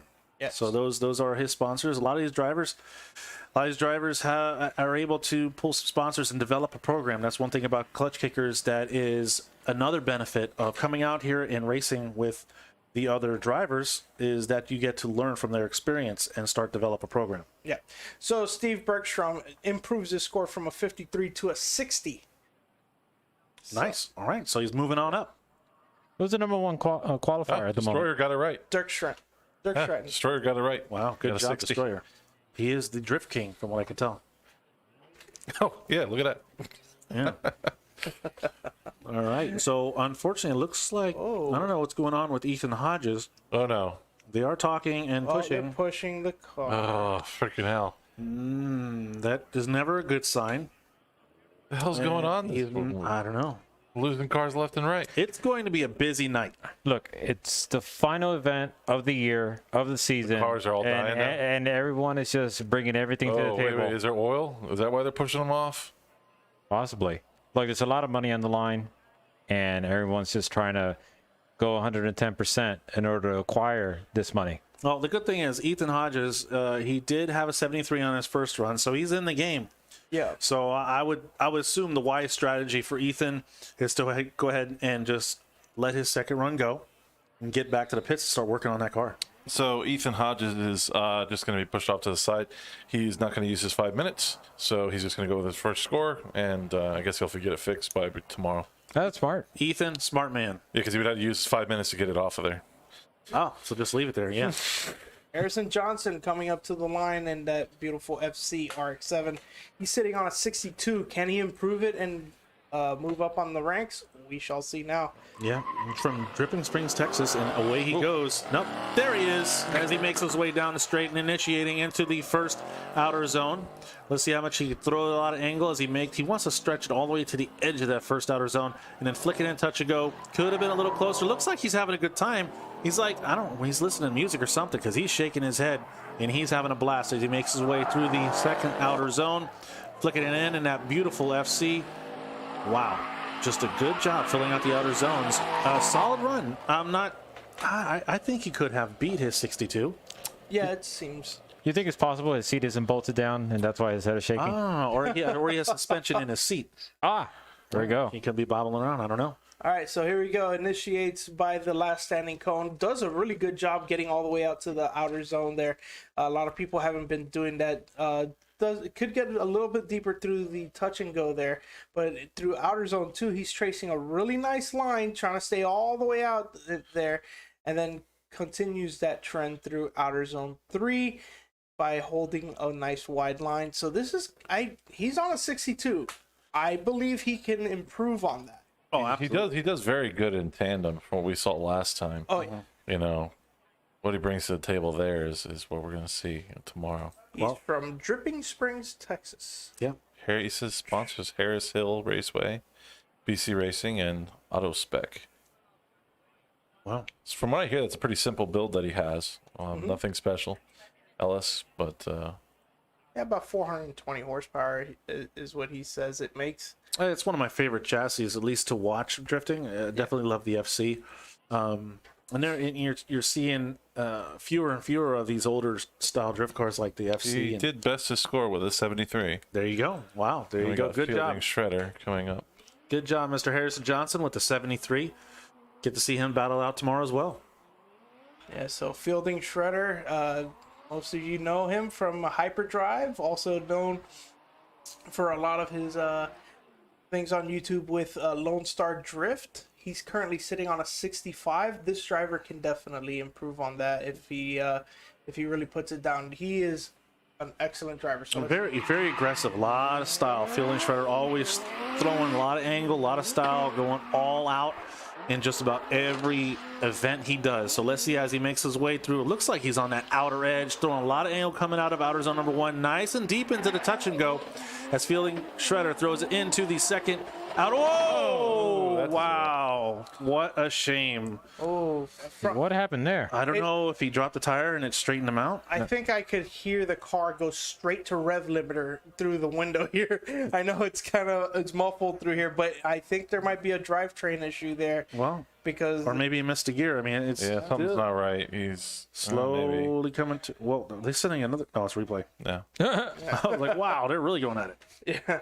So as you can see, man, he was doing awesome. Look at that outer zone 1. Not many people doing that out here. Doing a good job through the. Look at right on the. Right here, it loses drive right there. There's some metal debris they say on the. Oh no! Yeah. There, look, something fell off the car. Oh, What was that? I don't know, but that It was. was a big chunk of something. Possibly a part of the drive shaft or something. I He think it's just drive pooped out something. I don't know. The car pooped out something. Oh man, get that man some doopy wipes. We got to get that cleaned up. Yeah. That's a shame, but he is sitting on a 65, so if he can get that car fixed tonight, we will be seeing him in competition tomorrow. This is his first round of the $100,000 Drift Series, and we are definitely excited to see him come out here. So Yep, there you go. You see him calling for a push. Yep. He's got his helmet on. So that's the thing with Fielding. Like, he puts so much stress on that car because he just full throttle, full send every time. If you've seen him on Hyperdrive, he's just like he never lets off the throttle. No. So that's what makes it so exciting to watch. That's why we like drivers like. And this is Fielding Shredder's first time here, I believe. Correct? Yes, it is his first time here. So we want to see him battle tomorrow. So He broke an axle. broken axle. Oh, axle's nothing. He could fix that. No problem. Yeah. All right. So are you trying to say that the only time that he lifts is when he breaks something? Exactly, because then he has He to. technically wasn't lifting even when he broke it. Yeah, actually. That's why we heard it in the it hit the window with such force that it shook the window. I just heard pop, pop, pop, pop, pop, and I'm like, oh, that's rev limiter for sure. So sounded cool. It does sound good. But like I said, Fielding Shredder is just an amazing driver in battles, right? You're going to see him battle out tomorrow, so we're going to have some really good battles tomorrow, especially with all of these drivers out here and the way they're driving and the way we've seen the practice. Like I said, unfortunately, those of you that are on the live stream, you weren't able to see the practice and some amazing tandems, and they're going to be amazing tandems. That's why I highly recommend coming on down. Come on down to the Klutch Kickers $100,000 Drift Series. We're heading into season 3 of the $100,000, and there's bigger and better things to come that we can't even announce yet. But trust me when I tell you, we are so pumped for next season. Oh yeah, I cannot wait for everybody to find out what they have in store for us here at the Fan favorite Colette Davis will be coming up to the burnout box. Okay, all right. In a borrowed car. Yep. But but just to reiterate, next season is going to be bigger and better. So I cannot wait. But I mean, looks like she's getting comfortable in that car. It does look like she's getting comfortable. I mean, she's out here driving Von Gitten's Fun Haver. I mean, what does that say for Klutch Kickers? It's putting what an impact in the short amount of time that Klutch Kickers has been around, the impact that it's done to the drifting world. And everybody that you ask, that you come here, what do you ask them? What are the most, what do you take away from Klutch Kickers, or what do you love most about? Everybody just says it's like a family atmosphere. Everybody comes here. Yeah. There's competition, right? There's maybe some rivalries, and everybody's serious to battle. But at the end of the day, getting together and having a great time and having fun. I'll tell you what they need is some rental cars. Yeah, I think we spoke to Zach. I think he's going to start working on that. All right, here we go. Colette Davis. She is not afraid of that car, and she is flicking it into the first outer zone. Whoa, locking up the front tire. Oh, no. Oh, she went off the runoff. So that's it's nice. safe. Yeah, I mean, that car's kind of pretty high there. So well, she has a score, so 45, so yeah, should be okay. That's unfortunate, but Colette, she will be here to battle it out tomorrow. Yeah. Walking away with a 45 on her first run. And she has plenty of time to work out whatever bugs or kinks are getting used to that car tomorrow. Okay, and now just Mike practice. Jones is coming up, and I think he is sitting on a 0. Am I correct? Was it? Not sure. I don't think so. I don't think so. I thought he was. But, well, what I will tell you about, just a testament to Mike Jones. Who? For this. Huh? Go ahead. Mike Jones. It's just, you're throwing it all. You're totally throwing it off. Yeah, what are you talking Jones. about? Mike Jones. Mike Jones. Anyhow, all right, whatever. We're just going to go into the battle. We're just going to go into the run here.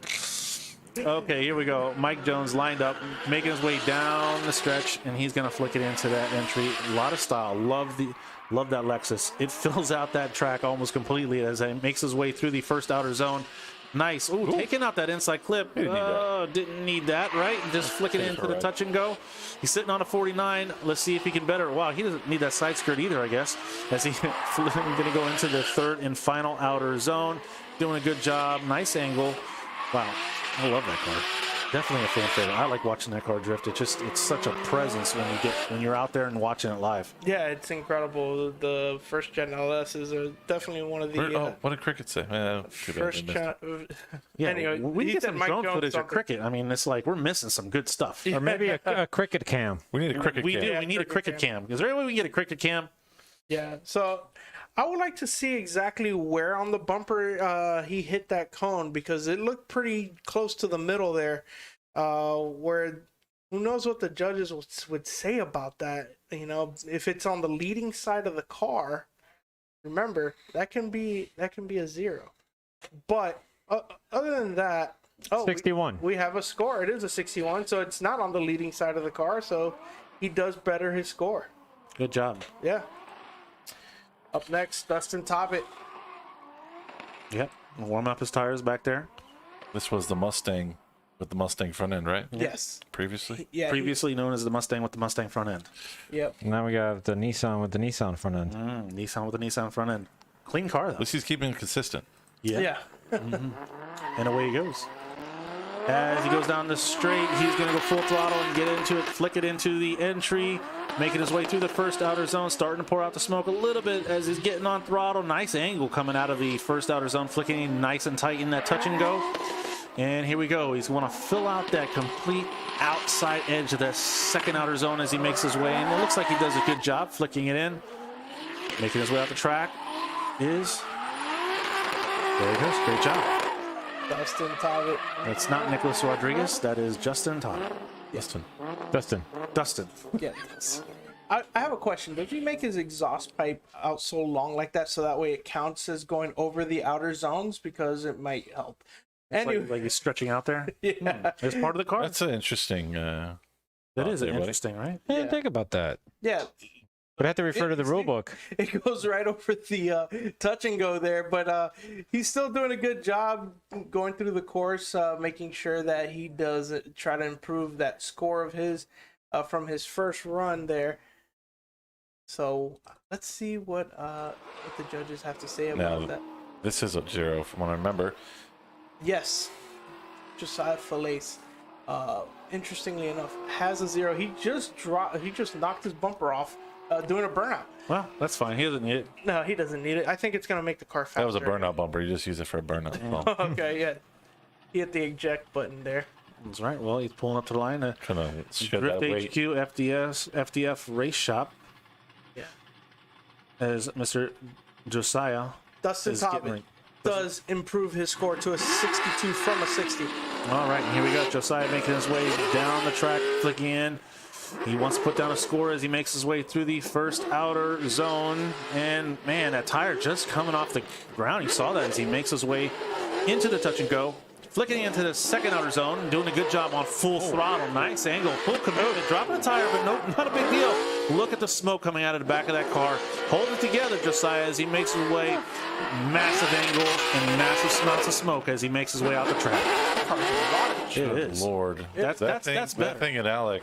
If Alec makes us, I'm assuming Alec. Oh, wait, what is it? Cricket Cam says, give me the sauce. Yeah, give me the sauce. All right, let's take a look here. A nice early initiation by Josiah. Does he make it all the way out to the outer zone? Yes, about halfway through, he starts going, filling it out. Then he does a pretty good job right there in the touch and go. And then look at the smoke coming off of this car as he fills out outer zone 2. And he just drops a tire, but it's just barely anything. Of course, mud covering a little bit of the drone cam. Yeah, drone cam is doing a great job following these drivers. Ooh, a little bobble there from Josiah in outer zone 3, so that's going to count against him. But he is sitting on a 0. Well, maybe the judges didn't see that. And you just ratted him out. Maybe they didn't see that. You're a snitch. Spoiler alert. Snitches get stitches. That's what I say. Got to make it fair. Oh, man. Make it fair. Oh, jeez. So either way, yeah, so he's sitting on a 0. This is definitely the run for him where he's going to be able to show up tomorrow. And he is somebody to watch out for. He's been doing the Prospect Championship in Formula Drift, and he's up there. He's one of the top 5 guys. Yeah, but up next, we got Kelsey Rawlings. She did a really good run. She had a great run. Kelsey's been doing a lot of driving, and we've seen her from start to where she is now, right? When she first started driving out of Orlando.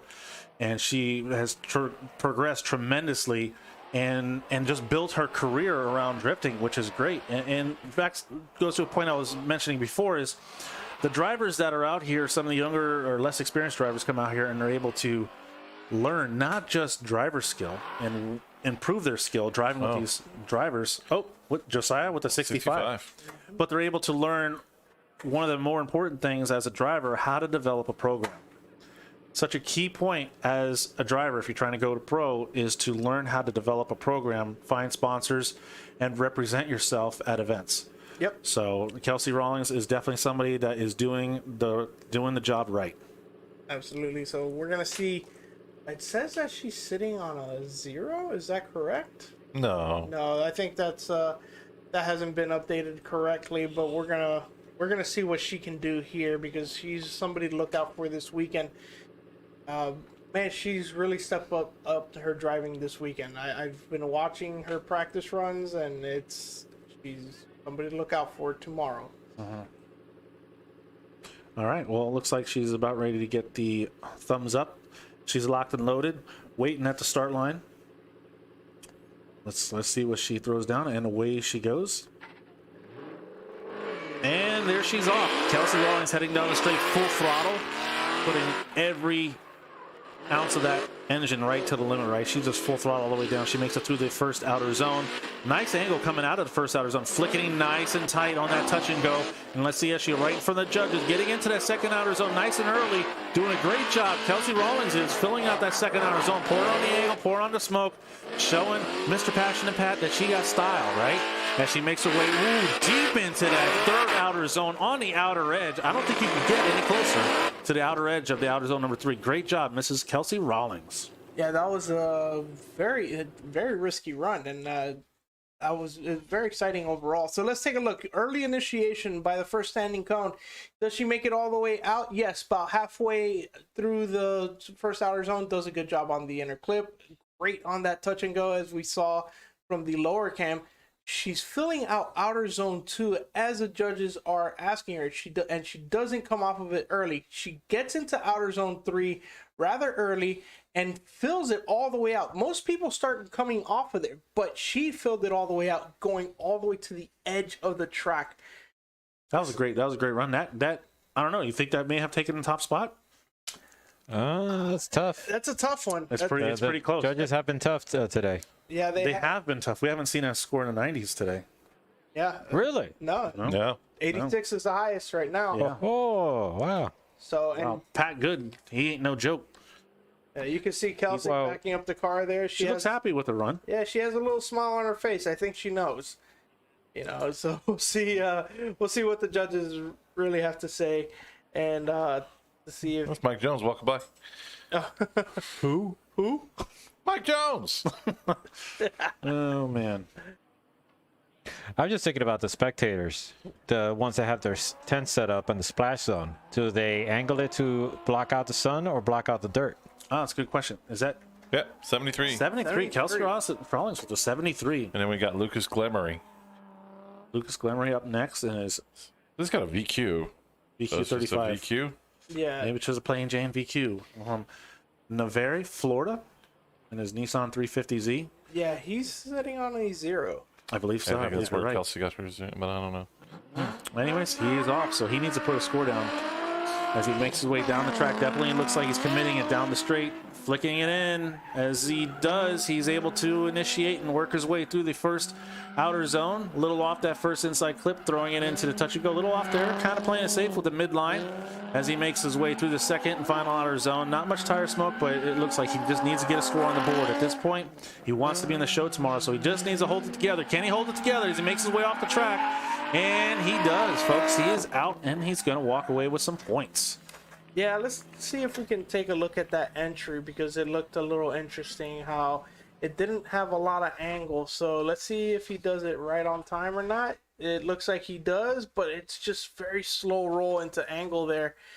Yeah, he doesn't make it all the way out to outer zone 1. Does a good job on the inner clip. Doesn't really disregards the touch and go there. A little bobble transitioning into outer zone 2 there. Low amounts of angle going through it. Then he picks up the angle as he's about to transition into outer zone 3. And then, yeah, lots of little bobbles, little things. But it should be a score overall.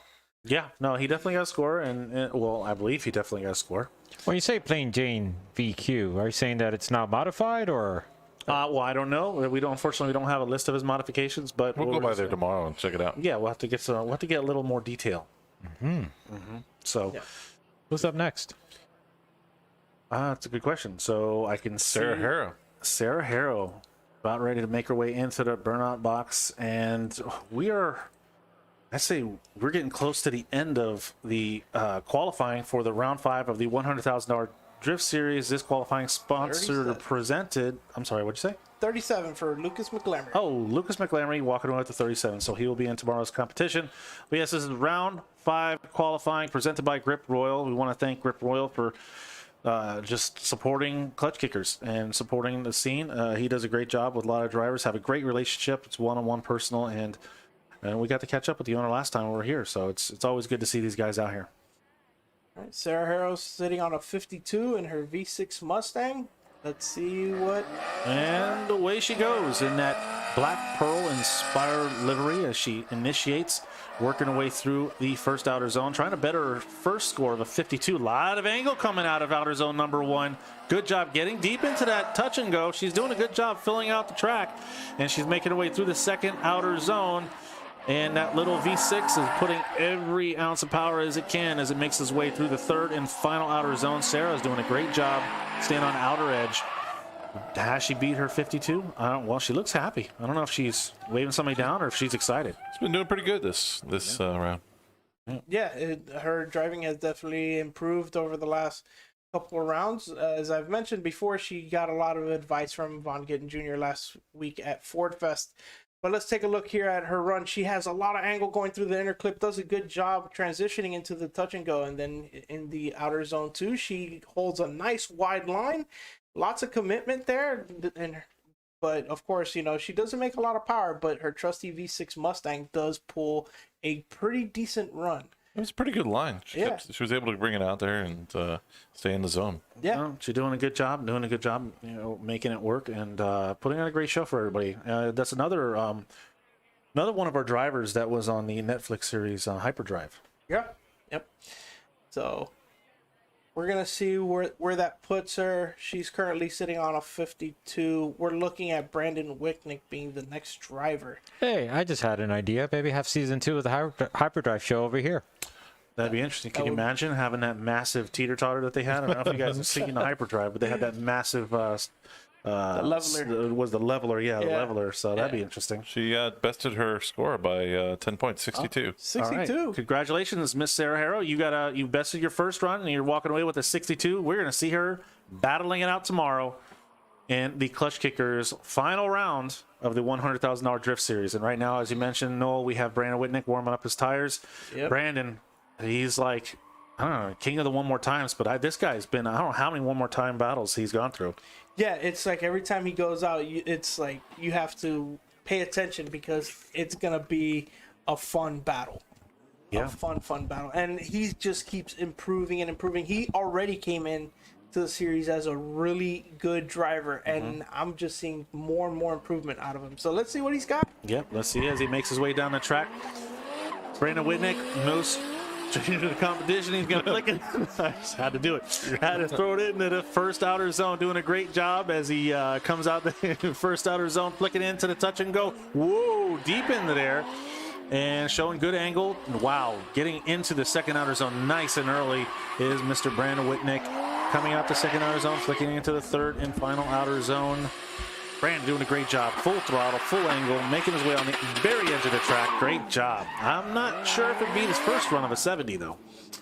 Yeah, so we're going to take a look at the drone footage and see exactly if he made any improvements. Let's take a look here. Nice faint initiation as he does. Very nice and early.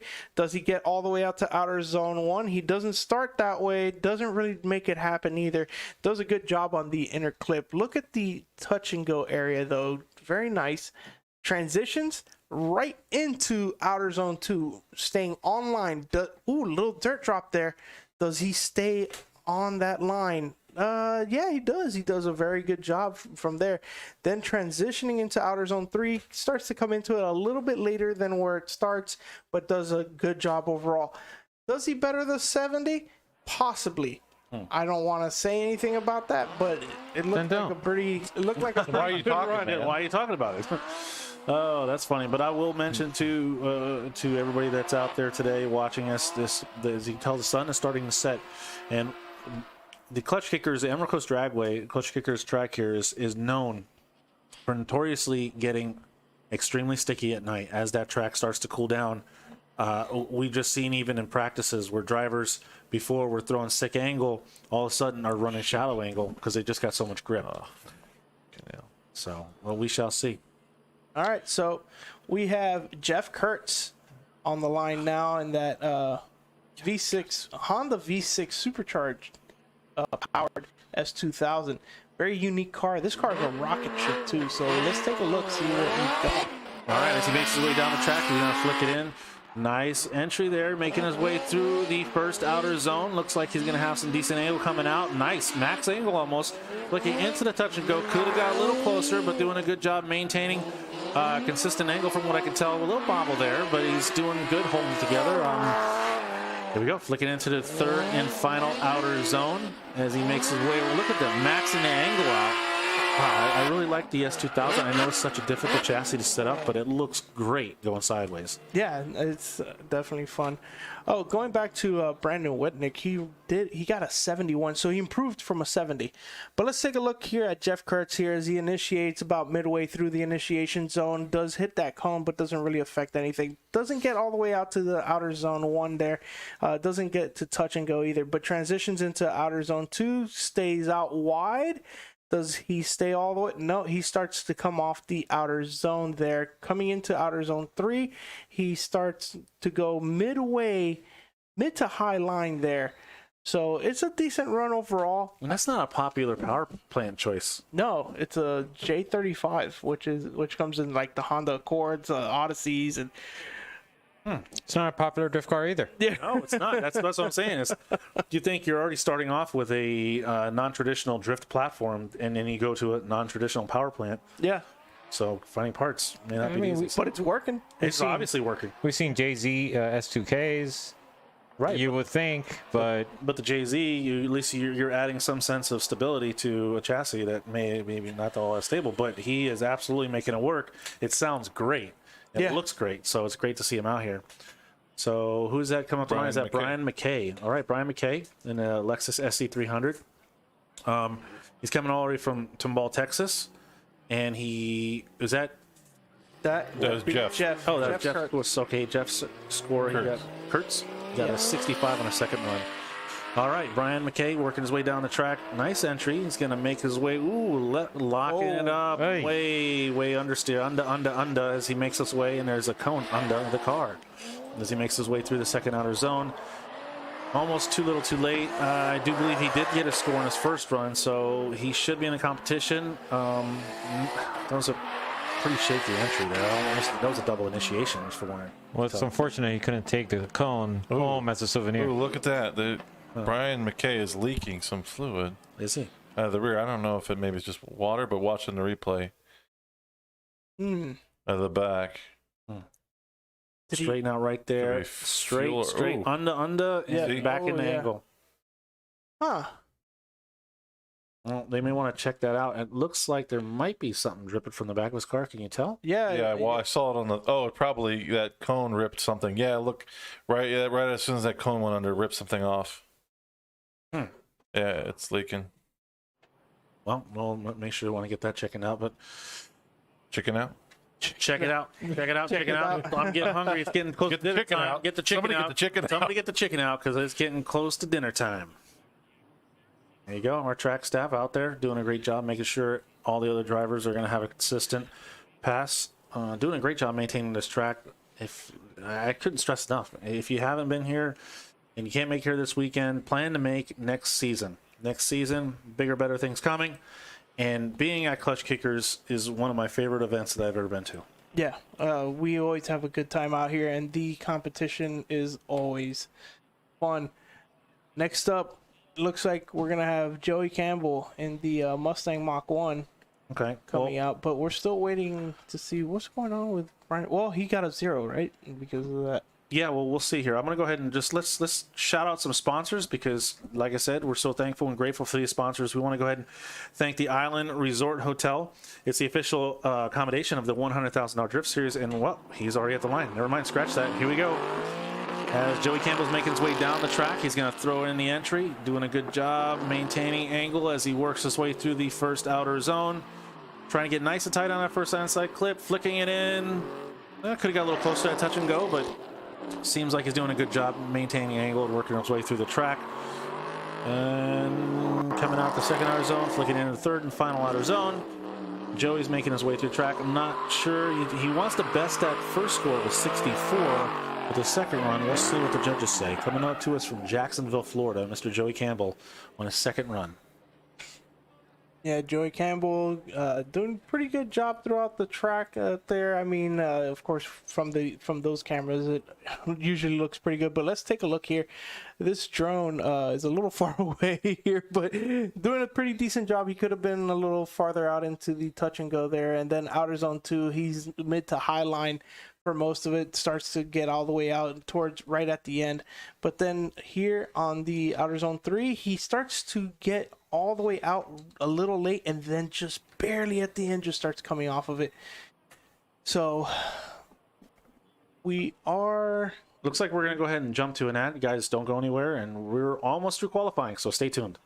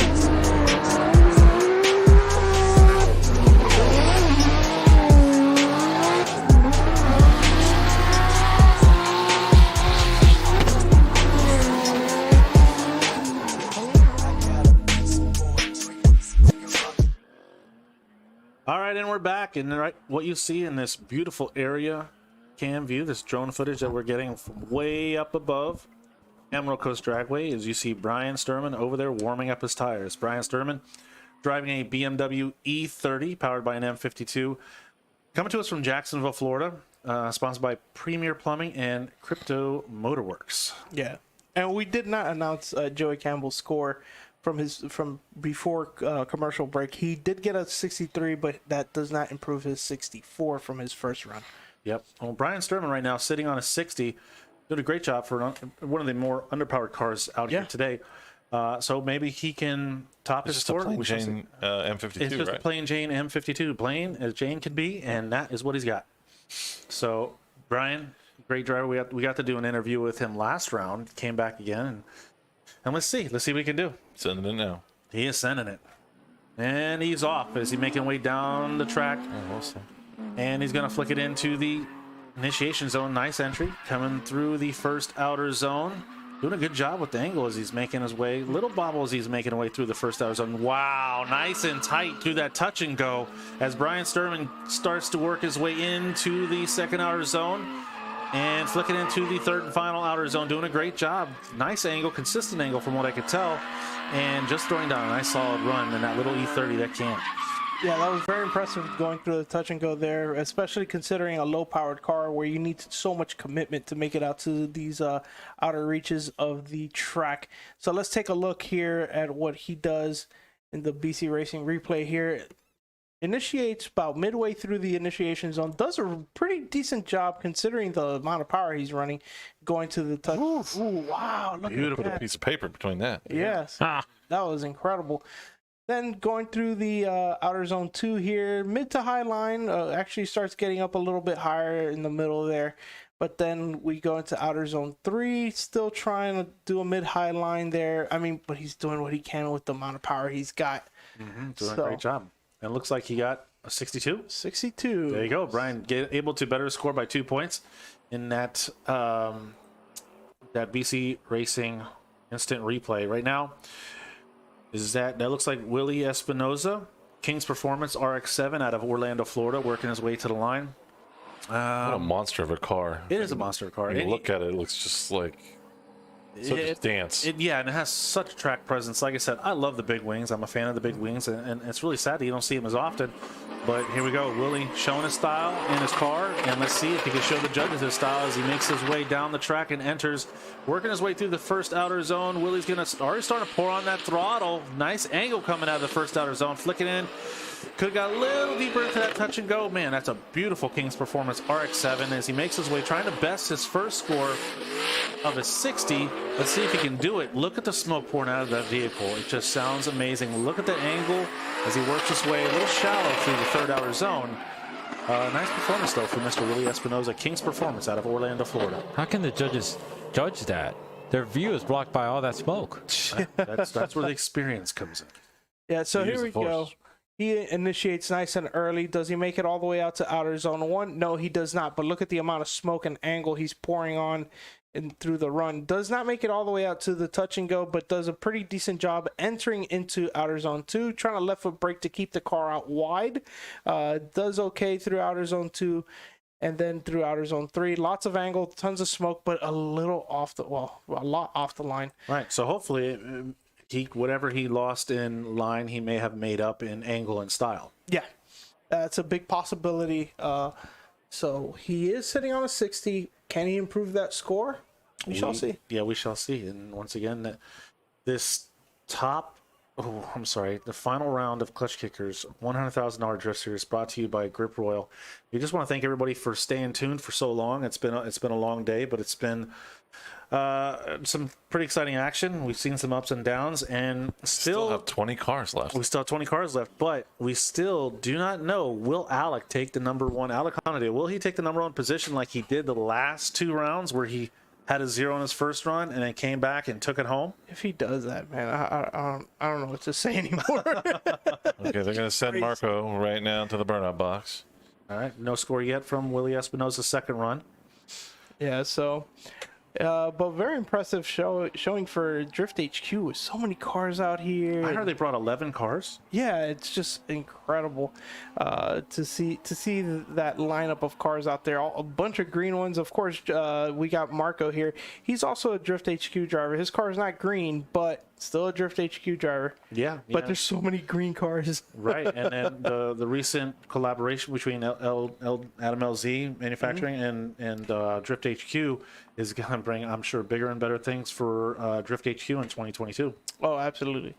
So let's see. Marco Garza is on the line here. We are waiting still for a score for Willie Espinosa. Well, we'll see here, guys. If you get a chance, go ahead and check out Klutch Kickers. Oh, we got a score back, and yes, he was able to better by 4 points. So Willie Espinosa will be walking away with a 64 for second run, and Marco Garza is down the track, and he initiates towards the end of the initiation zone, making his way through the first outer zone, doing a good job trying to put as much angle as he can through the outer zone, flicking it pretty good, nice and tight into that touch and go. Now he wants to go right in front of the judges, working his way around the track. And that track is probably starting to get a little cold, starting to get a little sticky. You're going to see some of these drivers. They're going to start and they're going to end up more midline than they were earlier. So, but Marco Garza able to hold it together. Will he best a 67? Nice looking car, man. It is a beautiful car. Yeah, I love IS300. I got to ride with Marco Garza. No, but specifically his car. Season. Yeah. Oh, specifically. No, specifically. Specifically or specifically? No Pacific. Oh, no Pacific? All specific. All specific. Yeah, so here we go, going into the touch and go area here. He could get a little bit deeper, but not a bad job at all by Marco. Does a pretty good job. Maybe a small little dirt drop right there in the outer zone 2. Then he starts to come off a little bit. Then not all the way out in the outer zone 3, but as Tim said, it is getting colder, and this track is notorious for getting grippier and grippier as it starts to cool off. So Marco Garza sitting on a 67. Can he improve that score? I'm not sure, but we'll see what the judges have to say. We do have Stephen Tassinaro. Yes. Tassinaro. Yeah, that's in his SC300. Yeah. Yeah, interesting choice of chassis because he went from the 350Z. And I thought the 350Z was Anubis's car. I believe it was, and they were letting him drive it. Well, nonetheless, he is out here representing Anubis Motorsports anyways, and he's coming to us from Winter Park, Florida. And he's going to throw down. Oh, Marco Garza got 1 extra point. He was able to better his 67, and he's going to walk away with a 68. And here we go. Stefan Tassinaro working his way down the track. He's going to flick it in. Ooh, having a hard time, looks like, trying to get the car sideways initially. Ooh, man, he's pouring on that smoke. Look at the smoke coming out of the back of that car, getting nice and deep into that touch and go, flicking into the second outer zone on throttle, right in front of the judges, doing a great job. Just pedal to the floor. He's not lifting as he makes his way through the third and final outer zone. Nice angle right at the edge of the track. Wow, Stefan Tassinaro, that was a great run. Yeah. It seemed a little shaky from my vantage point here watching the initiation, but once he got that sucker sideways. Well, let's see from the drone view here. Yeah, so let's look here. Nice initiation. Actually, not snappy enough, but it's still okay. He got an initiation done. Let's go through the touch and go. Decent job there. He could have gone a little bit deeper, but it's still not too bad. Then he goes into the outer zone 2 here, and this is looking really good through there. Transitioning, tons of smoke, lots of angle, full throttle all the way through here. Nice wide line through outer zone 3. And that's the replay presented by BC Racing. Stephen Tassinaro. Great job. Do you think there's any aerodynamic benefit to having the sunroof tilted up? Maybe he's just trying to vent out whatever smoke may be bellowing inside. Okay. Yeah, it's actually a pressure relief. Yeah. Yeah. Leaves pressure. Well, we'll see. It didn't look like it affected him one bit. He had looked like a nice, very nice second run. We'll see if he was able to better that first score of a 70 as Jeffrey Bird is in the warm-up, the burnout box. Yeah, Jeffrey Baird. And we're getting black and white now. Yeah, black and white. No, we're good. We're good. Looked like a scene from NCIS. Yeah. Man, people just besting their score by 1 point. Yeah. Stefan Tassinaro with a 71. Wow. Okay.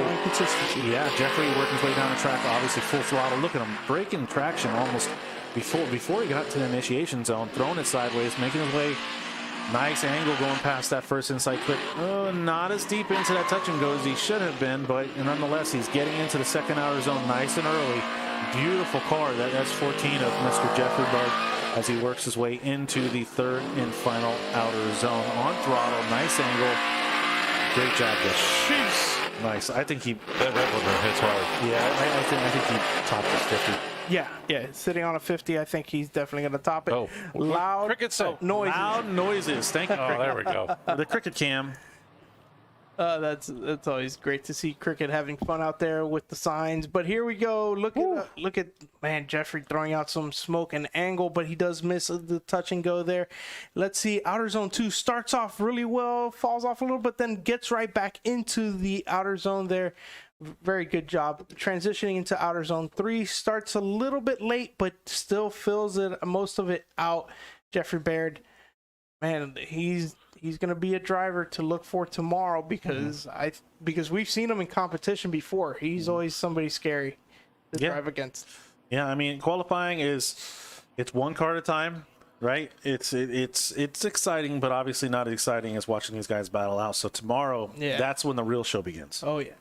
Tomorrow is going to be a big fun day. I cannot wait. It's the last round 5 of the $100,000 Drift Series presented by Klutch Kickers. This is qualifying presented by Grip Royal. So we'll see what Jeffrey Baird has. I mean, I think he definitely got better than a 50 on that run. Oh, yeah. Yeah, I think so too. You don't know. I'm going to run through some sponsors. Oh, you have a number?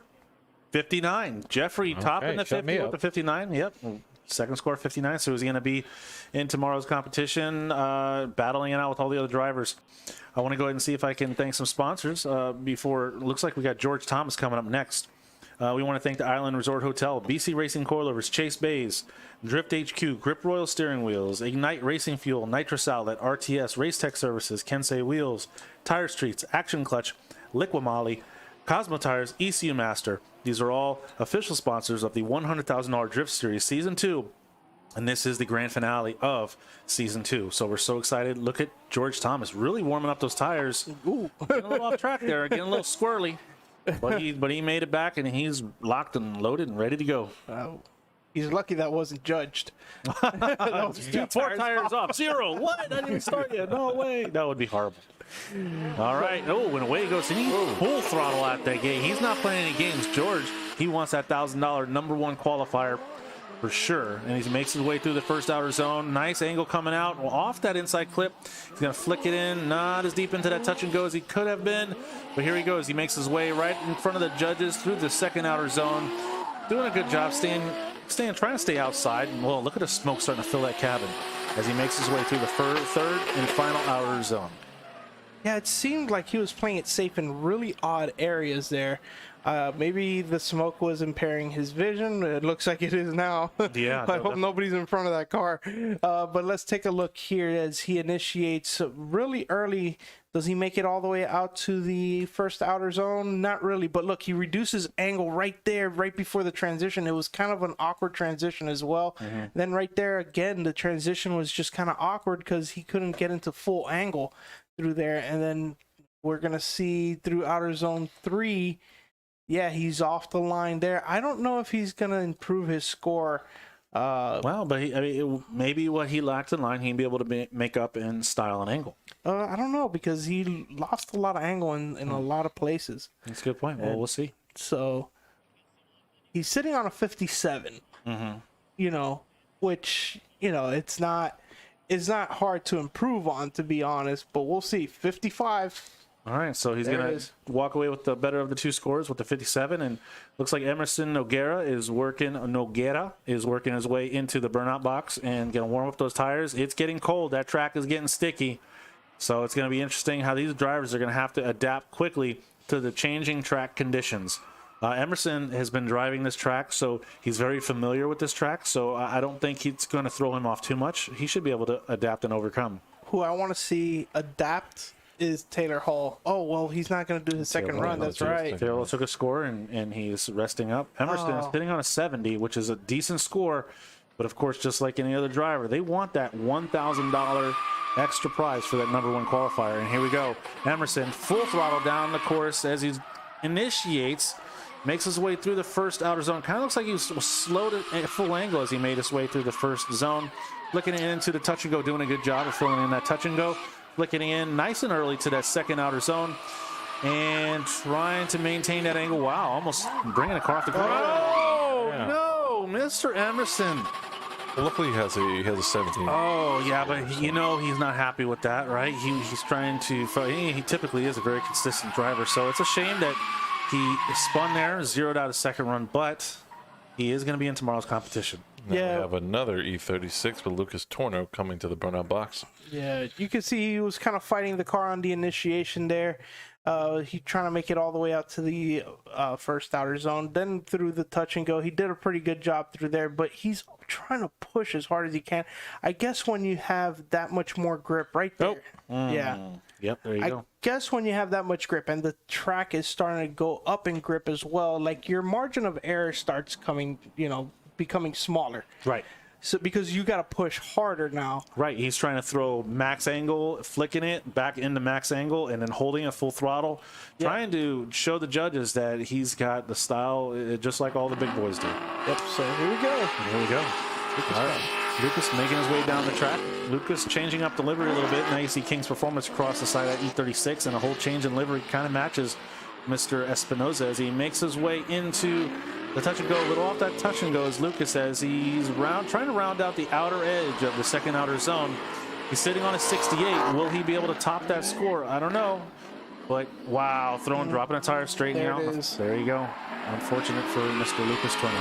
Yeah, that will be a 0 right there because he completely straightened out. Yep, 0. It is. Yeah. Yep. But he is sitting on a 68. Tyler Berry in the box, another E30.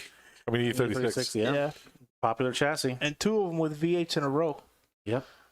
So I want to go ahead and let everybody know, guys, go ahead and check out funhaver.com. Funhaver.com. There, you enter in KICK25, you'll receive 25% off, and all orders over $50 or more are also going to receive a Von Gittin signed Hot Wheels. So you guys want to check them out. You want to go ahead and place those orders as soon as possible before they're all gone. Ooh, dirt. Yeah, so there might be a little bit of cleanup in aisle 3 or outer zone 3. Same thing, aisle 3. Yeah, so Tyler Berry is going to have to wait a little bit in that sweet trucking company E36 BMW. All right, well, let me go ahead and thank the rest of our vendors that are out here today.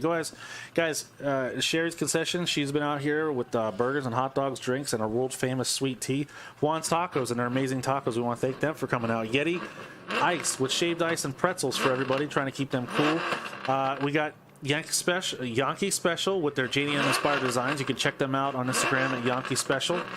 Fun Havers, like I mentioned before, check them out. They're here. We've got the full rig out here, bringing out Chelsea and Von Gittin's their demo cars, and then providing a car for Miss Colette Davis, right? So that's awesome to see them out here. We got Grizzly Axe Throwing Cosmo Tires, the Klutch Kicker also with their merchandise out here. Support Klutch Kickers. And we also have Bank of England mortgage lender out of Fort Walton Beach, Florida, Veranda Real Estate for all your vacation home dreams. Oh, there we go. Tyler Berry's down the straight, and he's there. He's entered, and he's driving. I can't see him, but I can hear him. Sounds like he's doing a great job. There he is on the touch and go. And there we go as he makes his way around this second outer zone. Wow. Tyler always does a great job throwing a lot of angle, a lot of style, a lot of smoke, full throttle, a lot of commitment. And we're starting to see that as we round out the top half of this qualifying bracket. Great job, Mr. Tyler Berry, at least from what I saw. The second half. Well, hopefully the drone caught all that because it's going to show us exactly what happened there, especially through Outer Zone 1 where we completely missed that part. But let's see what comes up. Oh, update. The drone died. Uh-oh. Do you have any extra lives? Oh man. Well, I guess we're not going to be seeing any more drone footage tonight. No, No, the battery. The bat. Oh, the battery died. Well, you know that the drone. Somebody call the drone medics. We need to bring him back to life. You said the drone died, not the drone battery died. So, Well, I mean, a drone isn't a living organism. Oh man, my drone neither died. is a battery. Oh, where's the funeral? I don't know. I'm so heartbroken. Oh, my poor drone Billy. I was like, well, I don't know, burnt out a motor. What happened? I don't know. well, Anyway, luckily, we're not just relying on one drone. Yeah. Klutch Kickers is had the forethought of supplying several drones. So, no worries. We'll get back into the action shortly. 82 for Tyler Berry. All right. 82. So Okay. it's an improvement There you go. over a 78. Yeah. So what do you guys score that drone? Get a 0? Did he spin out? So, he definitely gets a 0. You got His battery zero. died. Couldn't even run. Oh, An F. An F in the chat for that. Well, no, because you got to pay respects. with Yeah. that. Oh, rest in peace. Rest in peace, my drone Billy.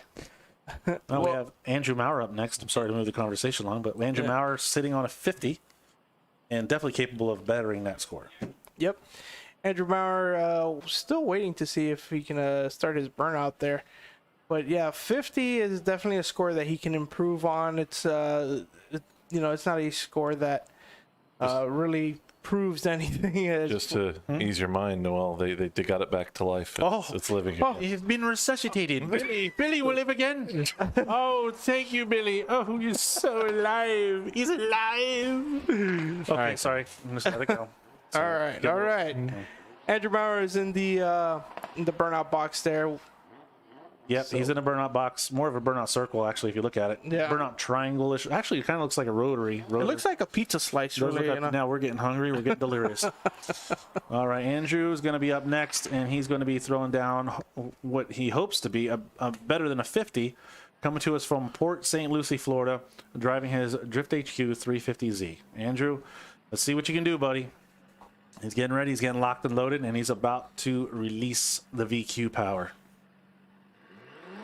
And there we go, trumpets away as he makes his way down the stretch, and he's going to want a nice aggressive entry to try to get the best style score as possible as he makes his way through the first outer zone. Looks like he's holding together pretty well. Nice angle. Going to flick it into that touch and go. Kind of off that touch and go. I don't know if he's a little scarred from last round, but he's doing a good job filling out outer zone number 2. And here he goes, flick it into the third and final outer zone. Looks like he's doing a pretty good job from what I could see of filling out those zones, and he makes his way off the track. I'd say that's an improvement over a 50. I would say so. I definitely think that's an improvement over 50. We shall see. We shall see. Now in the BC Racing replay with our drone back to life here. Nice initiation, nice and early. Oh, wow, that was close to that cone there, but does not get out to the outer zone. Actually is wide on inner clip 1 as well. Does not make it out to the touch and go. Transitions, but stays all the way out on outer zone 2. Starts to come off a little early, though. Transitions again into outer zone 3. Tries to stay as wide as he can. Doesn't look like he has a lot of angle through there. I'll tell you what, you definitely see a major difference between vantage point, right? When we initially watched the run, you're watching it from like an earth camera, if you want to say, as they go around the track, and the depth perception kind of fools you, and you think he's on a certain line. But when you watch that drone footage, you're like, well, maybe that wasn't that much better than 50, because he was very mid-line, didn't have all that much angle, it seemed, for the most part. So we shall see how that plays out. Yeah, Cabot Cardoso is... he is back on the line here for his second qualifying run. Cabot, of course, 58 for Andrew Maurer. Really better it up. So it is improvement. Any point is an improvement. We said change this position in the bracket tomorrow. So here we go. Cabot Cardoso putting it together, throwing down a nice solid run. Definitely an experienced Klutch Kickers driver as he works his way nice and deep into that touch and go. And you can see him working his way nice, bright color livery there. Even the helmet and everything matches the wheels. Doing a good job filling out that second outer zone, flicking into the third and final outer zone. Sitting on a 64, hoping to best his first run. We shall see. Cabot Cardoso coming out of Bridgeboro, Georgia. Sponsored by Peak Power Services, Prime Energy Solutions, Joker Auto Performance, Bell Raceworks, Grip Royal, and Denali Services. Yeah, Cabot sitting on a 64. Can he improve on that? Let's take a look here as he initiates, approaching outer zone 1, does not get out to it. Does a good job on inner clip, though. But then through the touch and go, not too shabby. Could have been a little bit deeper transitioning into outer zone 2. Does a good job trying to fill it out, but you can see the grip is starting to settle in. He has the left foot brake to keep the car out, and then right here you'll see the car will start to drive inward because of the amount of grip it's generating, and the cold track is not helping. Nope. So yeah, you got ECM written all across the side. Definitely, Cabot Cardoza has been picking up sponsors. He's shown his talent. People are impressed with the way he performs and the way he's able to. The experience that he has with Klutch Kickers has excelled him as a driver tremendously in the last 2 seasons. So, look. You got a. Wow, there we go. Cabot Cardoza able to best his run with a 69. Nice. So, and there we go. We got Reese Marin out there. And he's going to flick it in. Reese definitely bringing a lot of experience to Klutch Kickers as he works his way through the first outer zone, doing a great job. A little far off that inside clip. Bringing it nice and deep into that touch and go, and he's going to flick it. Very consistent, nice, smooth transitions as Reese makes his way out of the second outer zone. In the final outer zone, flicking it in. Nice smoke, good commitment, a lot of throttle. That's what the judges like to see. And right on that outer edge, ooh, drop a tire. But just right before, doing a great job, Mr. Reese Marin. Sitting on a 59. Let's see if he can improve on that score there. Reese Marin, a very experienced driver. Let's see what he's got here. Let's see. Initiates about midway through the initiation zone. Does he get all the way out? No, he does not. And he's not all the way as close as he could be to that inner clip. Does a pretty decent job through the touch and go. Maybe a little bit deeper would have been nice. But then we have the outer zone 2 where he starts to come off of it early. And then outer zone 3, he starts coming into it late. Does he hold? Yep. Yes, he does, because he also dirt drops there. So a 59, is that what he's sitting on? He's sitting on 59. I don't know. Maybe you can see by that big old sticker representing Club Loose right on the back of that car. Reese is he's no stranger, right? Yeah, I was gonna say. I was so close to saying, and I was like, he's no slouch, is what I was gonna say. So definitely excited to see him battle it out tomorrow. Yeah. So sitting on a 59, I think the score will be similar to that, but let's see. Maybe the judges saw something else. Just a little better. Moves him up in the bracket. He got a 62. Reese Marin walking away with the 62. Yeah. Next up, Nick Castleberry. Nick Castleberry, I mean, when he's on, he is really hard to beat. Lots of style, tons of angle, smoke everywhere. Yeah. That car is very, very nicely built. And when it's dialed, he is a dangerous man. Yep. Nick Castleberry out of Fort Walton Beach, Florida. And he is ready to throw down. He's definitely a hometown driver. Ooh, little purge and a nitrous, and he's ready to go. He's got his first score of a 71, so hopefully he can, for him, he can top that. He definitely want to take home that $1,000. But here he goes, ripping down the straight, flicking it in. Nice entry. Looks like he's got a lot of angle on entry. You're locking a little bit up on the front wheel as he makes his way. Wow, look at that angle as he makes his way out of the first outer zone, deep into that touch and go. Wow, Nick is really laying it down right in front of the judges with all that angle, style, full commitment, full throttle. You guys got to give it up for Mr. Nick Castleberry as he makes his way. Wow, this is definitely an exciting run, and he's just happy. You see him waving out the side, giving the thumbs up right there. Man, that was an amazing run. Wow. Is this going to be our new #1 qualifier right now? Because this run was unreal. Let's take a look. Nice initiation, tons of angle, locking up the fronts. Does he get all the way out? No, he does not. That's the one point of contention. But look at the angle through inner clip 1 and the proximity to that inner clip cone. Look at touch and go all the way out, and with tons of angle and commitment. Full throttle through outer zone 2, does not fall off of the outer line. Outer zone 3, excuse me. He does come into a little bit late, but man, fills the rest of it out. But I'll tell you right now, what Nick just did with the angle from this vantage point, the judges were very specific and say, listen, if you're going to throw a lot of angle, then you better maintain a lot of angle. And it's just like Nick, whatever he threw, he just kept it and he made it work and he rode that outside edge. Nick Castleberry doing a great job with his second qualifying run. Man, it's almost as if he just set it and forget it. Set it and forget it. He was on drift cruise control. Yep. Yeah, Lee Yearwood in the burnout box. Another exciting driver. Still waiting on a score for Nick Castleberry. Oh, 83. Wow, it's close. up there. Definitely better to score of a 71. So Nick Castleberry's walking away with an 83. Didn't take the number 1 slot, but there's the top drivers they're just working their way up now. As we get higher up into the points of the series, you're going to start seeing these higher points drivers starting to take their last qualifying run. And here we go. We got Lee Yearwood, Mr. Monster Performance himself out of Melbourne, Florida. And he's going to throw it in nice and hard as he works his way through the first outer zone, full throttle. Going to start pouring out that smoke already. Yes, he is. Looking into the... Whoa! Way too much. A little too much sauce, I guess, for that touch and go. But he's still on throttle. It didn't throw him off his rhythm. And, man, he is just pouring on the smoke. And is he sitting on a 0-0? Well, no, a 0. For run 1? It's just a 0. Oh, it's not a double. Well, okay, whatever. Yeah, I'm just trying to be clear. Yeah, so. is he sitting on? Well, what I'm saying Yes. is he going to be sitting on a 0-0 because he hit that wall? That's what they're going to check now. They're going to check. That was my question. He hit it just too hard. It moves way too much. That is going to be way past the line, as you can see right there. Yeah. Yeah, this is very unfortunate for Lee Yearwood. He's one of the more exciting drivers to watch, as he's always full throttle, lots of angle, just smoke everywhere.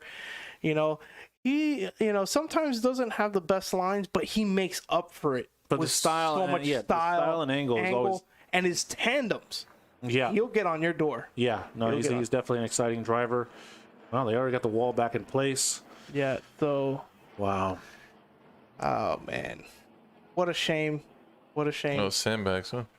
Yeah. Well, they're trying to keep that wall in place as much as possible. Of course, if the cars touch it, they don't want it to be just a little tap that knocks it off. They did stress to the drivers, hey guys, you don't have to touch the wall. We're not looking for you to touch the wall. There's a zone. As you can see, they're standing. You see those little white lines. They just want the bumper over those lines, and that's it. So it's unfortunate. We've seen this happen before. Yeah, the wall is really there just to make sure that you did cross the line, just to know you went outside the zone. Mm-hmm. Wow. So we're just waiting for the judges to make it official. Mm-hmm. I mean, there's nothing else that could be said about that. Just gotta wait for the judges' call and see what they say. 0 for Yearwood. Yearwood? Lee Yearwood. I was depressed. So. Yes. Yeah. That's that. I'm not happy. Yeah. Because he's a really good, battle. He just brings so much to the event. He just brings so much to the competition, so much excitement. Wow. Yeah. Yeah. Very unfortunate, but Ethan Parnell is in the burnout box. He's sitting on a 60. I think he can improve on that from history. I mean, he's always been one of those drivers that can really lay it down. Of course, he had some car trouble earlier today during practice, and I don't know if that's affected any of his qualifying, but we'll see what he brings to the table here as he pulls up to the line now. My eyes are closed right now. Is that your eyes? And those are my eyes. Yeah. Wow. And my eyelids, I can see the qualifying sign right there. I hear it though, and Yeah. it sounds amazing. Oh, that's interesting. Wow. There we go. Black screen. So, as you can hear, you hear sounds of Ethan Parnell. Just imagine you. Just imagine Ethan Parnell working his way down the track. He's doing pretty good. It sounds like he's doing excellent. He has to beat his top score of a 60. But unfortunately, not really too sure what's going on. Okay. Well, we'll see. It's just going to add a whole nother level of excitement and anticipation as we await to see what's happening. Right. Sounds like it stopped, though. Yeah, we had an equipment failure, and we're going to have to hold cars and wait for a second until we get this back up and going. All right, well, since we ain't got nothing else to do, I'm going to go ahead and talk about our sponsors and just let everybody know that you guys, we want to support our sponsors. We want to support the vendors. So please, if you're here, go ahead and check out our vendors. Oh, take that back. Okay, we're going to do commercial. Commercial time.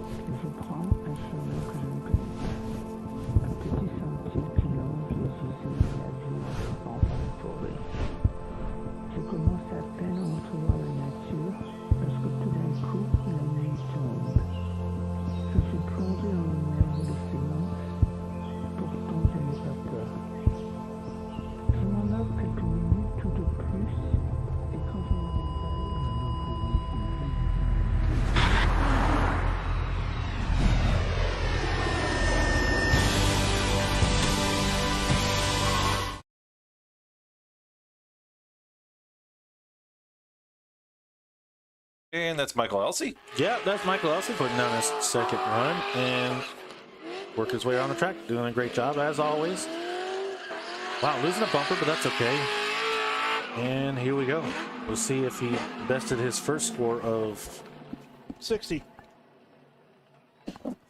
Oh, what is cricket? Turn around, Cricket. Cricket. Turn around, Cricket. Turn around, Cricket. We want Cricket. What do you got on there? What? No. I saw TJZ something. Yeah. All right, so here we go. Going through the touch and go there, and then outer zone 2. How does he do? Mid to high line, not the greatest. You could see that he's starting to get, a lot of grip, but lots of angle there. He loses his bumper, drops a tire, it seems, as well in that section. I'm just glad he was able to make it here. He went to the wrong track. What? Yeah. He went to mid pond, and then realized when he got there, it's like, oh, I'm not supposed to be here, and then made his way over here. We'll have to fact check that one. But he's out here, he's representing, and he's a fierce competitor, as you guys will see if you tune in tomorrow. And folks, thank you for bearing with us with the technical difficulties over here. And yeah, 65. All right. You know what the technical difficulty was, Ben? No, but okay. we're back, and Also important as we know what we fixed it. I just realized that Ethan Parnell's name was up there, so that's not Michael Elsey's score from earlier. Yeah, all he knows, he did get a 65. Oh, there we go. 64. So he improved. Improved by 1. There you go. Yeah. It's showing consistency. Keone Rodriguez with that Hawaiian flag. Makes it easy to spot, that's for sure. Yeah. In his S13. I love him in his S13. I think he does a great job. He's changed a couple different chassis throughout the events. We've seen him in a Vet. We've seen him in an S14 as well. The S14 with an LS. You could tell that that car, he needed to work a lot through the track. He was still driving it at a very high level, but it's just not what, what he normally does. And Keone it's always a family affair. We always see his wife out here, and friends and family always supporting him when he comes out here. Sponsored by 808 Transport. Izzy tows it. It's great to see him out here, right? See him out here, and they're representing Hawaii loud and proud. And let's see, his first score was an 82, so he's up at the top of the ranks as far as qualifying. Let's see if he can top that and take home that $1,000 today. Yep. So let's see. He's pulling up to the line now, and usually when they get to the line, they just kind of right away get going anyway. So, who's the top qualifier at the moment?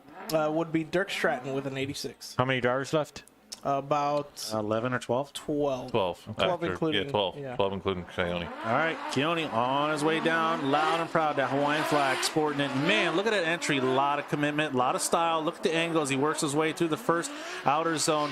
Full throttle off that inside clip. He's going to dive into that touch and go. Wow, nice and tight into that touch and go as Keone makes his way.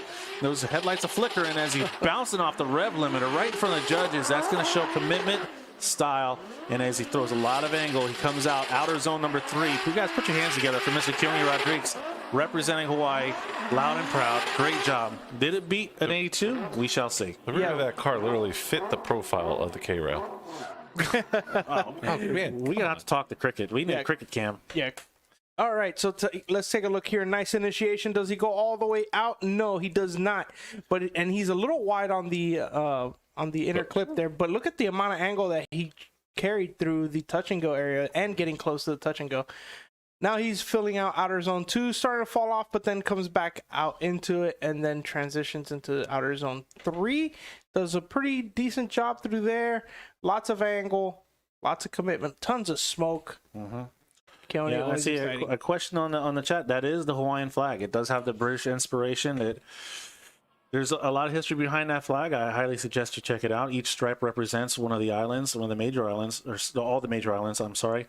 And the interesting fact that I found out when I did research that there was Chief Kamehameha. I don't know if you guys are Dragon Ball Z fans, right? That's his name. Chief Kamehameha was one of the ones that got together one of the sea captains, and he formed that flag. It is confusing. A lot of people can get confused with that flag because they see the British part. But yes, that is the Hawaiian flag. Do not be confused because they are proud Hawaiians. Yeah. My concern is the touch and go area. If he spent too much time there, he really took a while to transition back. But let's see what's the score. An 80. All right. Oh, okay. So just shy of his first score, but a great score nonetheless. There are not many 80s that have been handed out. The judges have been pretty stingy with those points. Yeah, it's definitely showing that the judging is becoming a little tougher. They're expecting the drivers. They're expecting more out of the drivers. It's the final round, man. Yep. Go big or go home. That's right. So Sean Booth in that S15 is up next. It's always exciting to watch. Yeah, and well, he is sitting on a 0. So yeah, and hopefully he got whatever bug worked out on it, because we want to see him tomorrow in the eliminations. I don't see him as a driver that's gonna do, just try to take it easy. I think he's gonna give it all. No, Sean Booth has always been a driver to go 110% as he works his way down the track, and he's off in that beautiful S15, and there he goes, flicking in, coming through that first outer zone, maintaining good angle as he works his way into the touch and go, a little off that touch and go. Almost does. It actually kind of does look like a safer run from Sean Booth. I don't know if he's down on power or he's just playing it safe, but he's going to walk away if he can hold it together with a score and be battling it out tomorrow in the final round of Klutch Kickers Season 2 $100,000 Drift Series. Yeah, definitely not a run that you expect from Sean Booth. If you know his history, 10 out of 10. Rock hard. Okay, all right. We're Oh man. Anyways, excuse me. Go ahead. Talk about the this replay presented by BC Racing. Yeah, so he's off of outer zone 1, does a pretty decent job on the inner clip, but then the touch and go area. Maybe we can't have a cricket camp. Maybe we shouldn't have a cricket camp. We're done. Yeah, so you can see he's not anywhere near the outer zones there. So I mean, this is definitely going to be a hard one coming from the line judge there. So, but up next, we definitely have an exciting one. Sean Booth gets a 63. Still no 90s. Yeah. No 90s. No. Well, maybe Mike can give us a 90. Yeah, Mike, you got to give us a 90. Magic Mike definitely. Mike, no pressure, but yeah, he's definitely a driver that can do it. He can give us a 90. So we'll see if he's got it in it. Right now, he's in 10th place on the qualifying leaderboard at sitting with a 78 on his first run. So if anybody can do it, Magic Mike is definitely a man that can. He's out here all the way from, the man that can. This coming all the way out from Denver, Colorado with a new playlist from, I believe. So he's rocking out inside that S14, throwing it sideways as he makes his way down through the first outer zone, already pouring out the smoke. A lot of commitment, a lot of throttle. That's what the judges want to see. Flicking in, bringing in. Oh, a little off that touch and go, but he's going to flick it in through the second outer zone. That track is getting sticky. That track is getting sticky, and you're going to see it affect these drivers. Unfortunately, not as deep into that second outer zone as he should have been, but it looks like the car is running well. Oh, he made it off. He made it out. Something's not right. Yeah, no, I don't think he's used to the sticky track, and you could even see. I still love you, and we still love you, Cricket. Yeah. Look at that. But you could see that the car is starting to not want to go where he's asking it to go. This is, that's outer zone 3 right there. That's really weird. Well, it ain't over yet. Yeah, it's definitely different when it starts getting cold like that. Right. And it's not even making much smoke as much as it normally does. Right. It did right at the start, and then something. Those guys look tired. What do you think about those judges? Somebody has to get them a cafecito or some Red Bull or something. Well, they're selling Red Bulls at the concession stand. Ah, there you go. Somebody needs to bring them one over. There's an explanation here. Yep. Those are the judges. You got Passionate Pat Gooden on the left. We got Mr. Dwayne Ramsey going to be judging line in the middle, and Will Parsons to your far right. And these are the judges. These guys have been out here all day. They've explained everything to the drivers, and they're expecting the drivers to deliver. How many years of combined experience? Oh, I don't know. You got 40 something, 50 years almost of Something like 100 years, I think. I think thousands of years since the formation of time, they have been involved in drifting. They are pretty much ancient drift wizards. Yes, they are ancient drift wizards. Those three. So, anyways, we do have Brandon McDowell. Guys, stay tuned because, as I said before, Brandon McDowell, some of the sickest entries in the Klutch Kickers series, and very consistent. He is 110%. Oh, Mike Pollard, unfortunately, not able to top that 78. He is walking away with a 52. But what the good thing is, they're going to take the better two scores, and he will be his best score, 78, and be in tomorrow's competition. So there's not many drivers left to take Dirt Stratton's #1 spot, except for one man, Mr. Alec Arnadale. Oh, no. Is it going to happen again? I didn't say this man. I said one man. One man that is very familiar. Yes. No stranger. Yeah. No stranger. There we go. I'm sorry. I lost. I was changing up for you. Yeah, that's okay. Giving you new words. Yeah, Brandon McDowell, he's sitting on 81. He is easily one of the top contenders here and can definitely walk away with the score in the 90s. Let's see how it goes. Like I said, that track is getting stickier and stickier as that sun is almost completely set. So we'll see how that's going to affect Mr. Brandon McDowell in his second qualifying run of round 5, the finals of Klutch Kickers $100,000 Drift Series, and away he goes, ripping it right out the gate, full throttle, flicking in nice and early in entry. Look at the angle, full lock. Oh! No. Yeah. Oh, he was fully committed. He had nothing to lose, but full commitment. If he would have pulled that off, I mean, he was at full lock like right away.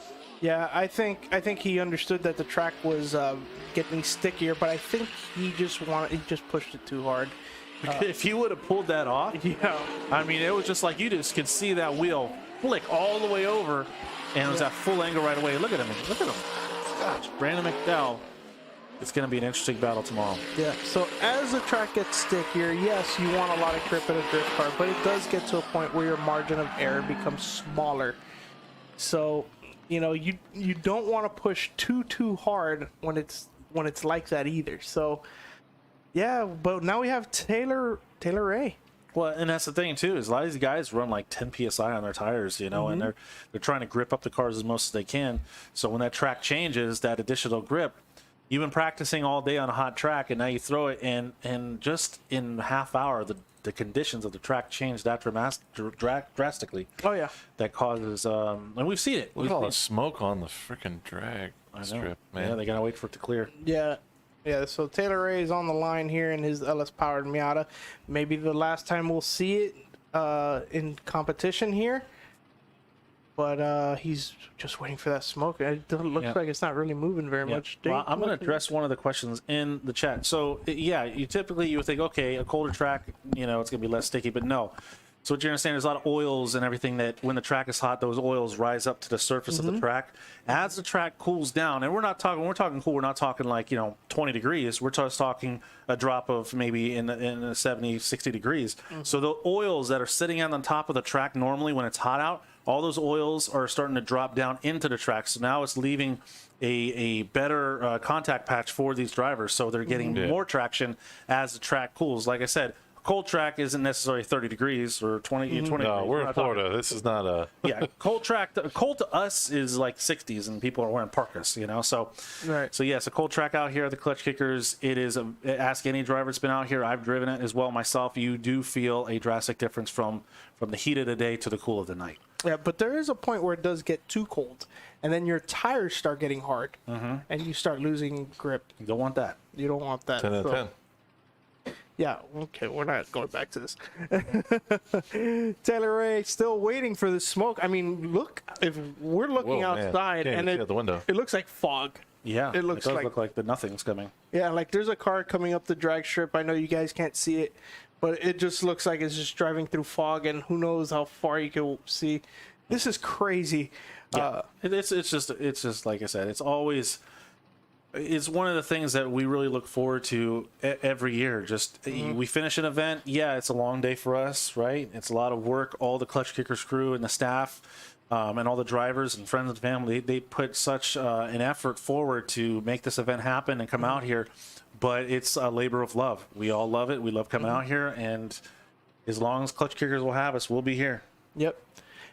And man, that's only with Brandon McDowell just doing the entry and spitting out.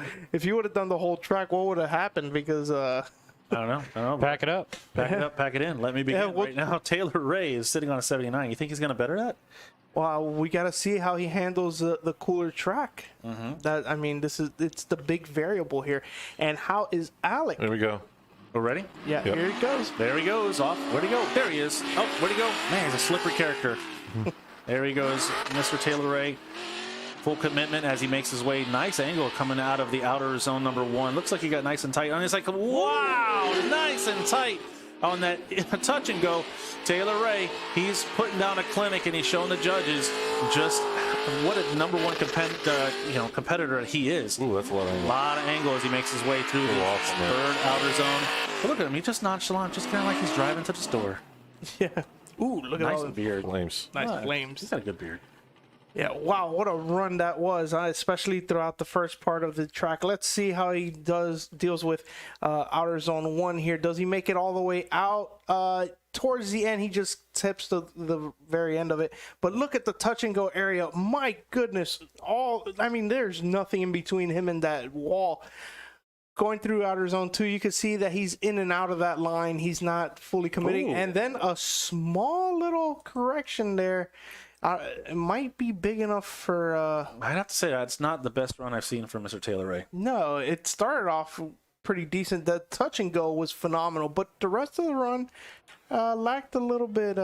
Yeah, I mean, when he got into the second outer zone, he kind of came off it, and then that transition between outer zone number 2, and it looked like it was a very slow transition. Almost looked like he straightened for like a millisecond. Yeah, it was almost like the transition was kind of lazy, and just he had to like kind of force it to keep going. Keep transitioning. Well, and folks, I think it gripped up on him. it could have gripped up, and when what you're seeing is what might possibly be the last time you're going to witness that little Miata at Klutch Kickers. Oh, no. Yeah, could be. Yeah, it would be a shame. No more Miata twins. Yeah. We asked earlier, hey Ben, do you plan on making a transition to a different chassis? And what did Ben say? Nope. Absolutely not. Nope. Yep. So Dustin Miles is in the burnout box. He is sitting on a 0 as well. So this is a very big deal for him. He needs to make a run here. I'm pretty sure he's going to take it safe, considering everything, especially cold track, as we've been mentioning this whole time. But we're still waiting on a score from Taylor Ray. Will he better the 79? It's going to be kind of tough. I don't know. We'll see. It'll be close. I wouldn't be surprised if he doesn't. 79 is a great score, especially as strict as the judges have been. Yep. So, Dustin Miles of Styles. He's locked and loaded, ready to go, coming to us from Lawrenceville, Georgia. I love his description. You got experience, Dustin Miles of Styles? You know what he says? Lots. He's got lots of experience. And we love him, and we love him here. We love to watch him battle it out and just love looking at his builds. So it's always exciting to have Mr. Dustin Miles of Styles out here representing and just throwing down some sick battles, always putting down good scores. It's a 0 for Taylor Ray. A 0. We got a 0 for Taylor Ray. I guess Yeah, because that bobble. The transition. Oh, the transition bottle. I guess they consider it straight now. Wow, what a shame. Well, Taylor Ray walking away with the 7. That's right in front of them. Yeah, it was right in front of them. But here we go. Dustin Miles of Styles going to flick it in, and he's going to try to make his way through the track.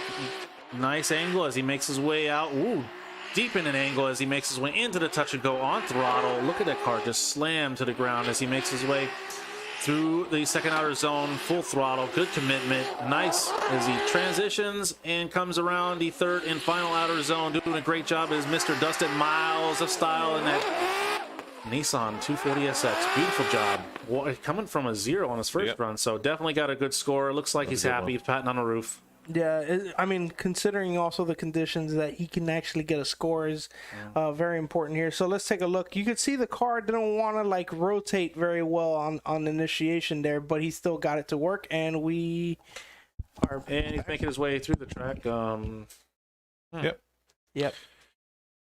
Okay. So not sure if you guys can hear us or not, but we are having some technical difficulties. We're just going to pause for a second while we get some equipment back up. Yep.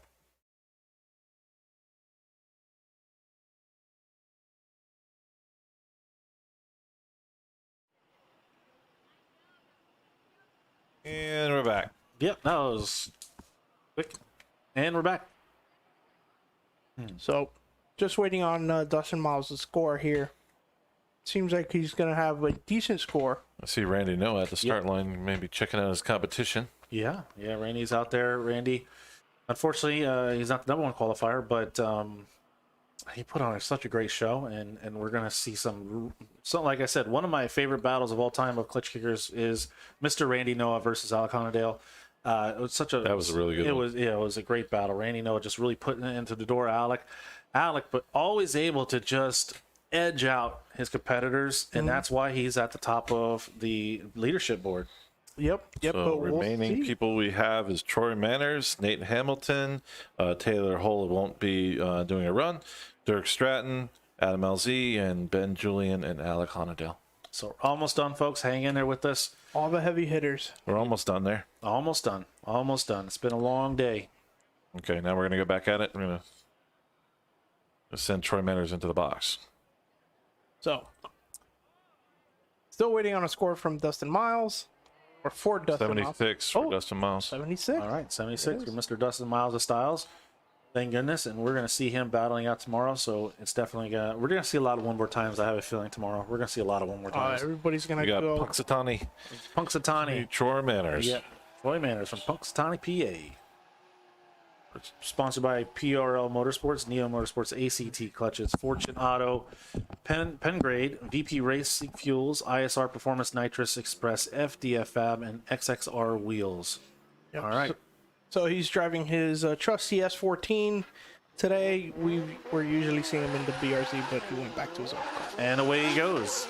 As he makes his way, Troy is going to initiate, try to throw as much angle. It looks like he's got a good amount of angle by looking at the front wheels. He makes his way nice as he comes through and into the touch and go. Not as deep as he could have been. That track does seem like it's getting sticky, and he's just putting it through. Oh, you can see that wastegate just blasting underneath the car. A lot of angle. Good commitment. Well, Troy Manners looks like he's putting down a good run. I'm not sure if he's going to quite top that first run of a 679, but we'll see. Yep, of course, the track conditions making it hard for him to reach out into those outside zones. The car is gripping up. It's getting more forward drive, and it's trying to push itself off. But let's take a look here. Does he get all the way out to the outer zone 1? He does. Doesn't feel it, but he gets all the way out. Tries to make it to the touch and go there, but does not make it out. Then outer zone 2. Left foot braking with a little bit of a dirt drop. Good angle right before he transitions into outer zone 3. He's holding the left foot brake, trying to keep the car out. So, right, trying to maintain that angle consistent angle as he works his way through the zones. Yeah. Troy Manners is definitely one of the more exciting drivers, especially in the battle mode, right? All these drivers, this is qualifying. Right. Unfortunately, for me, it's not the most exciting part of a competition, right? It's a necessary thing that we need to do. And we are able to watch these drivers under pressure. That's just a camera drone. Yeah. Oh, yeah. Watch these guys under pressure trying to put down these scores and take home that $1,000 prize. But tomorrow is what we're here for. Tomorrow, the battles, the 1 more times. It's just the door-to-door action and just what these guys are going to be pushing, not just themselves, but their cars. It's going to be tremendous and very exciting to watch. Troy Manners got a 69. Nice. Troy Manners got a 69. Nice. Okay, next we have Nate Hamilton. Nate Hamilton also sitting on a 0. Oh, that's right. Nate Hamilton. Definitely one of our favorites. We always get to run into Nate Hamilton. We are able to grab an interview with him. Guys, check him out. Check out 144 Racing. He's going to be doing a raffle. You just want to check him out. This man, he's got he combined his print shop and his garage. So when you watch his videos, you see him working on his car and working his business at the same time. This guy's up at the crack of dawn, 5 o'clock, working out, riding a skateboard, eating well. Just does a great job. It's just a good all-around dude. Would you say he's no stranger to hard work? He is no stranger to hard work. And here he goes, entering in Nate Hamilton, working his way through the first outer zone. Nice angle, a little off that inside clip, bringing it into the touch and go. Nice. Looks like he's playing a little safe. He wants to put a score down here. The track is getting stickier, so doing a good job coming through that second outer zone. And here he goes. Just got to hold together as he makes his way through the third and final outer zone. Nice angle on throttle right on that edge. Great job. All right, Nate Hamilton. Nate Hamilton. Well, it says he has an 83 in his first run. No, that's right. No, he got a 0 on his first run. Yeah, he spun out, right? Mm-hmm. Yeah. Okay, so here we go with the drone cam here. Nice initiation, nice and early. Does he make it all the way out to outer zone 1? No, and he's a little bit wide, just slightly on outer zone or inner clip 1. Doesn't make it out to the touch and go, but of course he's just trying to get a score on the board. Making it through the outer zone 2, nice through outer zone 3. Lots of angle, full throttle, full commitment. Yeah, I like it. Good deal. Good deal. I like it. He's gonna be in the show tomorrow. Definitely exciting driver to watch. We've seen him some really hard fought battles. Yep. Where unfortunately, if you've been watching, certain calls didn't go his way. So he's back and he's stronger than ever, and he's going to prove a point, and maybe he'll take a podium this round. Yeah, we're definitely looking forward to seeing some of these guys that, man, I mean, last round was kind of brutal for a lot of these guys, right? I mean, they were all in the running for the championship, and then all of a sudden they got knocked out by, these little things. 76. So we'll be seeing him tomorrow. And speaking about the championship, just guys, there's about $45,000 that's going to be given away tomorrow. Yeah. Between competition prizes for round 5 and championship prizes. Yeah. Right? First place is going to receive $10,000 of the championship. Wow. So that's right now, it's like right at the tip of the fingers of Mr. Alec Honadale. Yep. $10,000 for first place in the series. Second place, you can get $5,000. Third place, $3,500. Fourth place, $1,000. And fifth place will be $500. And that, like I said, that's the championship winnings. Now, to be part of the championship, these drivers, they only took 40 drivers to register. So all the drivers you see driving tonight, they're not necessarily part of the championship running.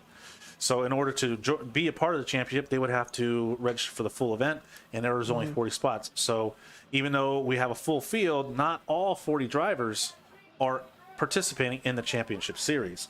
Right. So these other drivers that are not participating are almost like roadblocks for these other championship competitors. They play spoiler. Yeah, they play spoiler, definitely.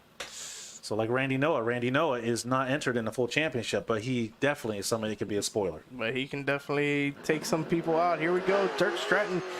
Yep, the number 1 qualifier, sitting on an 86, going to try to top that to make sure he wants to set that bar high because he knows Alec Honadale's coming up. Yeah. Oh, unfortunately. That's going to be a 0.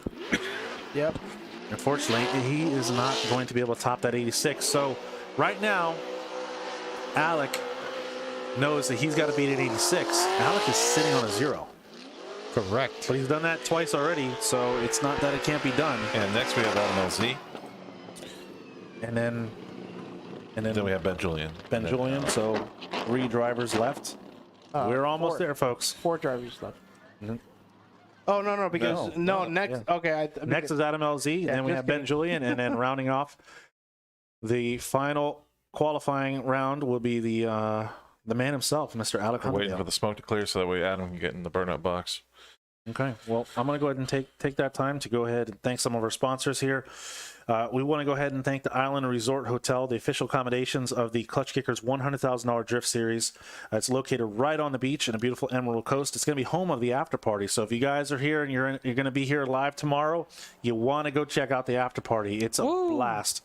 Even though I partied so hard, I think last time I fell asleep and everybody was taking pictures next to me, so that was kind of fun. Okay, we also want to thank BC Racing Coilovers. It's not about where you start; it's about where you are. They were founded in a garage in 2006. BC North America currently offers over 1,100 suspension kits, all custom made to fit your exact vehicle needs. We want to thank Chase Base, focuses on high-end fluid transfer products for the aftermarket automotive industry, designed to increase performance and aesthetics, all while saving you weight and space. Drift HQ, on-site mobile parts trailer, on-site providing drivers with all their needed parts to get back on the track. Grip Royal Steering Wheel, also on-site, is the official steering wheel of the Klutch Kickers $100,000 Drift Series, providing us with a collaboration steering wheel, as I mentioned before, a beautiful red and black checkered Klutch Kicker steering wheels. You guys want to check that out. Ignite Racing Fuel, the official fuel of the $100,000 Drift Series. Nitrous Outlet, the official nitrous supplier. We have Race Tech Services, the official transmission. Kensei Wheels, custom wheels with a focus on quality and innovation, but not to break the bank. They traveled all the way from California to be here, so we want to give them a shout out and thank them so much for coming out here and supporting Klutch Kickers. Tire Streets, competitive tires driven by some of the top drivers in the series, long lasting and affordable. Action Clutch is built to outperform the competition. Liquid Moly, oil and other drivetrain lubricants. Cosmo Tires, affordable and long lasting. ECU Masters, from engine management, power management, and logging dash displays, ECU Masters offers the highest quality products and softwares available. And now, the man Adam LZ, can he take the #1 spot? He definitely has the potential. Absolutely. And here he goes in his blue E36, going down straight, sitting on an 80. He's going to flick it into the initiation, work his way through the first outer zone. Look like he's trying to throw max angle, tapping that left foot brake as he works his way nice and tight on his side. Whoa, nice on that touch and go. Trying to get nice and early into that second outer zone. Man, he's riding that left foot brake, trying to stay nice and wide. This is an excellent run. This can be a #1 qualifying run because he is on the outer edge of the track. Guys, give it up for Adam LZ. That was great. That was a great run. Let's see what it looks like from the drone view now. Yeah, and that's the thing, like we said before, watching that initial run and now watching on the drone, let's see what happens. Yeah, so here goes on the run up to the initiation. A nice initiation by the first standing cone. Does he get all the way out? He tried. No, he didn't make it. Does a good job on the inner clip, but wow, look at the touch and go area. He's so close, but does not fill it out like as he's supposed to do. Then going through the outer zone 2, does pretty decent there. Maybe a little bit off in the middle, but then he enters into outer zone 3 right on the edge, right where he's supposed to be. This is a really good run, guys. It is a really good run, but wow, what you see the difference between the ground footage and then you see the drone footage, you're able to see those little areas that he wasn't quite on the edge of outer zone number 2 like he should have been, and he didn't make it out and completely fill out outer zone number 1. Excellent run. We're not taking away any credit from him, right? But it gets to the point where he has an 80. Can he top that? The judges have been so crucial in a lot of these points, and it's been showing in the scores. We haven't broken 90. No, usually we have at least 2 or 3 90s. And it's been kind of tough these last this last round here that we're qualifying here in round 5 of the $100,000 Drift Series Season 2. We're going to go ahead and put Ben Julian in the burnout box. Get ready. Yeah, it seems like we're all ready to go get some grub and I'm definitely and prepare for tomorrow. But we're still waiting on a score from Adam LZ. Will it top his 80? Will it top Dirk Stratton's 86? I don't know. We're seeing some 90s. We're seeing some 80s. We'll see. He gets an 85. He bests his first. 85. That puts him up on the top. It puts him on the top. He doesn't take first place. No, that puts him in 3rd place because you It have puts him up top. Randy So Noah. I'm saying at the top. Just saying it puts him on the top Okay, yeah. of the bracket. Out of the top. Oh, Ben Julian. There he goes. He's already down the track. Wow. That was quick. Here he goes. Ben Julian making his way through the first outer zone, pouring on the smoke, coming across that inside clip, going to flick it into that touch and go nice and deep, into the touch and go, and he makes the way. There you go. Ben'sUsedMiataParts.com. You guys want to check him out for all your Miata parts, and here he goes, flicking in to the 3rd and final outer zone. Ben Julian, always a showstopper in that little Miata of his. Good job. Julian sitting on a 72. I think this will better it. But of course, the drone always shows you the truth. Okay, we're not reading that. Okay, Cricket. Anyway, so here we go. Here's the drone footage. Does a pretty good job. Does get out to outer zone 1, but only towards the end of it. Does an excellent job there on the touch and go. Here we go through outer zone 2. Starts to fall off and then has to make an adjustment to bring it back out. And then through outer zone 3, starts a little bit late, starts coming off, and then comes back out. So I think it'll better his score, but it's not going to be the top score. I'll tell you one thing. Doesn't have any more featured parts over at Ben's used Miata parts. He has new parts, though. Yep. Yeah. So make sure to check it out. He has a used radiator, OEM bottom steering wheel, column shaft, a hood, and so much more. So be sure to check that out. Yep. Ben, diehard Miata lover. Check them out. If you have a Miata, if you want some tips and tricks on how to set up your Miata the way they have him and Taylor Ray have them set up there, check out Taylor Ray's YouTube page. It's such a good little chassis. It just does anything, you know. Nobody thought it was until Taylor Ray really got It wasn't it was done. It's not something that wasn't done. We see Jeff Abbott. Jeff Abbott was a pro, and then we also see Danny George. Mm-hmm. They're both Miata drivers out there showing that it can be competitive. Chelsea Denofa too. Chelsea Denofa, that's right. Chelsea Yeah, Denofa he too. started in a not start, but you know. So 75 for Ben Julian. Okay. So he does better his run by 3 points. Well, here we go. Alec. The moment of truth. Yes, indeed. Let's see what he can do. All eyes are going to be on this man. Championship indications, right? Yeah, if he doesn't, Implications. There we go. My if he does not qualify, yeah. This indicates championship. So Ben could win. If he doesn't qualify, Ben could I don't think that's going to happen, but anything's happening. I don't usually think he's going to get 0 out of his I don't think he's first going run. to, you know, he's going to give it his all. I mean, he isn't. But if he does 0 out of his run, Ben is well. We'll see. Anyway, no pressure. No pressure. Alec, as he works his way down the straight, flicking it into the initiation, and working his way through the first outer zone. Look at the smoke pouring out. Whoa! A lot of angle coming through the man. Nice and deep into that touch and go. He just 110% full throttle. That's why this man is the championship leader currently in points. And here we go, coming around outer zone number 3. I don't see him wavering or faulting whatsoever. And he does it. Off the track he goes. Come on now. You know, I think he does it on purpose. At this point, on purpose. come on. He's just a big tease. Yeah, I have. Oh, man. I'm not going to read that. Wow, let's take a look here. Early initiation. Does he make it all the way out to outer zone 1? He fills it out halfway through, which is better than most. Does a good job on the inner clip. Touch and go, always on point there. And then through outer zone 2, he does a really good job staying all the way out, left foot braking to keep the car on that line. There he goes through outer zone 3. I mean, it's just unfair, man. That was really good. We have somebody in the chat, Send the Sam, who writes, watch him be the only person to score over a 90. It's happened. It's right? happened. Look at Pat's like, face. no. Look at Pat's like, no, we can't. We can't go 90 now. Yeah. Pat's like, how much are you guys giving? All right, I'm just going to give him enough to make it to an 89. Yeah. 89. I don't know. We'll see. We'll No see. 90s today. We'll see. So right now, Dirk is watching That the was screen. pretty freaking insane. I mean, it's just, he does it all the time. Yeah, and if you guys have never got a chance to meet, oh look, Pat Gooden, he's done. like, I'm outta here. I'm out of here, fellas. You got All my right, points. I'm You got hungry. my scoreboard. You got my score. I'm getting out of here. Have my twisted tea ready. Peace out. Get my twisted tea ready. I better be cold. Oh man. Oh. Well, this is, Oh God. No. Please don't do this. if you can hear us, Sponsored by Terry. it's connecting. There we go. Okay, good. Just a tease. We're just trying to add to the suspense. Yeah. Okay. All right. Yeah. Another cigarette. Another one. Passionate Pat. He's had a long day. He's ready to pack it in, get some grub, and be back at it again tomorrow for a full day. Okay, here we go. Oh, we got something coming in.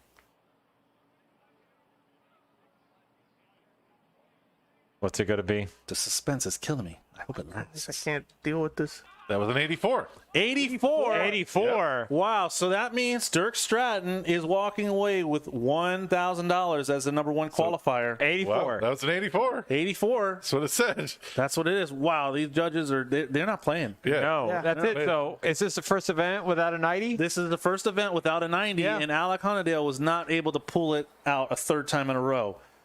Dirk Stratton has ended his number 1 qualifying streak. So, okay, we want to go ahead Congrats to Dirk and Stratton. just shut our eyes. Well, either way, if they can hear us, that means he'll be placed 4th. Yeah, he'll be placed 4th. So, but let's go ahead and just thank our sponsors and give everybody a shout out once again. We want to thank the Island Resort Hotel, the official accommodations of the $100,000 Drift Series located right outside the beautiful Emerald Coast, BC Racing Coilovers, Chase Bays, Drift HQ, Grip Royal Steering Wheels, Ignite Racing Fuels, Nitrous Outlet, RTS Race Tech Services, Kensei Wheels, Tire Streets, Action Clutch, Liquid Moly, Cosmo Tires, ECU Masters, and of course our vendor, Sherry's Concession, Juan's Tacos, Yeti Ice, Yankee Special, and Fun Havers, Grizzly Axe Throwing, Cosmo Tires, Klutch Kickers, Bank of England Mortgage, and Verandas Real Estate. We want to thank everybody that made it out here, and just hopefully everybody makes it back out again tomorrow. We just look forward to some great action. Yeah. One thing we have to find out is if at least 61 drivers have made a scored run, because if that's the case, then Aliconadale has to battle for the top 32. So the championship goes on. Yep. So, guys, I want you to go ahead, and if you guys are attending us live tomorrow, the gates open at 7 a.m. Drivers' meetings going to be at 9 o'clock. The top 64 will start about 11:45 a.m. Guys, we look forward to seeing you tomorrow. Have a safe night. Have a good dinner, and we'll see you soon.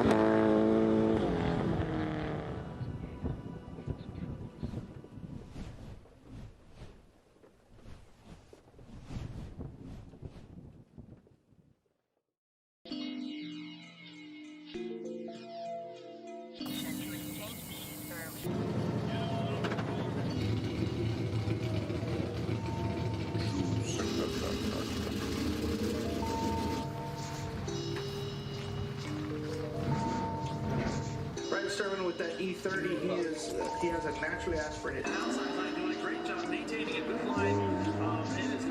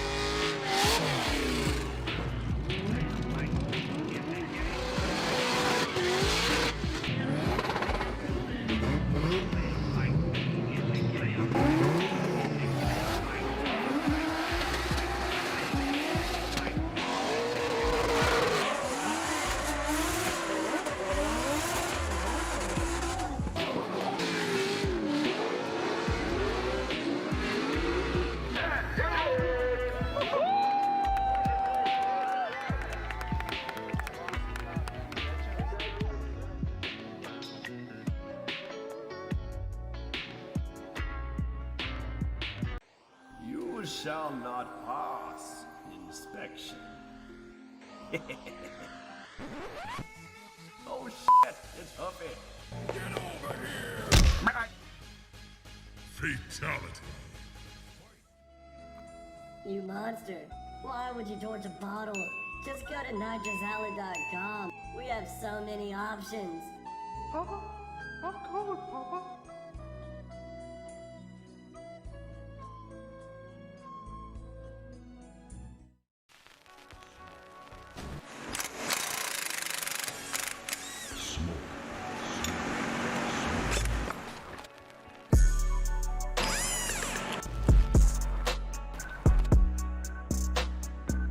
This murder puts me in the mood.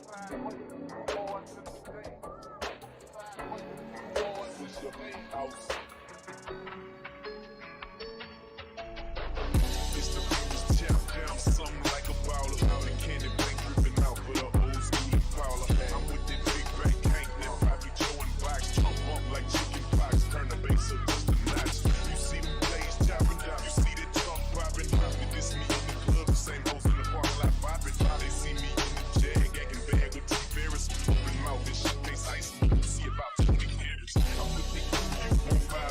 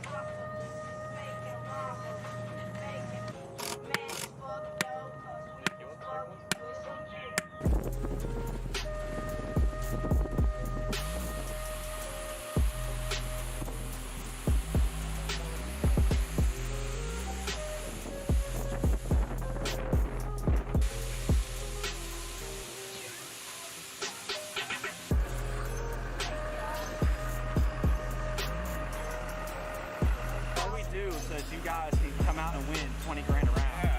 It's a lot of work. We are the boys.